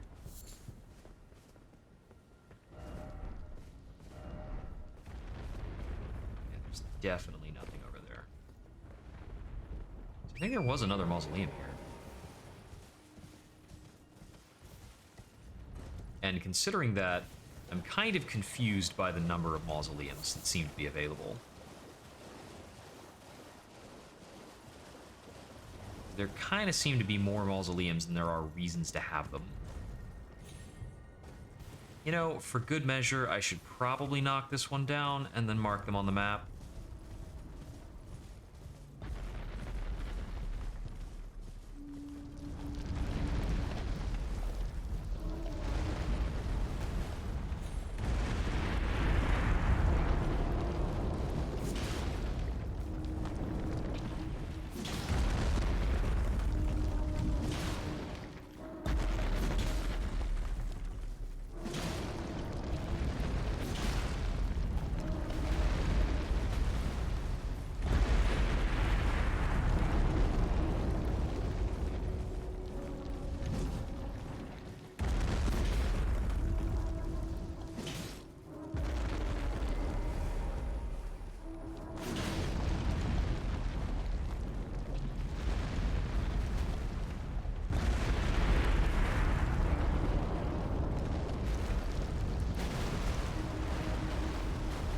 That's the stance for when it goes down, right?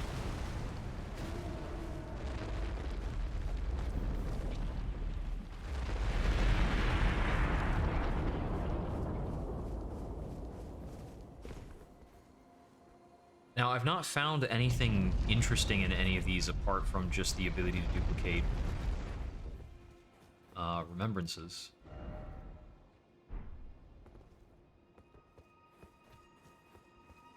So there's that. I just stopped it moving for the heck of it, basically.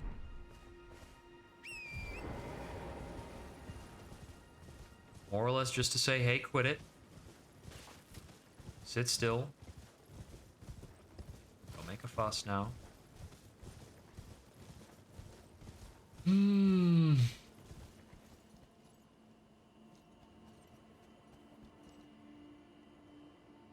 That's the manor and the Three Sisters, which I've been to. I've been all up in there.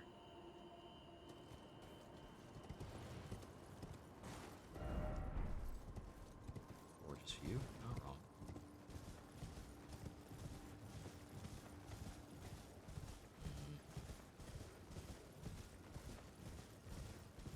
Man, there's like a sense of profound wrongness when I'm not able to complete some of these areas because of like a couple of things that are really well hidden.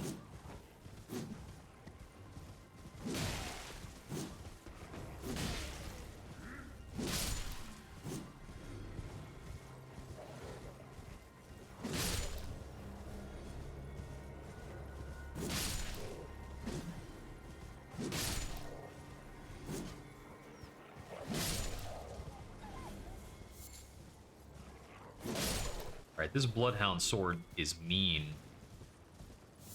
It is a rough customer. So, using this might give me a bit of an edge against Radahn.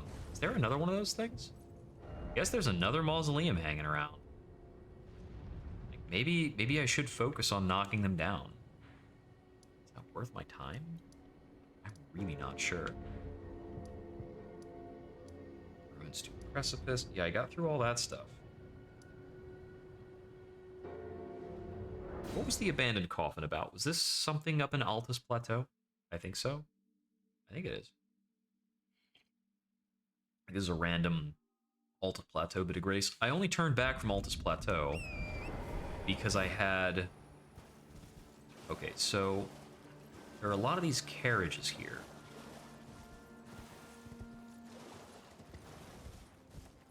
guessing none of these still have treasure chests on the back. Though I'm open to being pleasantly surprised. You're a big boy. That's decently damaging. What have we here? A ruler's mask and ruler's robe. Cool. Figure out that stuff later.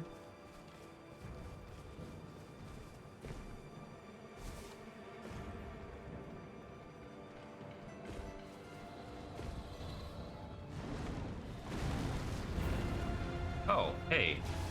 An ancient dragon. He got 4 wings and all sorts of lightning strikes and crazy nonsense.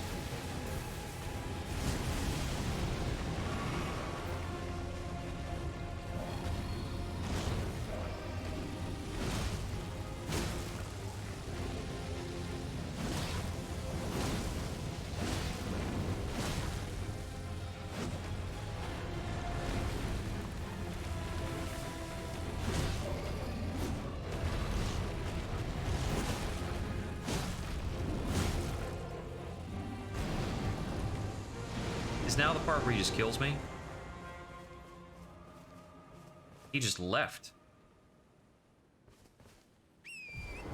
I am confused. I am really confused. That is the second time a dragon has started fighting me and then peaced out when I fought back.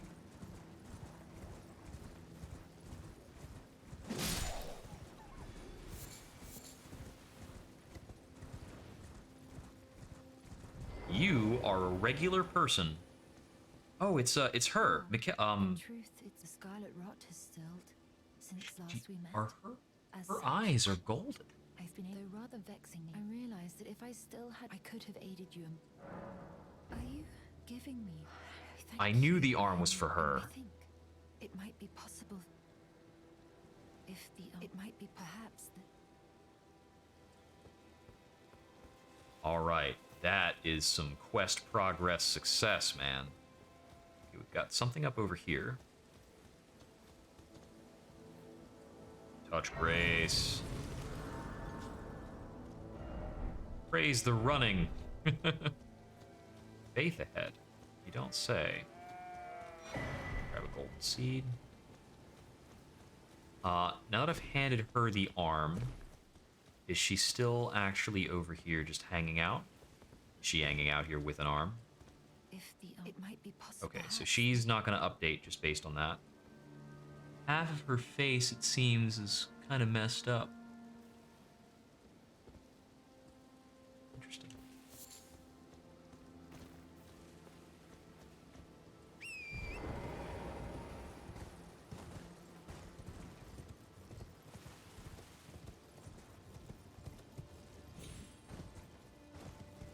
East eye quivers.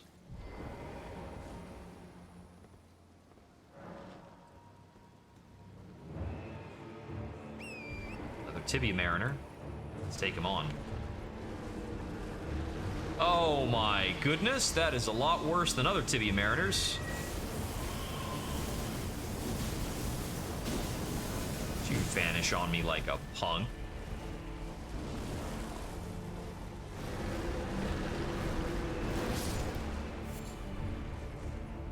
Human bone shard, alright.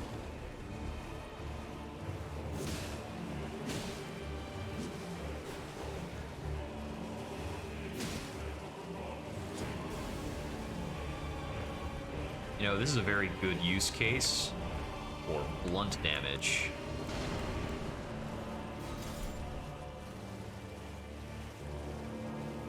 There we go. Nope, it's... Come on. We can't use it right now. Why not? It's not counting as being two-handed for whatever reason. Alright, whatever. Back to this.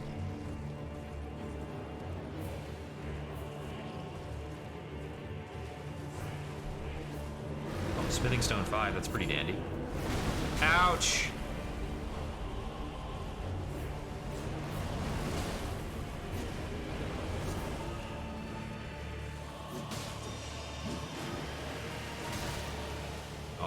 Back up on this.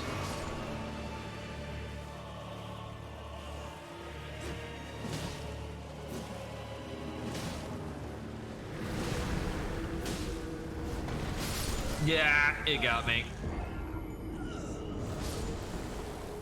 Okay, so this particular Tibia Mariner, I probably want to come back on when I've got a better setup for it.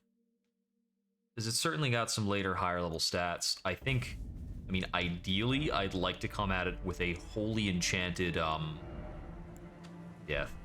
I'd like to come at it with a wholly enchanted mace of some kind.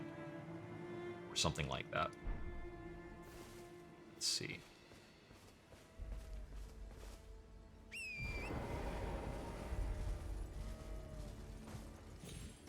That's because I went up there, and it's pointing at something over that way.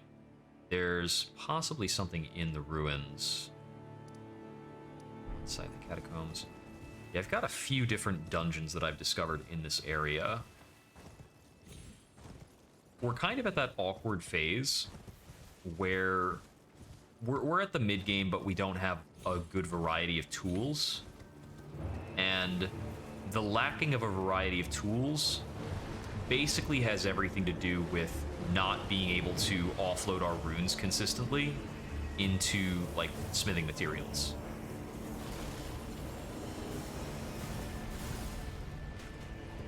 Because that's how we would get around to having varied tools in previous games. We would have, like, unloaded our bank 3 or 4 times by now into whatever we happen to need.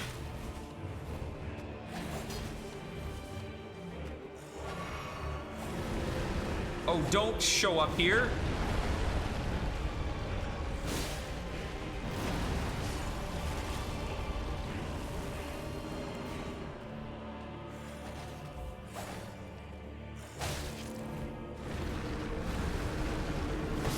Okay, so the fact that the Tibia Mariner is going to summon this guy wherever the heck we actually want to be might prevent me from looting this cave.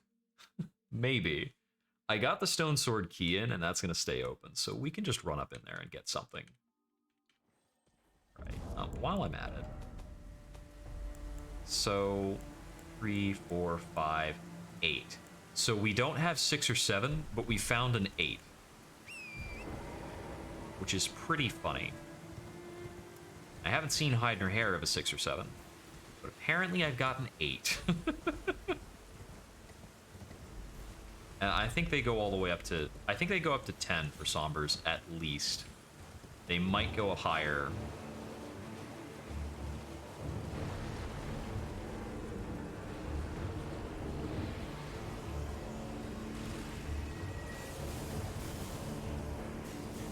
Okay. So I'm pretty sure that, like, Big Crazy Skull is always going to show up and do a laser first before he does anything else.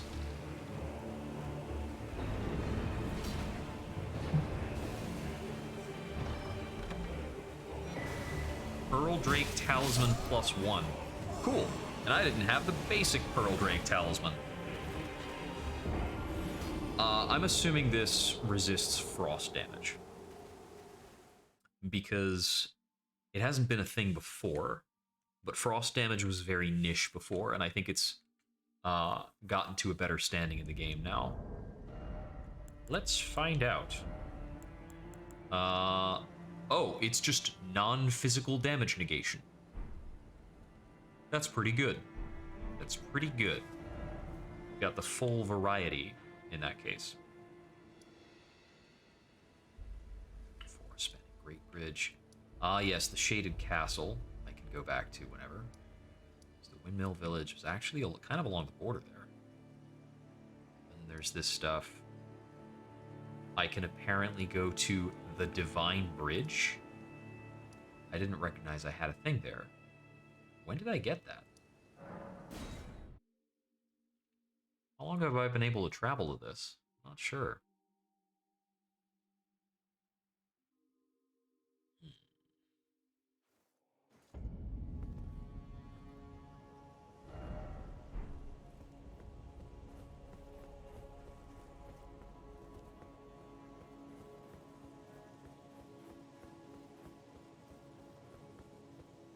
Oh, wait a sec. I got teleported here once. That's why I have this. And I can't mount up in here. Okay. I forget why I got teleported here, but that's why I've got this point. It's because at some point I was teleported to this bridge, and I never took the elevator down. Which I believe was this. Theoretically. I might need to call the elevator. I can't. That's why. Alright.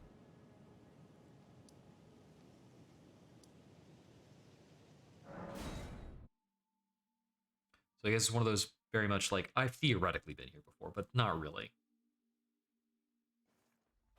There might be a fancy way of falling out of that area that makes it relevant. Yeah, basically, I got teleported up there and I got one item.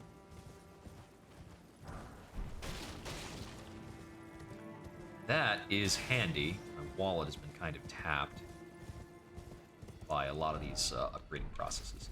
I think I'm meant to come up here.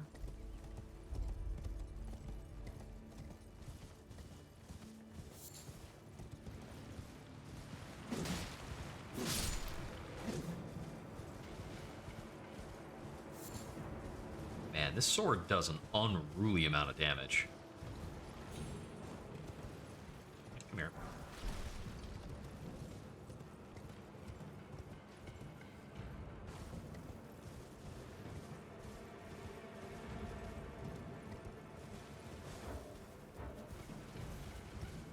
Okay, I am missing something.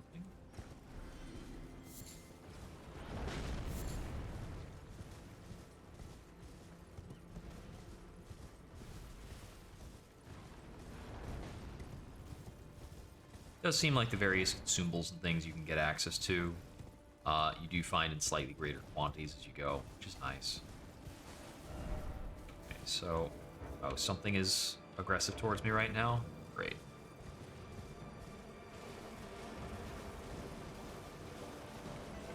Oh, I forgot to take a moment and wait until nightfall to deal with whatever bird it was they were talking about. Bummer. I need to go back and do that later. I know vaguely where it is. Well,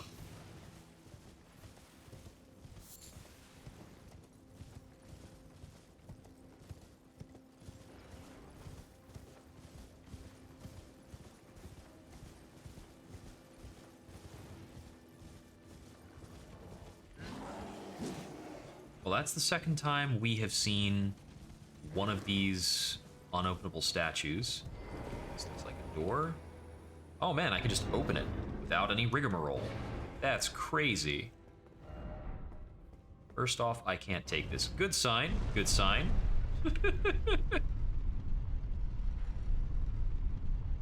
So it looks like this is probably the official way in. Like this kind of central gate thing here. I don't know how exactly it's meant to work, because there's a giant pool of water up in front of it. Oriza Hero's Grave. So the last time we were at a hero's grave, we found the Erdtree's favor, which is pretty cool. I have quite a few stone sword keys right now, thank you. That reminds me, I still need to go see Patches.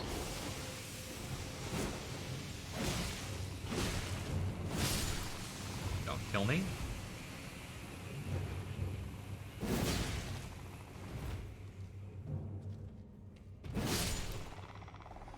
This sword is very long.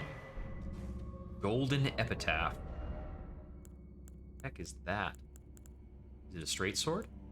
It is a straight sword. It requires 14 faith, but otherwise the stats are not too crazy. It actually inflicts holy damage. A sword made to commemorate the death of Godwin the Golden, first of the demigods to die. Infused with the humble prayer of a young boy. Oh brother, Lord brother, please die a true death. Raise the epitaph to grant the effect of sacred order to yourself and allies in the vicinity. Cool. So that's a powerful co-op sword. Also should be strong with summoned spirits, as I believe summoned spirits also benefit from effects like that. Jumping required ahead. No, I think not. Oh, wait.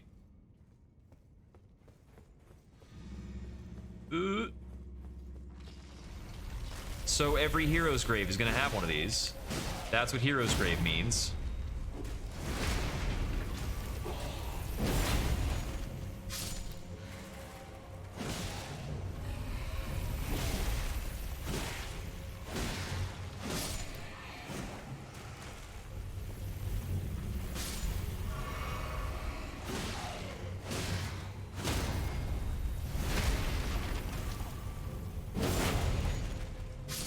Feel like I could do without that being the case.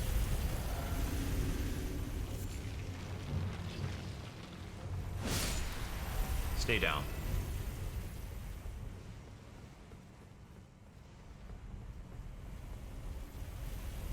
Made it.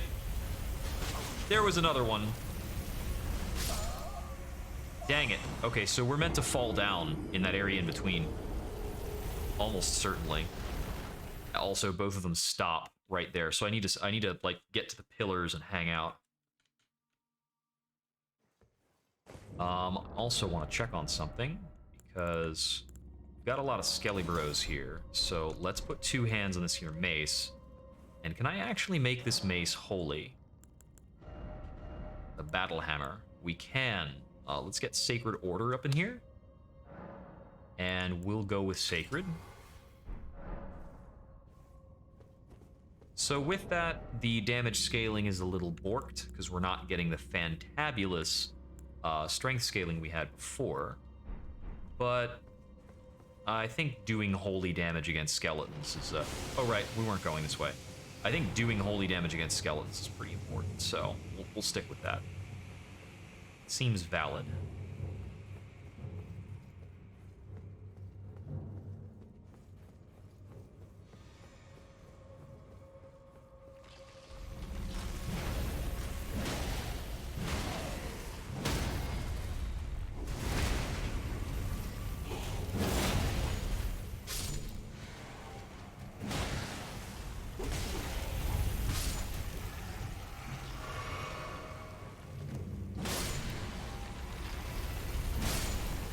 Don't get up. I hit you with a holy weapon. I thought that was supposed to mean you're not gonna get up. It's the entire reason I put holy on this damn hammer.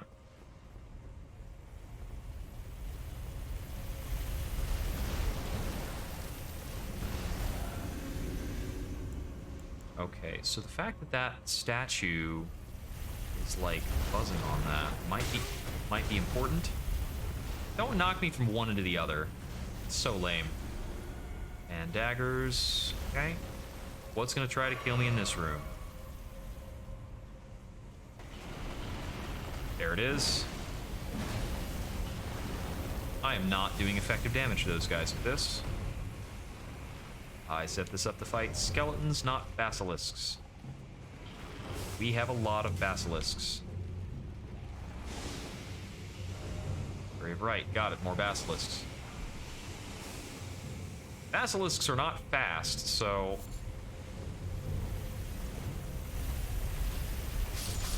Ha!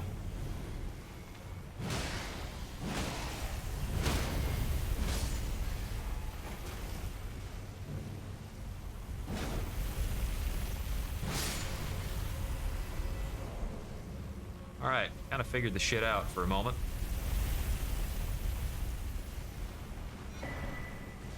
Sword key. Alright, looks like we've got 2 of them. This is fucking miserable. Alright. So when the one on the left moves up, we go along the left side into the left alcove. Right now. Very slim window for this. God damn it, you punk. Get wrecked. Goddamn skeleton.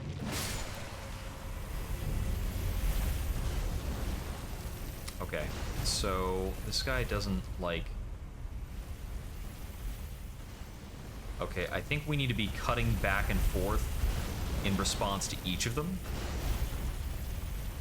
which is really shitty. We gotta like hang out here until this goes that way, then we gotta come over here, and then once this turns around, we cut in through here before we die.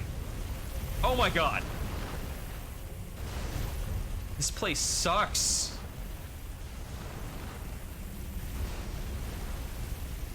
I see the next alcove. It's like right here. Ah. Help me. No kidding, man.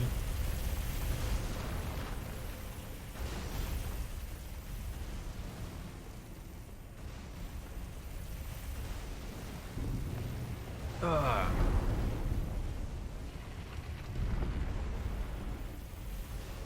Okay, I'm gonna switch back over to this. So it seems as though it's either a matter of it having the holy or a matter of it having lower damage in the first place, but hammer don't feel viable. No, I'm ignoring all of you fucks. We're gonna see what the boss here is like. Oh no! You're fucking kidding me!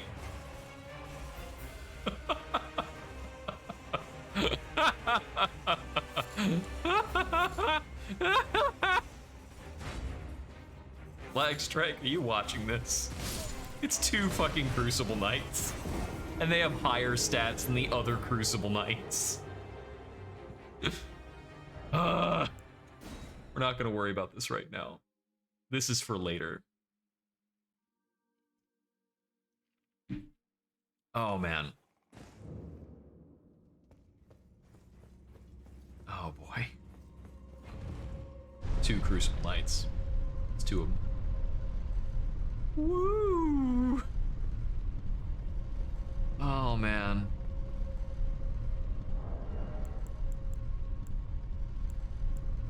By the by, like, okay, yeah, I can't wear it. So long as I'm using this sword, I cannot use chain armor.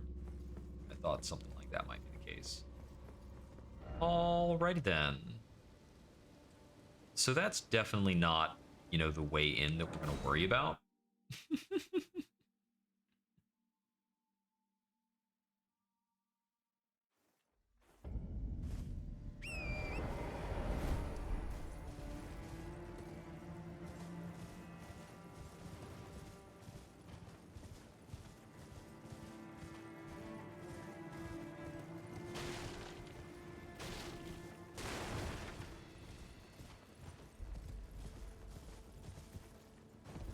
So this is past where I fought Margit, and then if we hook a left here, what happens?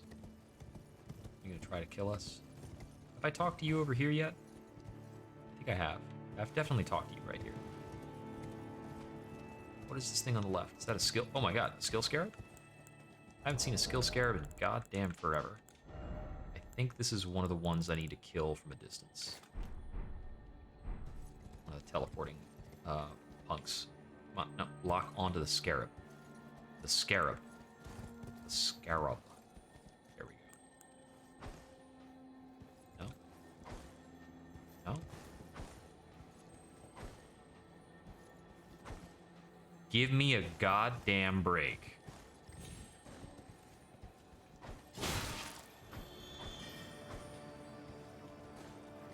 It was one of the teleporters, though. Now I gotta figure out where the hell it went.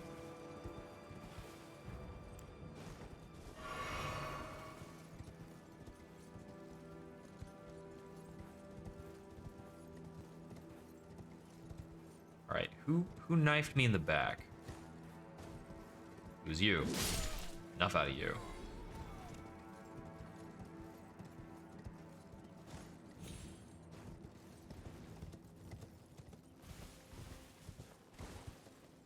Alright, no telling where it's gone.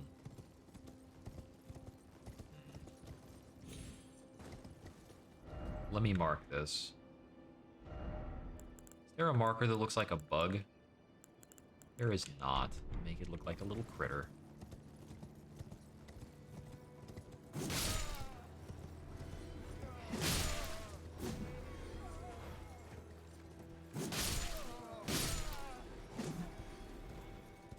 Okay, all of you gonna play nice? Give me space. Lost Ashes of War, not bad. Don't have the right. Okay, so it looks like this won't open for us. It's like kind of specifically what I thought was supposed to, like, I specifically thought we were supposed to be able to get in here at this point.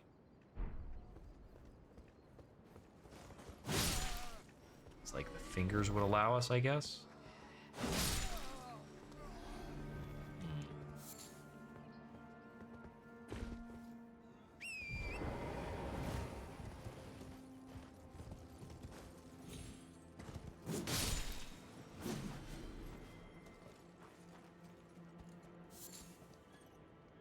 Okay. That's pretty goddamn far down. But we've got a spirit spring? It's kind of interesting.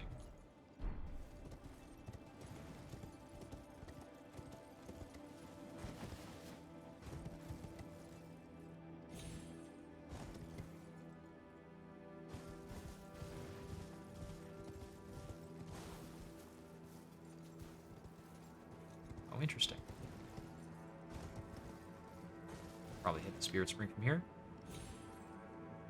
Oh, I was wrong. Oh, no, am I? Okay, that counted. Woo!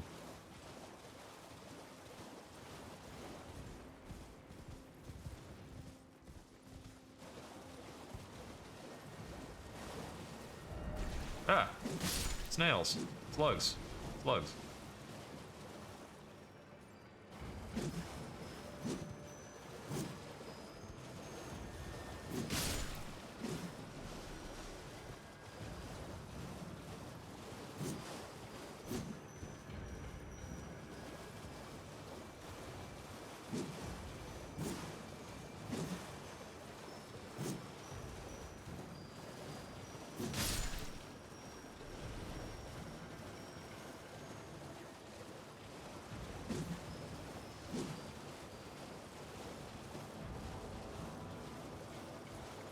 I mean, I know it comes through this spot. I killed all the slugs.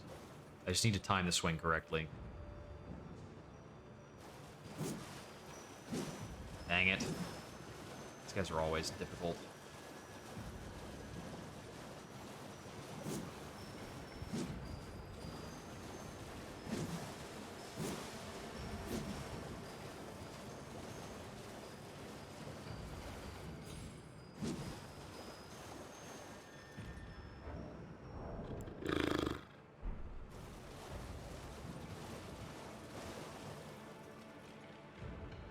Is there a thing I can craft that will make these invisible scarabs easier to kill?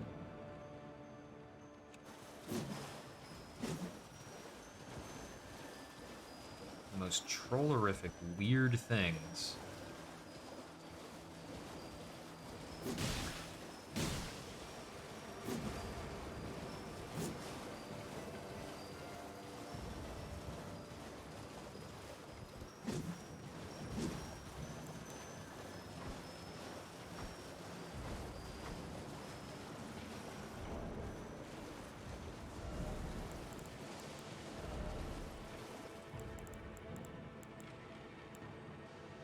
Only damage, frost buildup. Well, maybe a gravitational fan.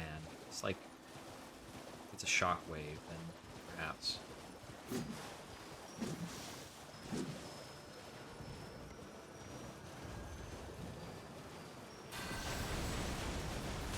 Oh, it takes a while.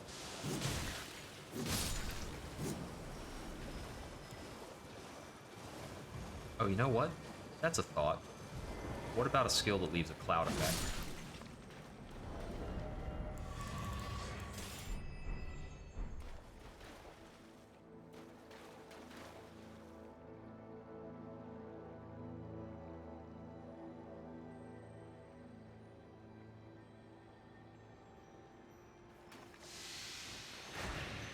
Too late. Dang it. There's a long wind up on this.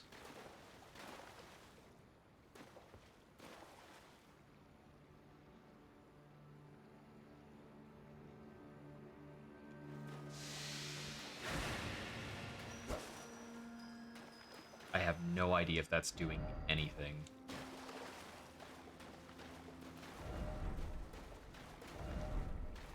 Try blocking cramped area? Does that do anything? I'm pretty sure it just goes through. Right? So, can I use the Blood Blade from the Reduvia? I can. Alright. Let's try and see if I can do this. It's along this corridor. The Reduvia Blood Blade doesn't take that long to execute. I don't think these things have a lot of HP.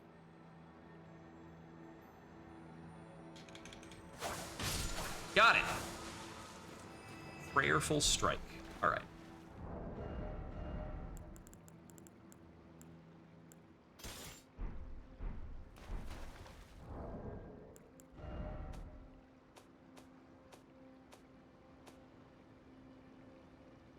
Incantations. Ashes. There we go. Prayerful Strike. Ah, it's usable on axes and hammers. So it's an axe and hammer specific holy attack. Restores HP to the self and nearby allies if it hits. Cool.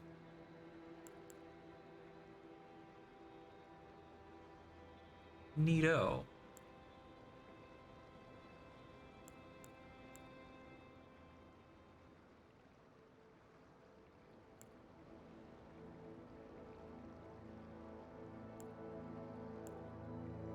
Lifesteal Fist. Yep. Slow control punch. Renders foes unconscious and steals their HP. Only effective against human foes. Rain of arrows usable on foes. We've got parry and Thop's Barrier, which is just spell parry. Okay. So got that. Anything else over this way that I want to check out?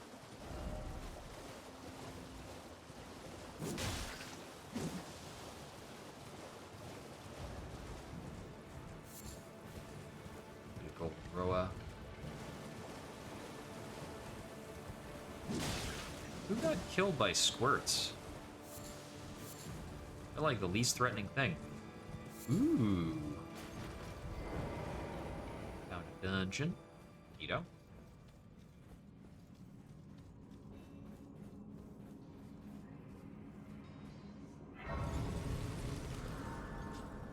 Take a quick rest here. So got no FP going on right now.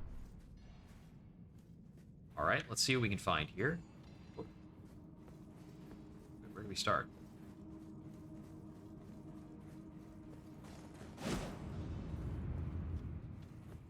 Alright, well, that's something. Sealed tunnel.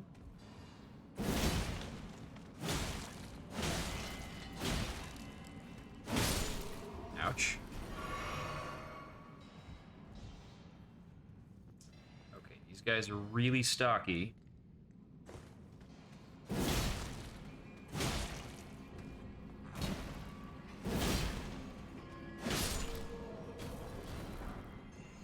Smithing Stone 5, cool.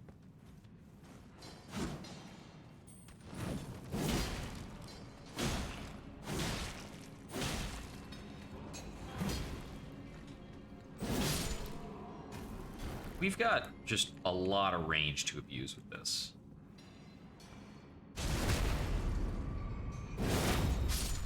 Ugh, that is just cruel for the tiny little guy.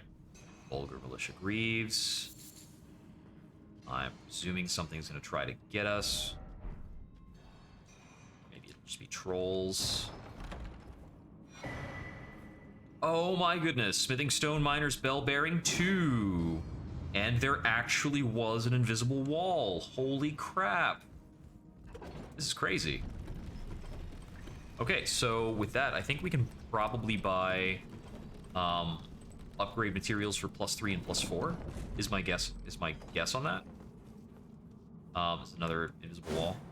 Yeah, all right. Seems like that's a theme for this particular little quarry.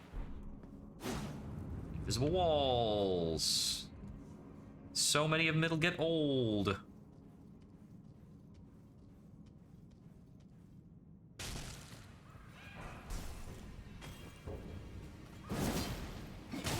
Ouch. Well, they got me good there. There were quite a few more of them than I had bargained for. But, that ball bearing. Okay, that's pretty good. Also, the fact that it was the bell bearing 2 is actually peculiar to me. I expected the bell bearing 2 to be... I'd probably expected it to be in Kalis, but I suppose I understand if it's not there. Oh, whoops. Almost forgot about you.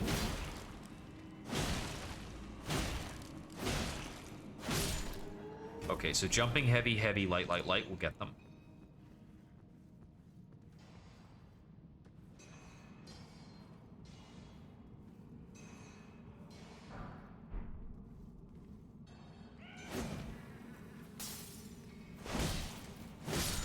And for those guys, just, you know, paralytes.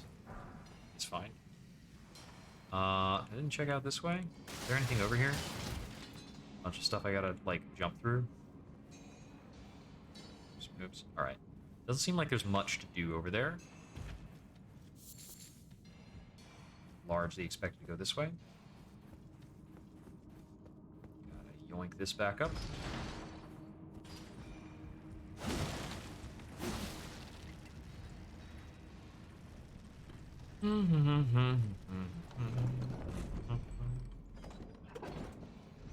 It's crazy to me that I'm still like this far in, and there are people who rave about other items I haven't found, like, at all.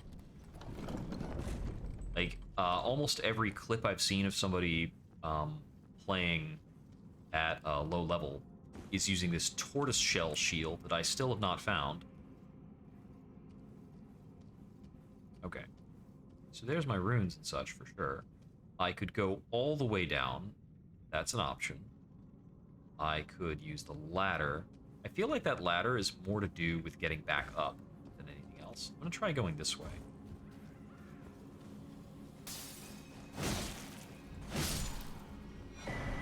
Okay, cool choice.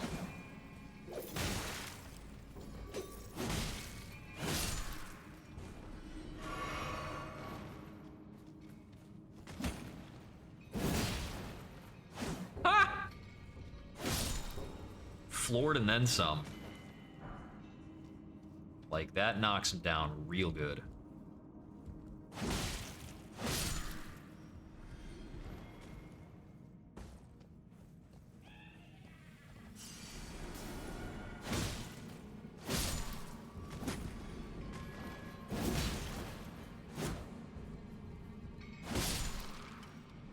I understand why I caught people talking about this this weapon. I didn't realize it was a greatsword when they were chattering about it.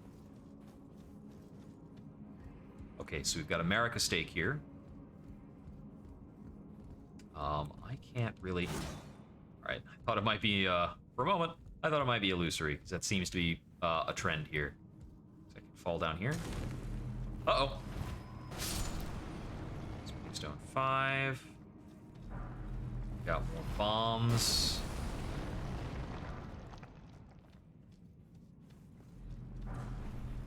Grace Mimic.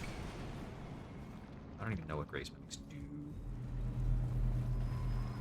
Y'all can just pop, it's fine. A couple of old fangs. Rune fragments are worth nothing. Ah! One of them got me. I thought that had already popped. Okay, so that's real. Got some glintstone scraps.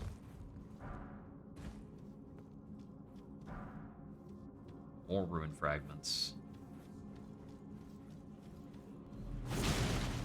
I thought so.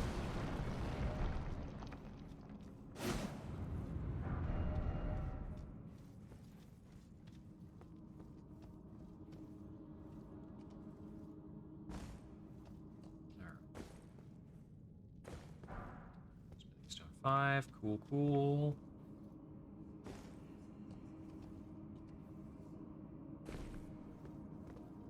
And down here, going to be a boss fight.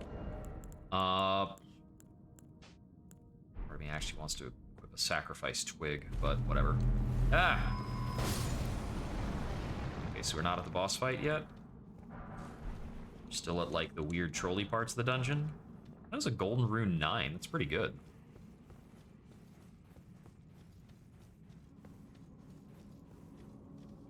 Okay,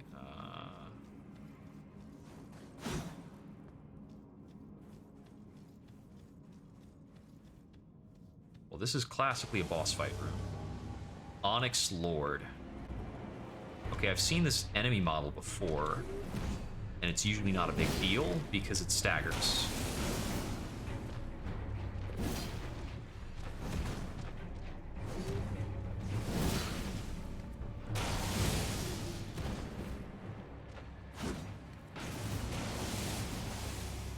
One of those will probably kill me. This is theoretically like a late-in fight.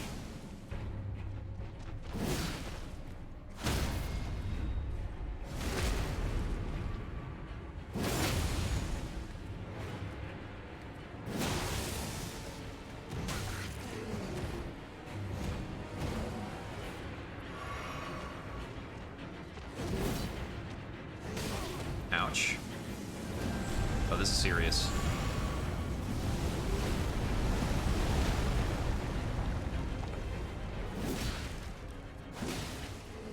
That'll get him. Whew. Okay, so he didn't deal... His damage wasn't dialed up that much.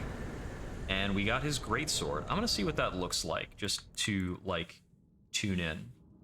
So it's very similar to what we're wielding right now. It just has, like, an int component as well. It does some magic damage, and it casts Onyx Lord's Repulsion. Creates a gravity well that flings people back. Cool. Handy.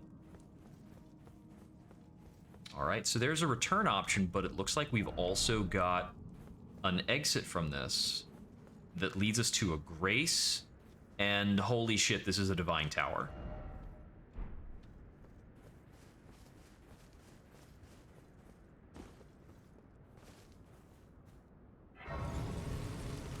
So this is, like, real goddamn important. Tightly blocked shut, that makes sense. I have not gotten a great rune here, so that's a thing. But wow, that is super crazy. I do not expect to chance upon these things. Like, these other divine towers have been really bitchy. I mean, the divine tower that is back in the lakes, I am, like, real close to just consulting the internet about. Because that thing has got me stuck like nobody's business. Well, I'm going to hand over this bell bearing for sure. And I'm going to see what I can buy. Oh, there we go. Smithing Miner's bell bearing. Yeah, so we can buy 3s and 4s now. We can buy, like, a lot of these. Yeah, I'm just gonna, like, dump my current amount of money. So with the 3s, I think I can take my longsword up higher? Possibly? I mean, I do value that. I use that weapon plenty. I have been using that weapon plenty, and I'm probably gonna keep using that weapon plenty.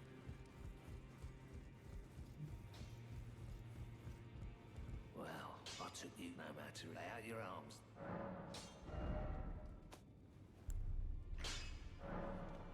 Oh, this is on 5s. I can buy 3s and 4s now.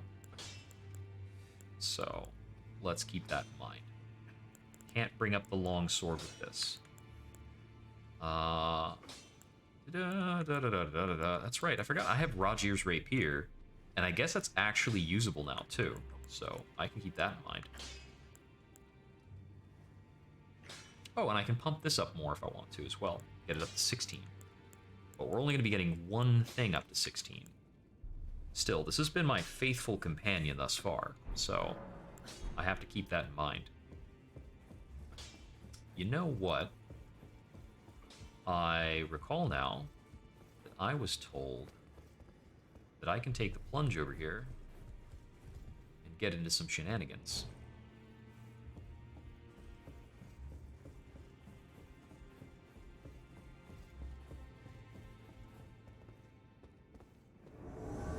Mad Tongue Alberic.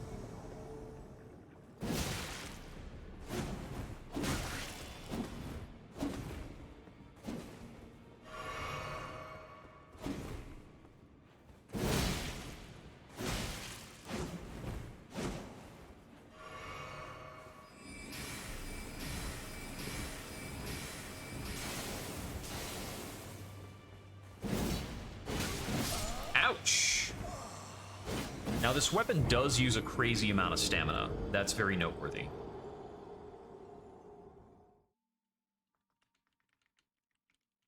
So I'll have to be aware of his weapon skill. It looks like that can pretty much get me. But the damage he takes from what I'm doing is pretty rich. Like, that's a lot of damage.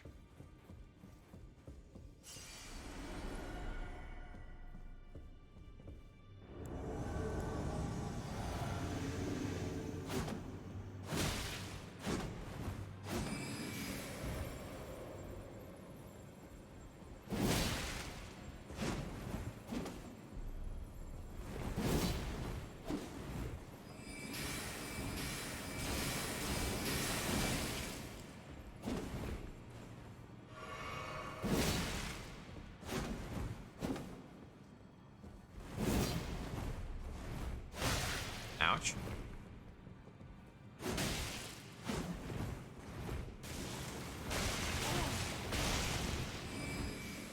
That's new.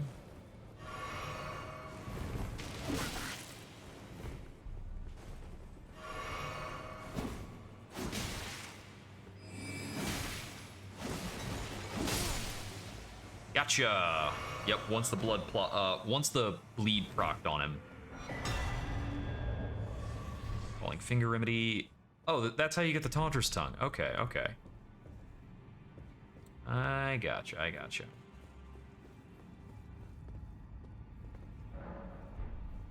I was wondering what all that was about. But that explains why he's, what's it called? Yeah, and then I've already gone through here. Oh, I haven't gone all the way through here. This is different. Cipher Pata. That's a weapon. Looks like it's probably a seal. Wait, what? It's a fist weapon. Unblockable Blade is the skill on it. It's a fist weapon that scales with nothing but faith and does pure holy damage. One of the weapons originating from the Two Fingers, formless sequence of ciphers comprise its blade, and as such, no shield can repel it. Deals holy damage. Furtive inscription appears to hang in the air, the language of light spoken by the Two Fingers. Yep. Alright. That is pretty damn cool. It's one of them very unique special weapons.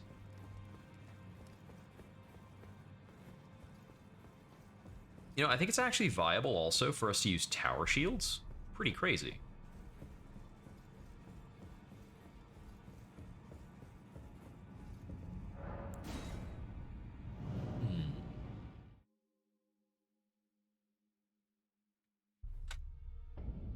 Okay, let's see. What else are we up to? You have anything else to say at this point? Lately, I feel I'm on the precipice of falling into a deep, fathomless slumber. And I have an inkling it could... So I just wanted to give you an apology since you're so scared.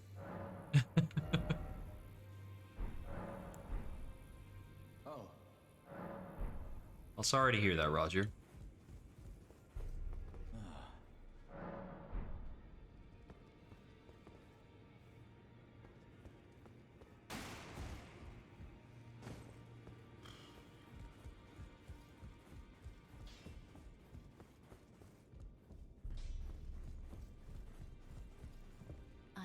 Would you like the blessing is... Would you like... Now.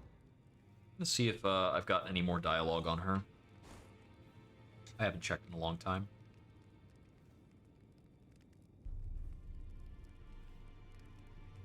You are so... My dear, have you ever heard of Black Deer Roger? And the ancient plot? The black knives wielded along with the impressions they made. These grand affairs, but dear Roger, in truth, about the black knife. Oh. But it wouldn't be right to give the... Perhaps. My dear, could you please find the... A certain person. It's a very precious thing. So I'd like you to find it's a very precious thing. Then good Okay. day. I think I know what's up with this black knife print, because I'm assuming that's tied to the black knife catacombs. That's what that area looks like. I've been there on the map, so let's find out what's going on with this weathered dagger. Probably under key items. Also, like, yeah, affects those who have been born anew, frail and short-lived, used to perfect rebirth. No idea what that's about. One perfume bottle right now. Okay, so dagger received from Fia. Returned to its rightful owner. Once a special weapon of gold and silver intertwined, but now worn down and marred by a black gash. But who?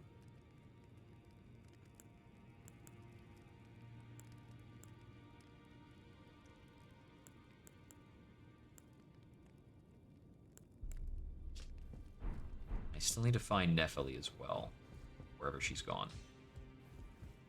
Well, I took you for dinner, no matter it's lay out your arms. No new dialogue Here's options. the spirit. I can hear it from across the wing, past the howling and wailing of spirits in fear of the curse. You should keep your distance. I know you're strong. Okay, that's not new. Please give me that dialogue before. Did you need some? Is it his dagger? Well, how did you get your... Well, I know very well. Why don't I return? Good work. Bring... Okay, so if you know whose dagger it is, go for it. As I mentioned, we may not. All right. Any...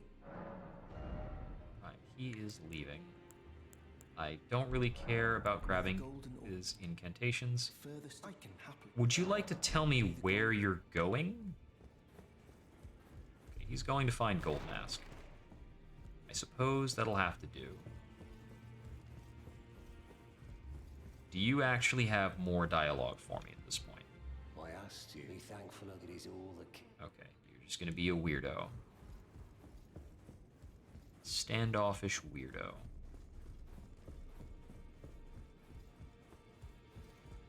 Journey to the camp. The two fingers will deny. You may be our best. Okay. Journey to the capital, Lendell. To the two fingers. You may be. Okay, so theoretically, he just wants me to go to the capital. I was standing outside the place. I don't know how to get in. I was hoping you might give me a hint if you're really the all-knowing. Also, Lane, these are the fingers. Ugh. I hate them. So flippin' weird. Okay, let's see.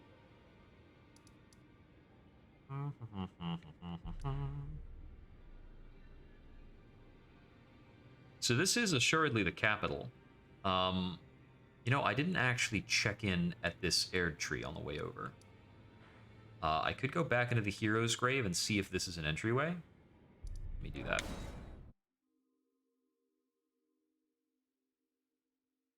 I'm glad the hero's grave was not what led into the, what's it called?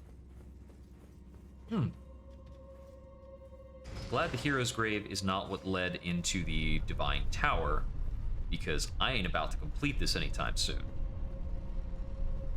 I still need to figure out the Divine Tower in Liurnia. I have an inkling as to how to start the Divine Tower in Kalis if I beat Radon. I've actually been part of the way into that tower. There's like a jumping puzzle involved. So you can jump onto the outside of the tower and climb around and go to a few different places. There's some items like scattered on the side of it. Okay.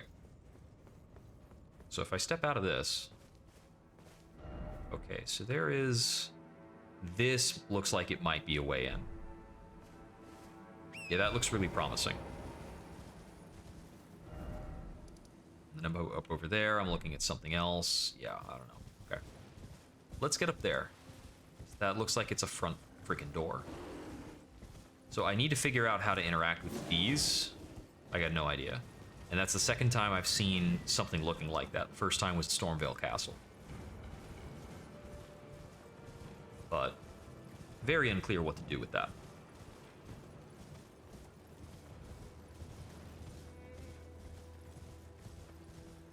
I was out of the grocery earlier, and right now I'm kind of wishing I had gotten myself some sweets.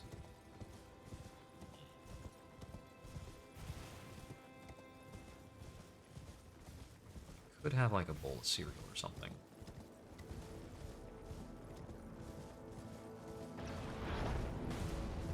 Okay, just don't aim at me and we're good.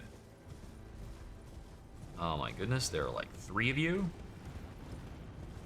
They actually are not aiming at me. I am downright confused by that, but we'll take it. I think you were like dealing with a bear or something? I don't know.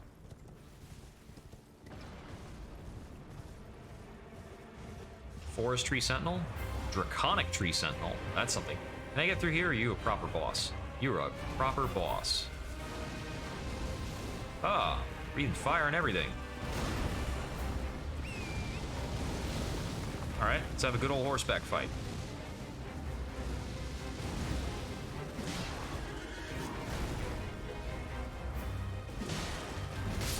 Ouch.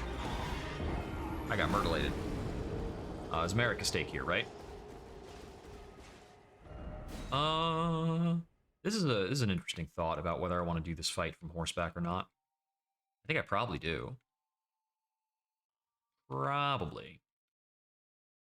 I haven't fought a tree sentinel in a long time. Just the one at the beginning, really.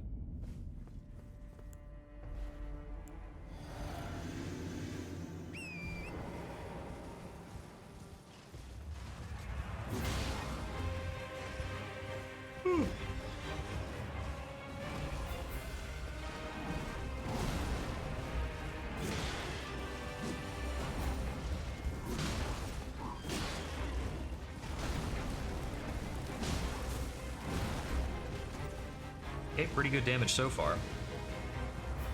Need you to get out of that corner, though.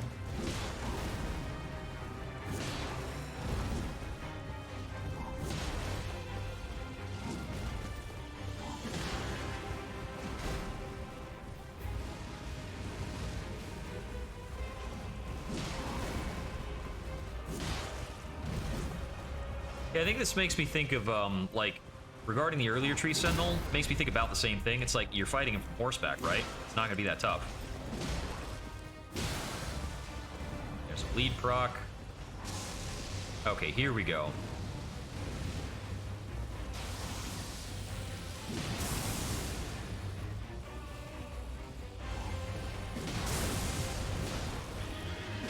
Oh, I got tangled on him. Whew, that was close. Ouch. I don't like that. Oh! He's called lightning down right on top of me. Alright. Well, I got a stagger on him the first time. I could maybe get a bigger payoff out of that. Not a lot, though. I mean, he's just got a second phase, and it looks like his second phase is kind of rough. I'm guessing that the reason it didn't hit me the first time is probably that I just happenstancedly dodged at the right moment. So, let's do that again, I guess.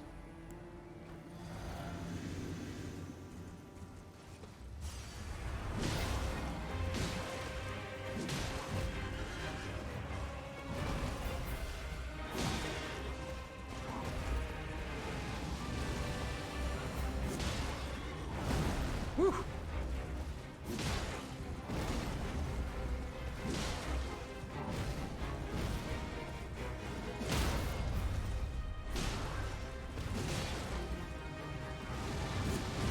Ouch.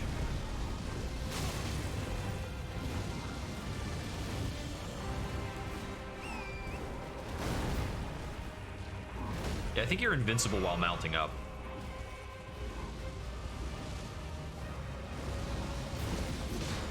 Otherwise, I can't explain some shit I've gotten away with.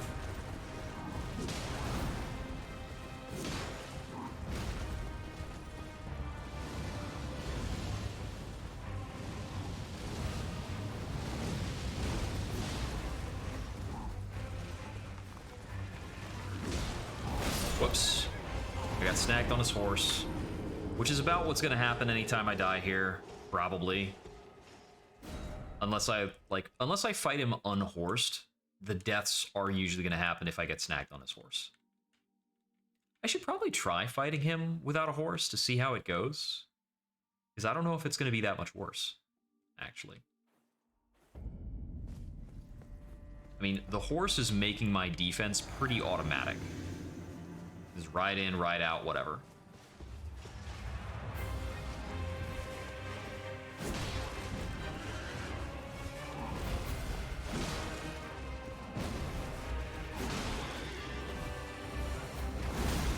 Okay, that's a pretty big burst.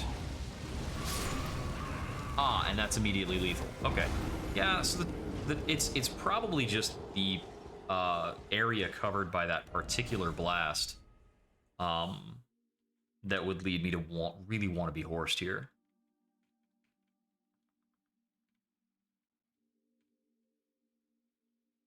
Yeah, so I would guess this is almost a mandatory fight to get to Leyndal.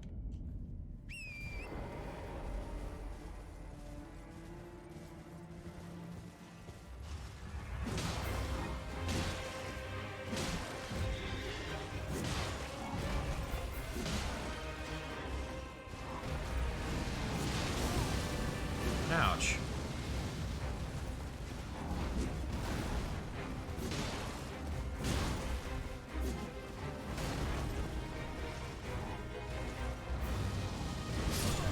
Aww.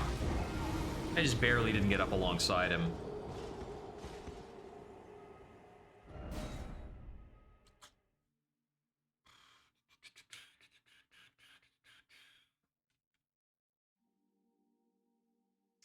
See, we're starting tomorrow at 4 or 5, right? Okay, so I need to have my cooking done by probably 3-ish, 3 or 4.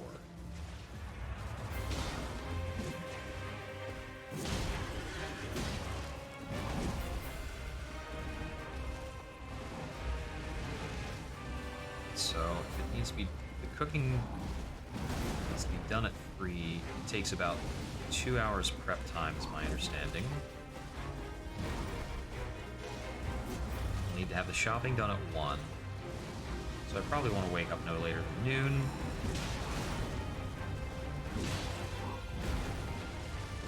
And that gives me a ton of leeway.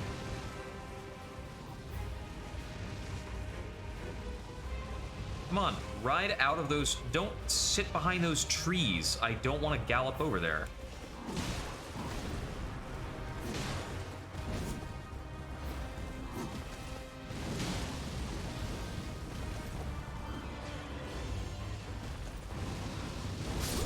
Oh, come on.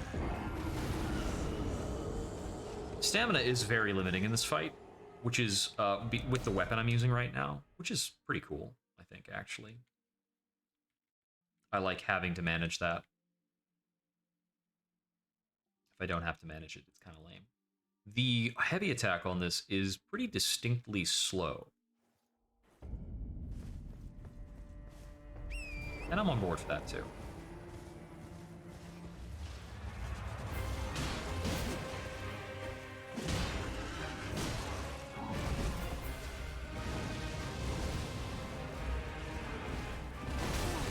Ouch. That hit Torrent for most of his health.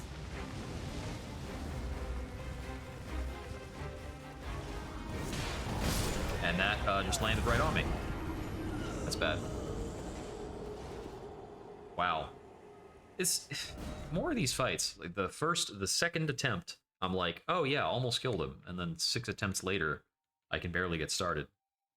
Just getting snagged on stupid stuff. Don't have the groove. Also, I'm forgetting to drink my flask on the way in. It's a little bad.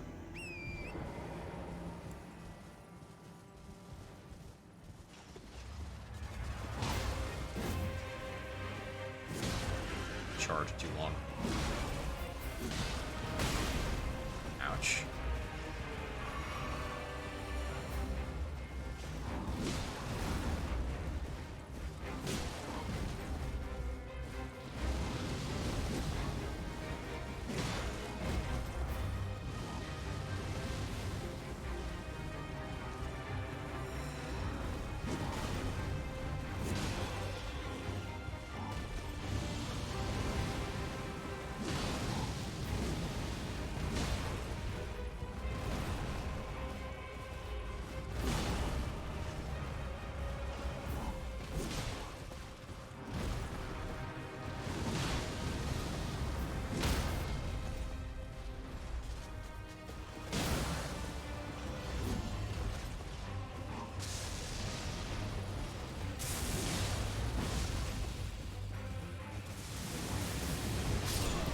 No, come on.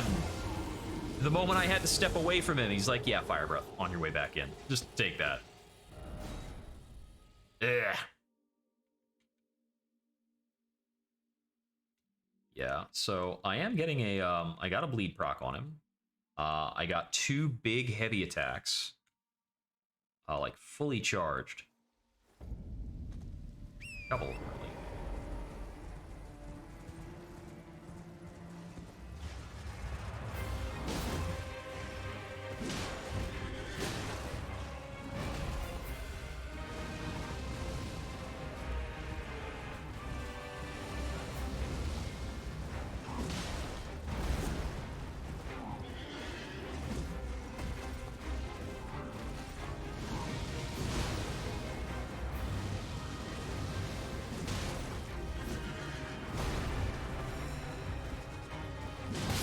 Oh, I rode right into that one.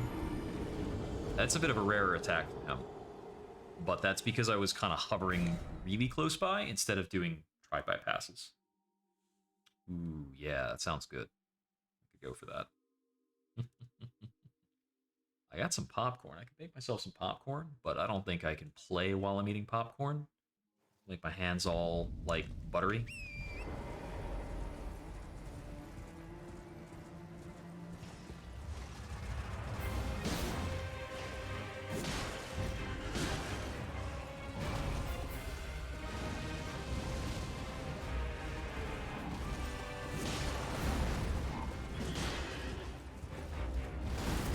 What the? That hit me over there? That hit me over there on the body? Wow. You have no authority. There is only Elden Ring. Yeah, let's see. I don't have... I think I might have some fruit around. Maybe some apples. I think I have some apples. It's not too bad. Maybe gets that. You get that going with some peanut butter.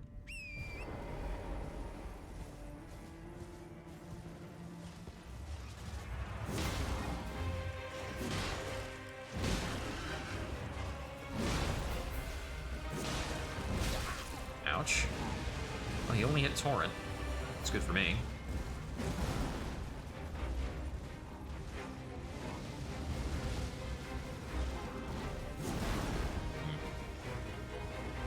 Can't really go for heavies on the pass by. I need him to be a bit more out in the open so that I can actually do like drive-bys on him. There we go.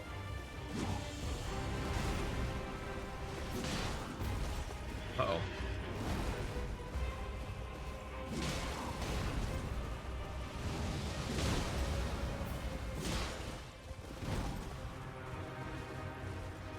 Stamina, please. Thank you.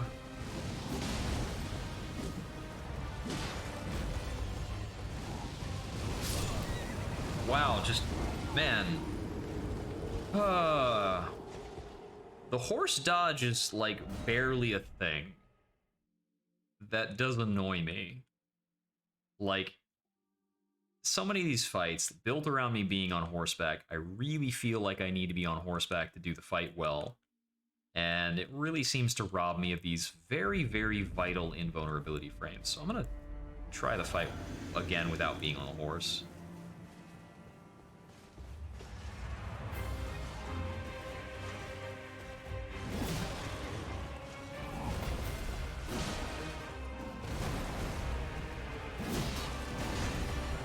Okay, that shattered my thingamajig.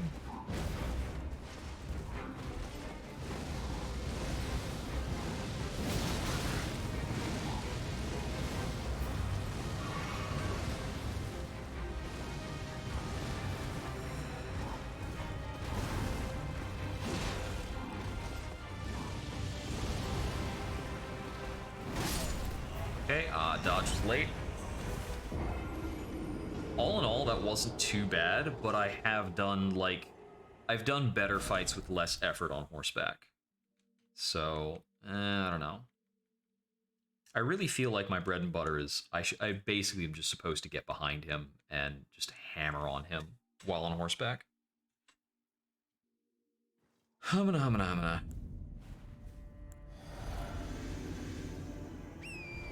Also, I need to make friggin' sure I drink my flask. I'm doing a lot of charge attacks. Yeah.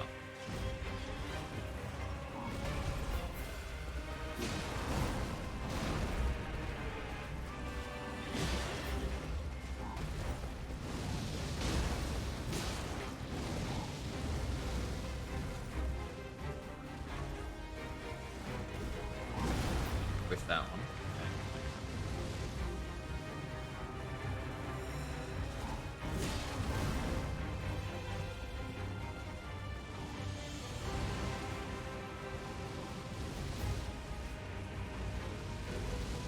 Please stop breathing fire. Just, like, come out and fight. I need you to move.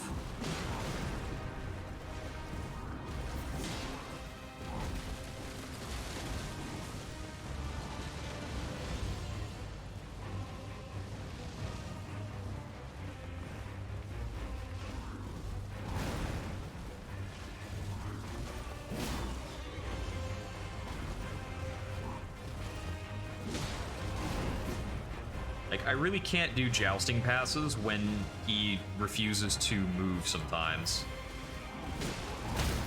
Okay, well, I'm not dead because of the flask effect.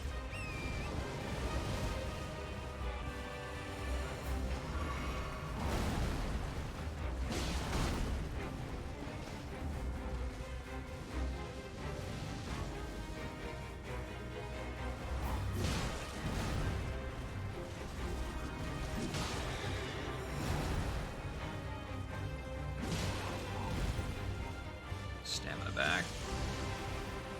Phase, alright. Stay out of that. Followed up with Fire Breath, of course.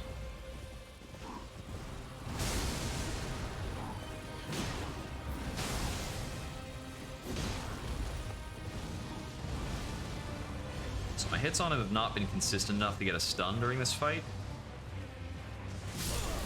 Okay, I see the timing on that attack now. It's really lame. That's all I've really got for it. It's lame.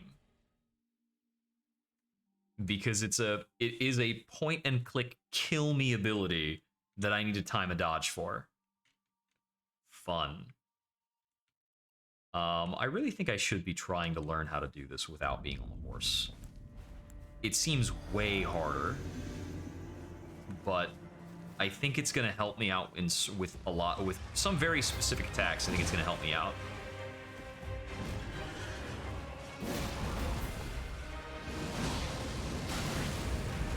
Okay, I did not want to consume that effect that early, because now I'm dead.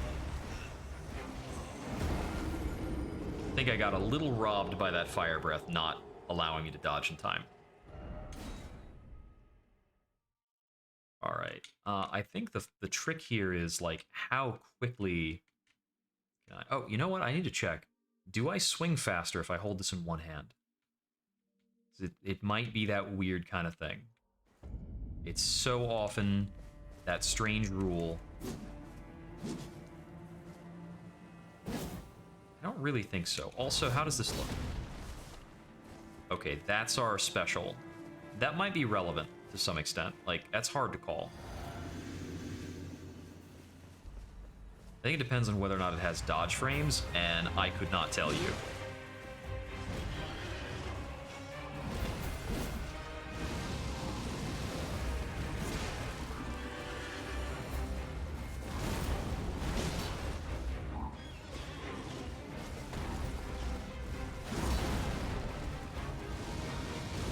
Oh, missed a dodge. Yep. And that missed dodge on the fireball cost me really big. I'm mostly trying to figure out how many times do I have to hit him with an R2 before he staggers. Because the dude has a lot of HP.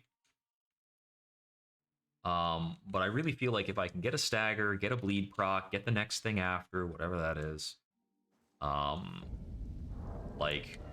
For one, I could probably actually be trying this with blood grease, because I have a lot of materials for making blood grease. Oh, that's what raw meat dumplings do. I was wondering.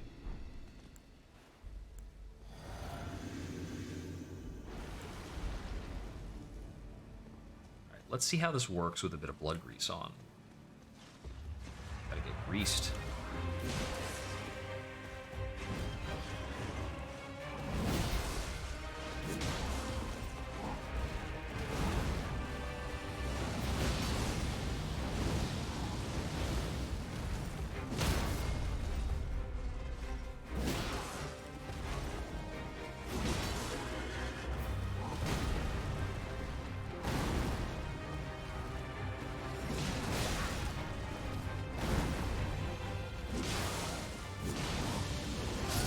Dang it.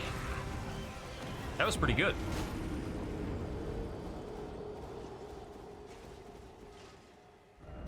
I'm gonna try that again. Because that was pretty close to just flowing on into actually what if I also threw in an exalted meat here? I think that's basically the extent of buffs we can throw on without using Rune Arc. And Rune Arcs are only, like, soft sustainable. Where is it? Oh, yeah. Exalted Flesh. I only got 5 of them right now. Can I make more? I can. It's Hefty Beast Bones. Can make 3 more. Arteria Leaf is theoretically more limiting. Sort of. By now, I have plenty of access to all of the materials involved. In the early game, Arteria Leaf would be limiting. Let's find out how long that lasts. Oh, whiff.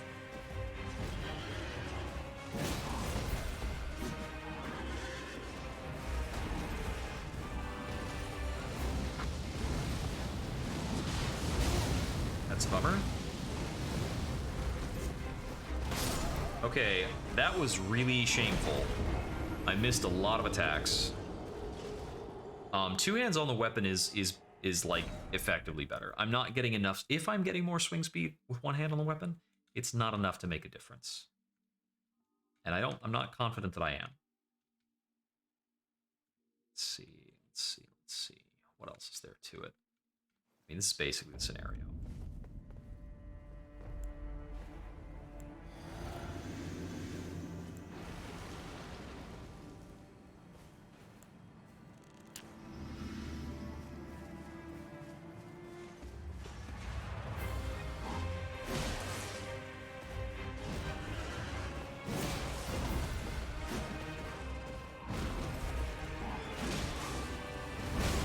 Ouch.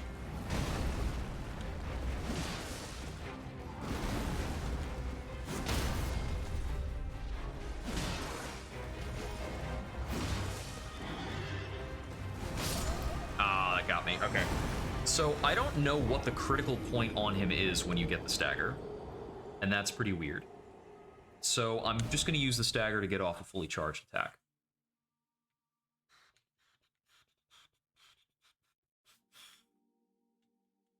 So I know the strongest power bump I can get right now is definitely by beating Radon. That's for sure. Because if that gets me the last Talisman slot, I could get that for the charge attack thing or the mounted attack thing. Either of those would be pretty crazy right now, given the way that I'm fighting.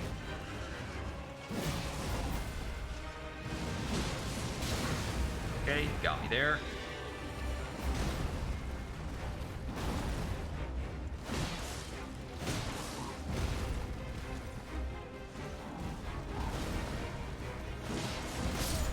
Got me there. Okay. Yeah, that's a trick. I don't think I'm doing better that way. All right. So that's noteworthy that this is a blocker. We need to be able to beat this guy. I think mounted is probably the better way to go about it. I'm just really annoyed by his lightning attack, and I think I'll stand a better chance against his lightning attack unmounted, which might mean that we're supposed to, or our ideal, is to fight him mounted until we get to phase 2, then dismount. It just seems really tough to do. Alright. Come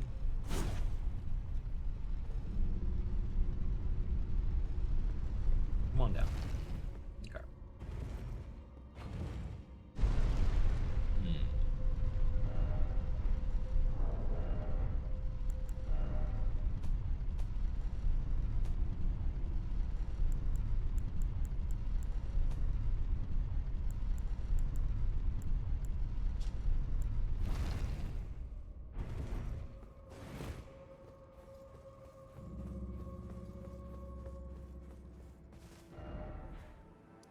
I wish I could get a hint about the Great Rune by virtue of looking at the Great Rune itself, but we just have no idea. Right, I'm gonna try this. I'm gonna try this crap again for a little bit. I think I'm gonna try this for a little bit and then call it a night. And I'll wind up trying this again more tomorrow after I've like finished up some cooking. But let's see what we got here.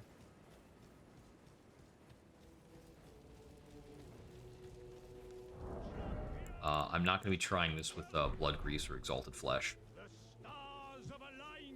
This fight is too long for me to feel like I want to use consumables throughout.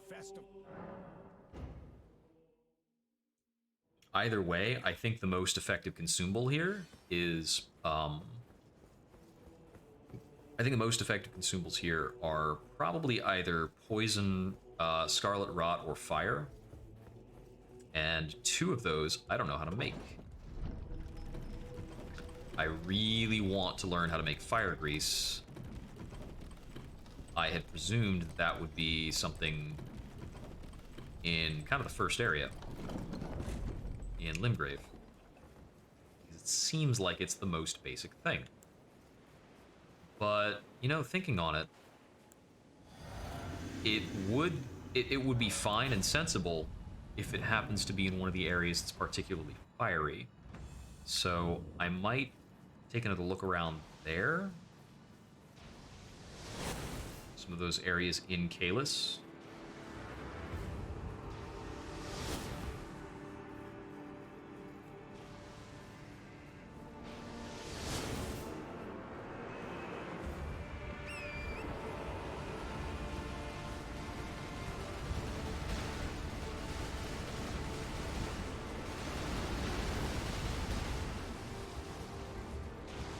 Yeah, that does sound pretty sensible.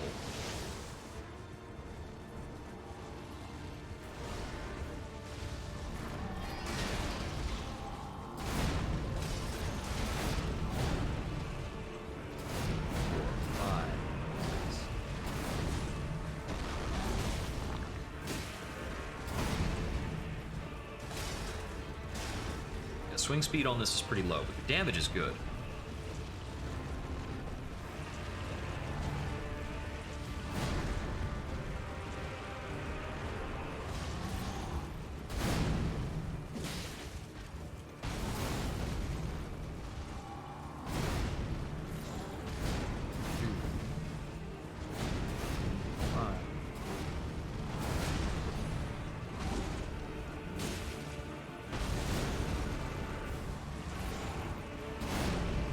That's too far away.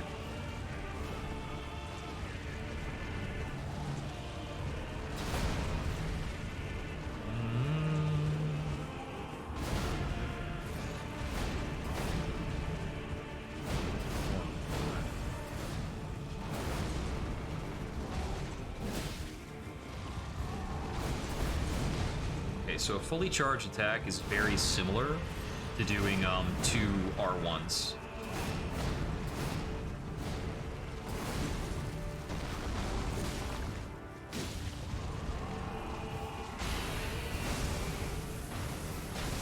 Rated.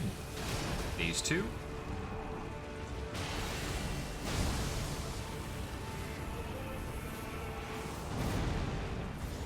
One, 2, 3, 4, 5, 6, 7.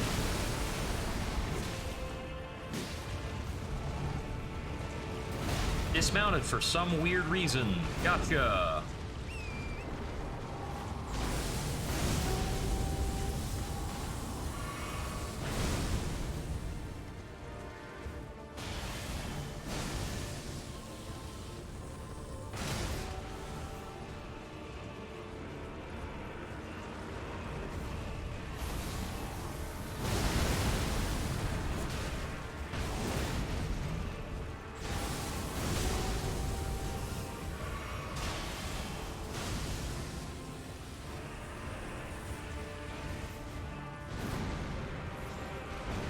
Two, three, four, five, six.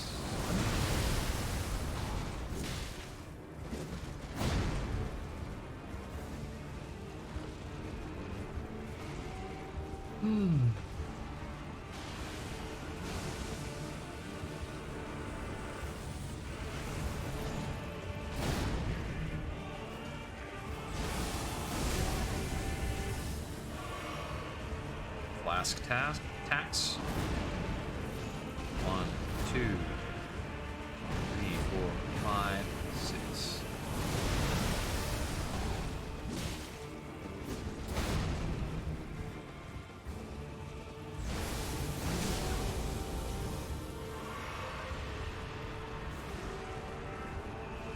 And it's fine, I'm not using my flask for anything else during this fight. I'm not taking hits that I can just heal.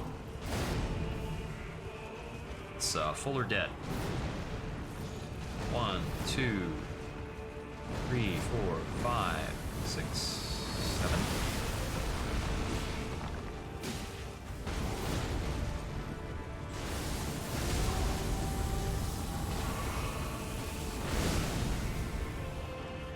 No dice for you on that.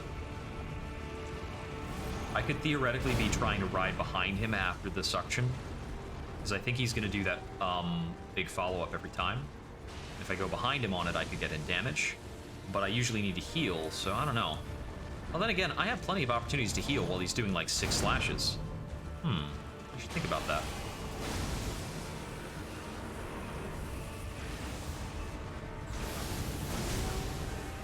At that time, though, he knocked me away, and he didn't do any damage to me either. But he did damage to Torrent.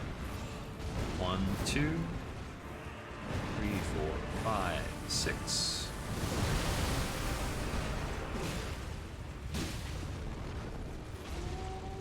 I think he's gonna take off soon enough.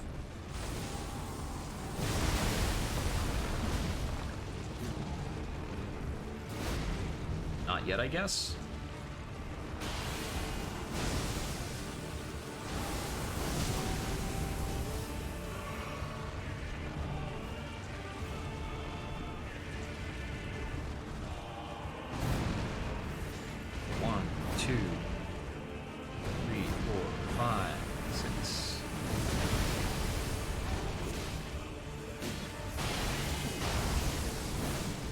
He's gone. Ish. Okay, so when he comes back, we just want to hang out behind him and cut him up a lot.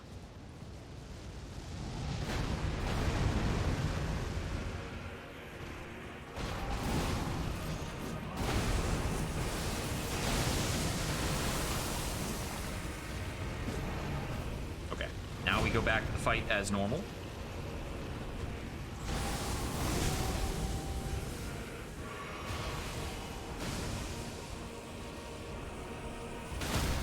I messed that up.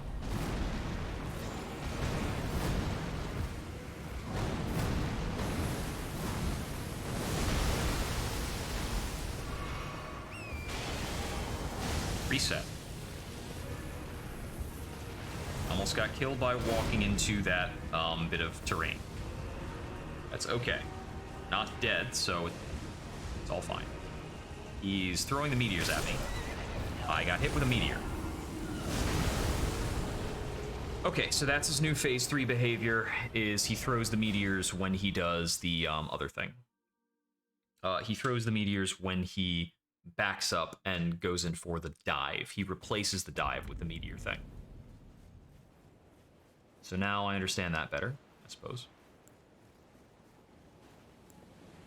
part of me is still wondering if I should just try to adapt and fight him and fight him horseless.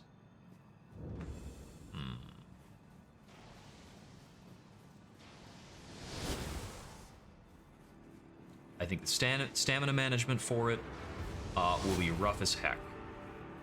And it's still like a really tough set of dodges to do. Oh.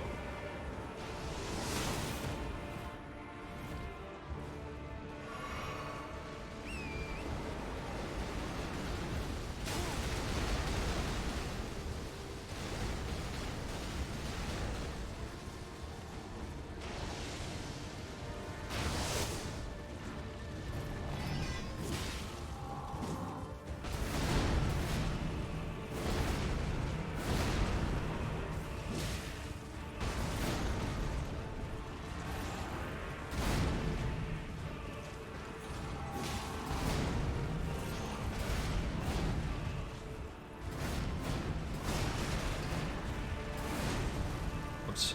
I could have been going in on that. I was not thinking about it.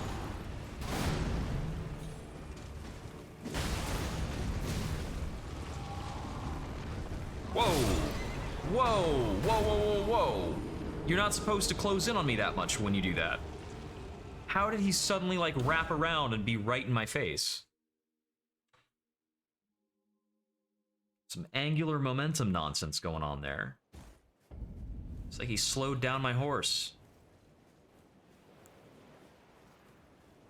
Ay.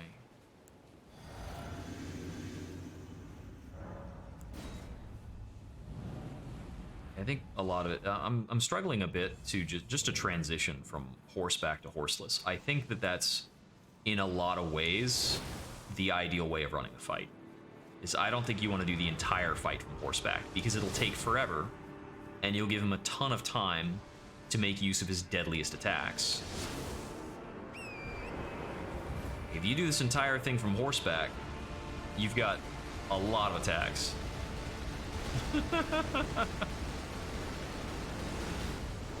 It's the kitchen sink in here, man. He's got every tool.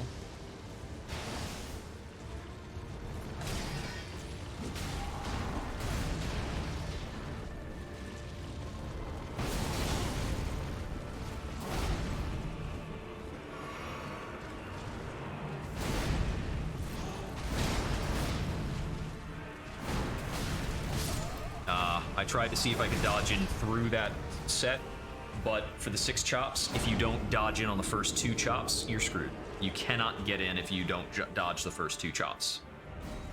Because those 2 chops have enough of a delay after them that you can reposition. They are also just like slow enough that you can dodge between them. The rest of them, you cannot.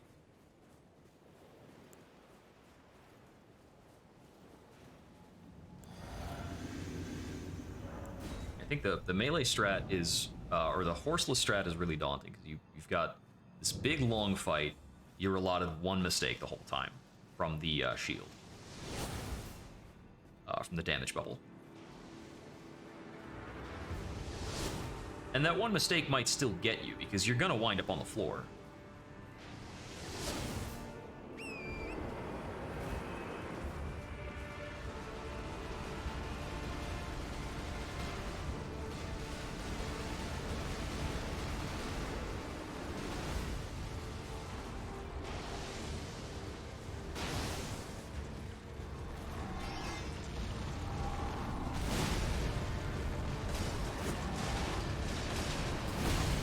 There's my 1 mistake. And there's 1 too many. It is a little difficult to see that attack coming when you're staring at his knees. But hey. I really think the struggle of trying to do the fight horseless is that, what's it called? It's difficult to see, it's difficult to understand what he's doing from what you can see, because he's got a lot of stuff going on. He's got some very important telegraphs, but really it's just that his combos are freaking long, a lot of them, and you have to dodge every single bit of it.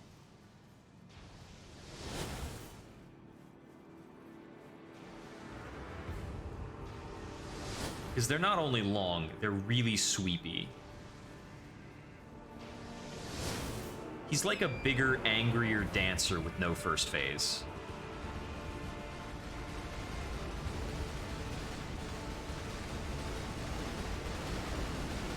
Because for all that the dancer is troublesome, her first phase is actually pretty easy.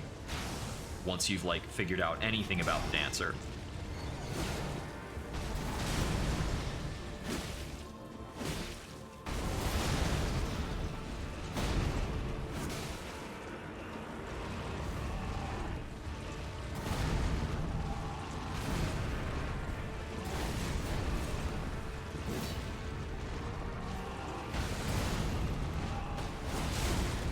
Okay. Dragged into that somehow.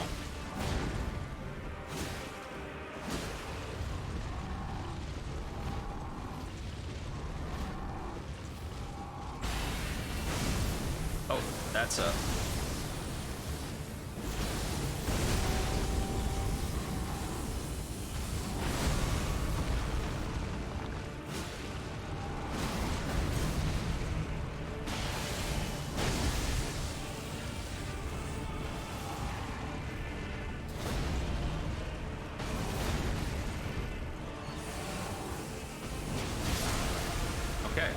Well, I got him to second phase, with that, I got him to second phase horseless.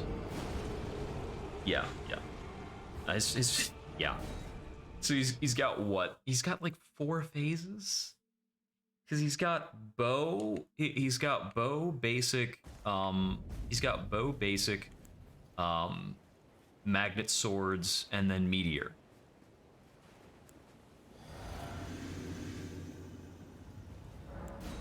It's really nasty. I am feeling more and more that horseless is the way to go. Because, like, he's tough, it's gonna be nasty, but it's gonna be faster and in a lot of ways more consistent. Because just dodging is so much worse on horseback that I cannot take a lot of openings. But when I'm fighting him in close, I can be attacking pretty constantly.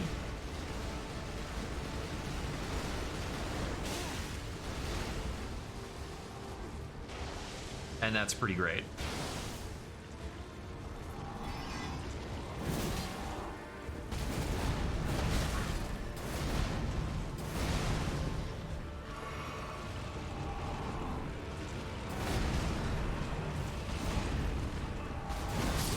Okay.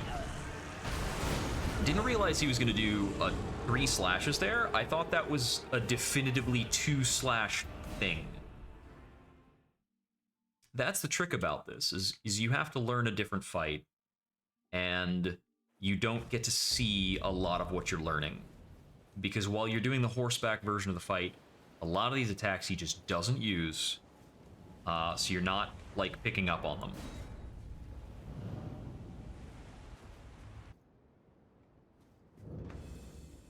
Yeah, shit.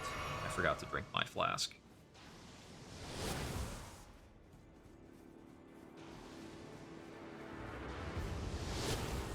I will have a short time to drink it before I mount up.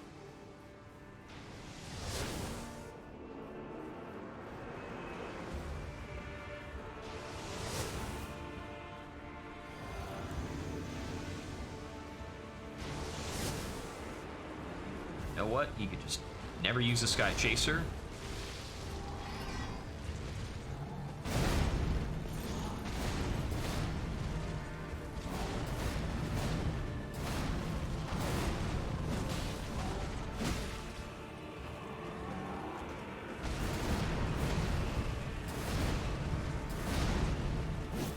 Way too far away.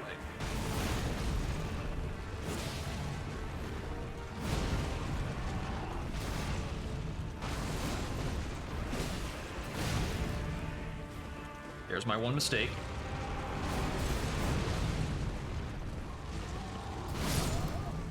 Okay.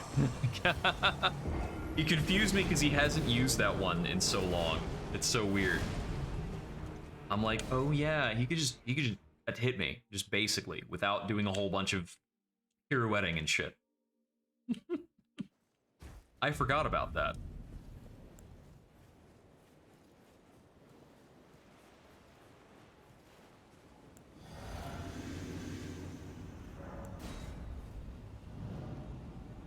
Honestly, let's just pop a flask. Let's just run straight at the bitch and see what happens.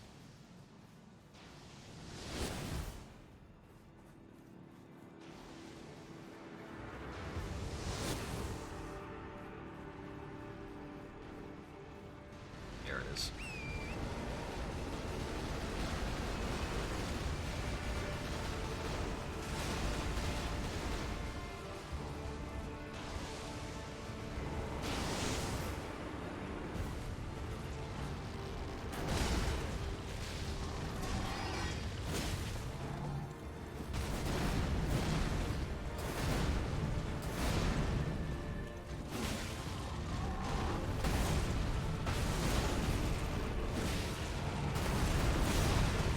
Oh, you got me there.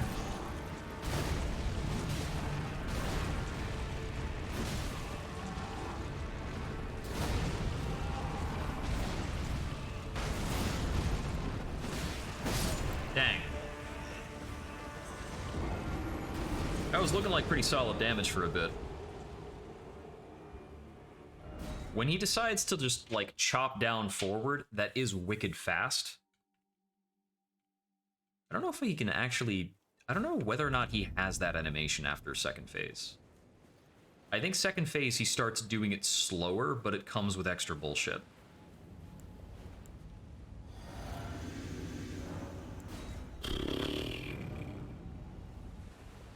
This freaking guy, man.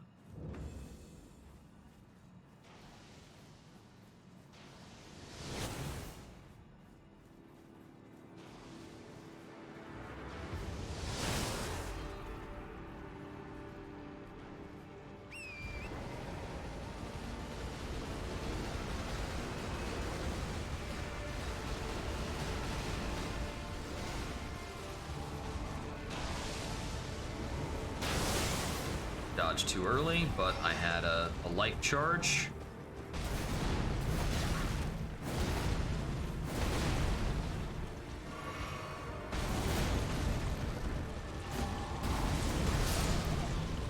Okay.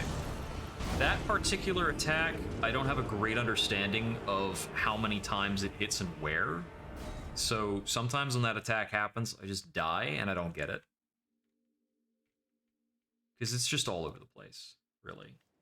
I think the answer on that is probably that I have to be dodging through in a specific way to avoid dying, or it's that I have to hang out in a dead zone.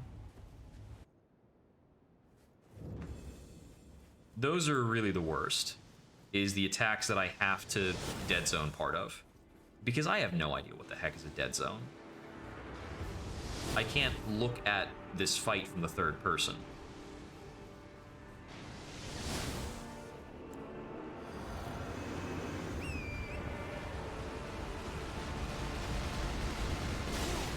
Okay, cool. Yeah, sure. I just use that flask for no reason. Just to feel better.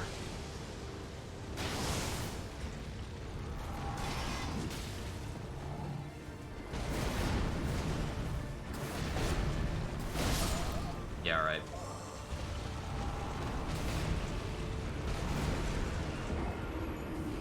I wasn't even attacking off the right direction of the horse for a bit there. I was on the horse.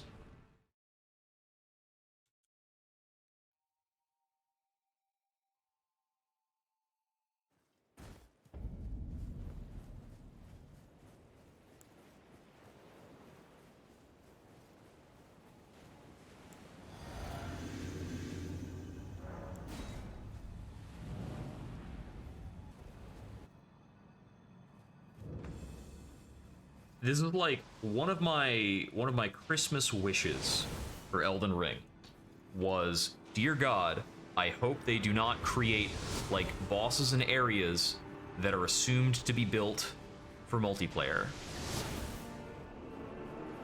Because Dark Souls 2 has a few areas, especially in the DLC, that are absolutely miserable if you are not engaging in jolly cooperation. And this boss feels a lot like that. I appreciate that they have created plentiful NPC summons to try and make this be less shitty.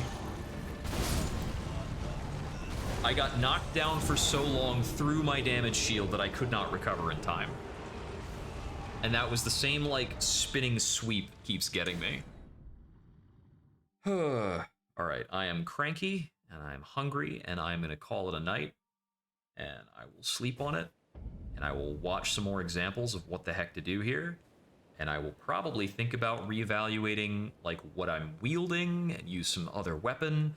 Because, yeah, this thing's pretty slow. It does a really crunk amount of damage, but I don't think that matters, since, like, I think I just need to be able to dodge for frickin' days. I might need to go down to light load in order to stand a chance. I don't know, which apparently, I'm not even at light load with my weapon unequipped. So, who the hell knows what I'm gonna do about that? Shit, I can go to Arsenal Charm and not be on light load. Arsenal Charm with no weaponry. I'm only using some slightly heavy fucking boots, and I still can't get down to light. Ay, ay, ay. So, I don't know. I'll come at this dude in cloth trousers. We'll figure it out. This has been Jupiter Exile. Thank you for tuning in. Thank you for tuning in, and I hope we wander again soon. Good night.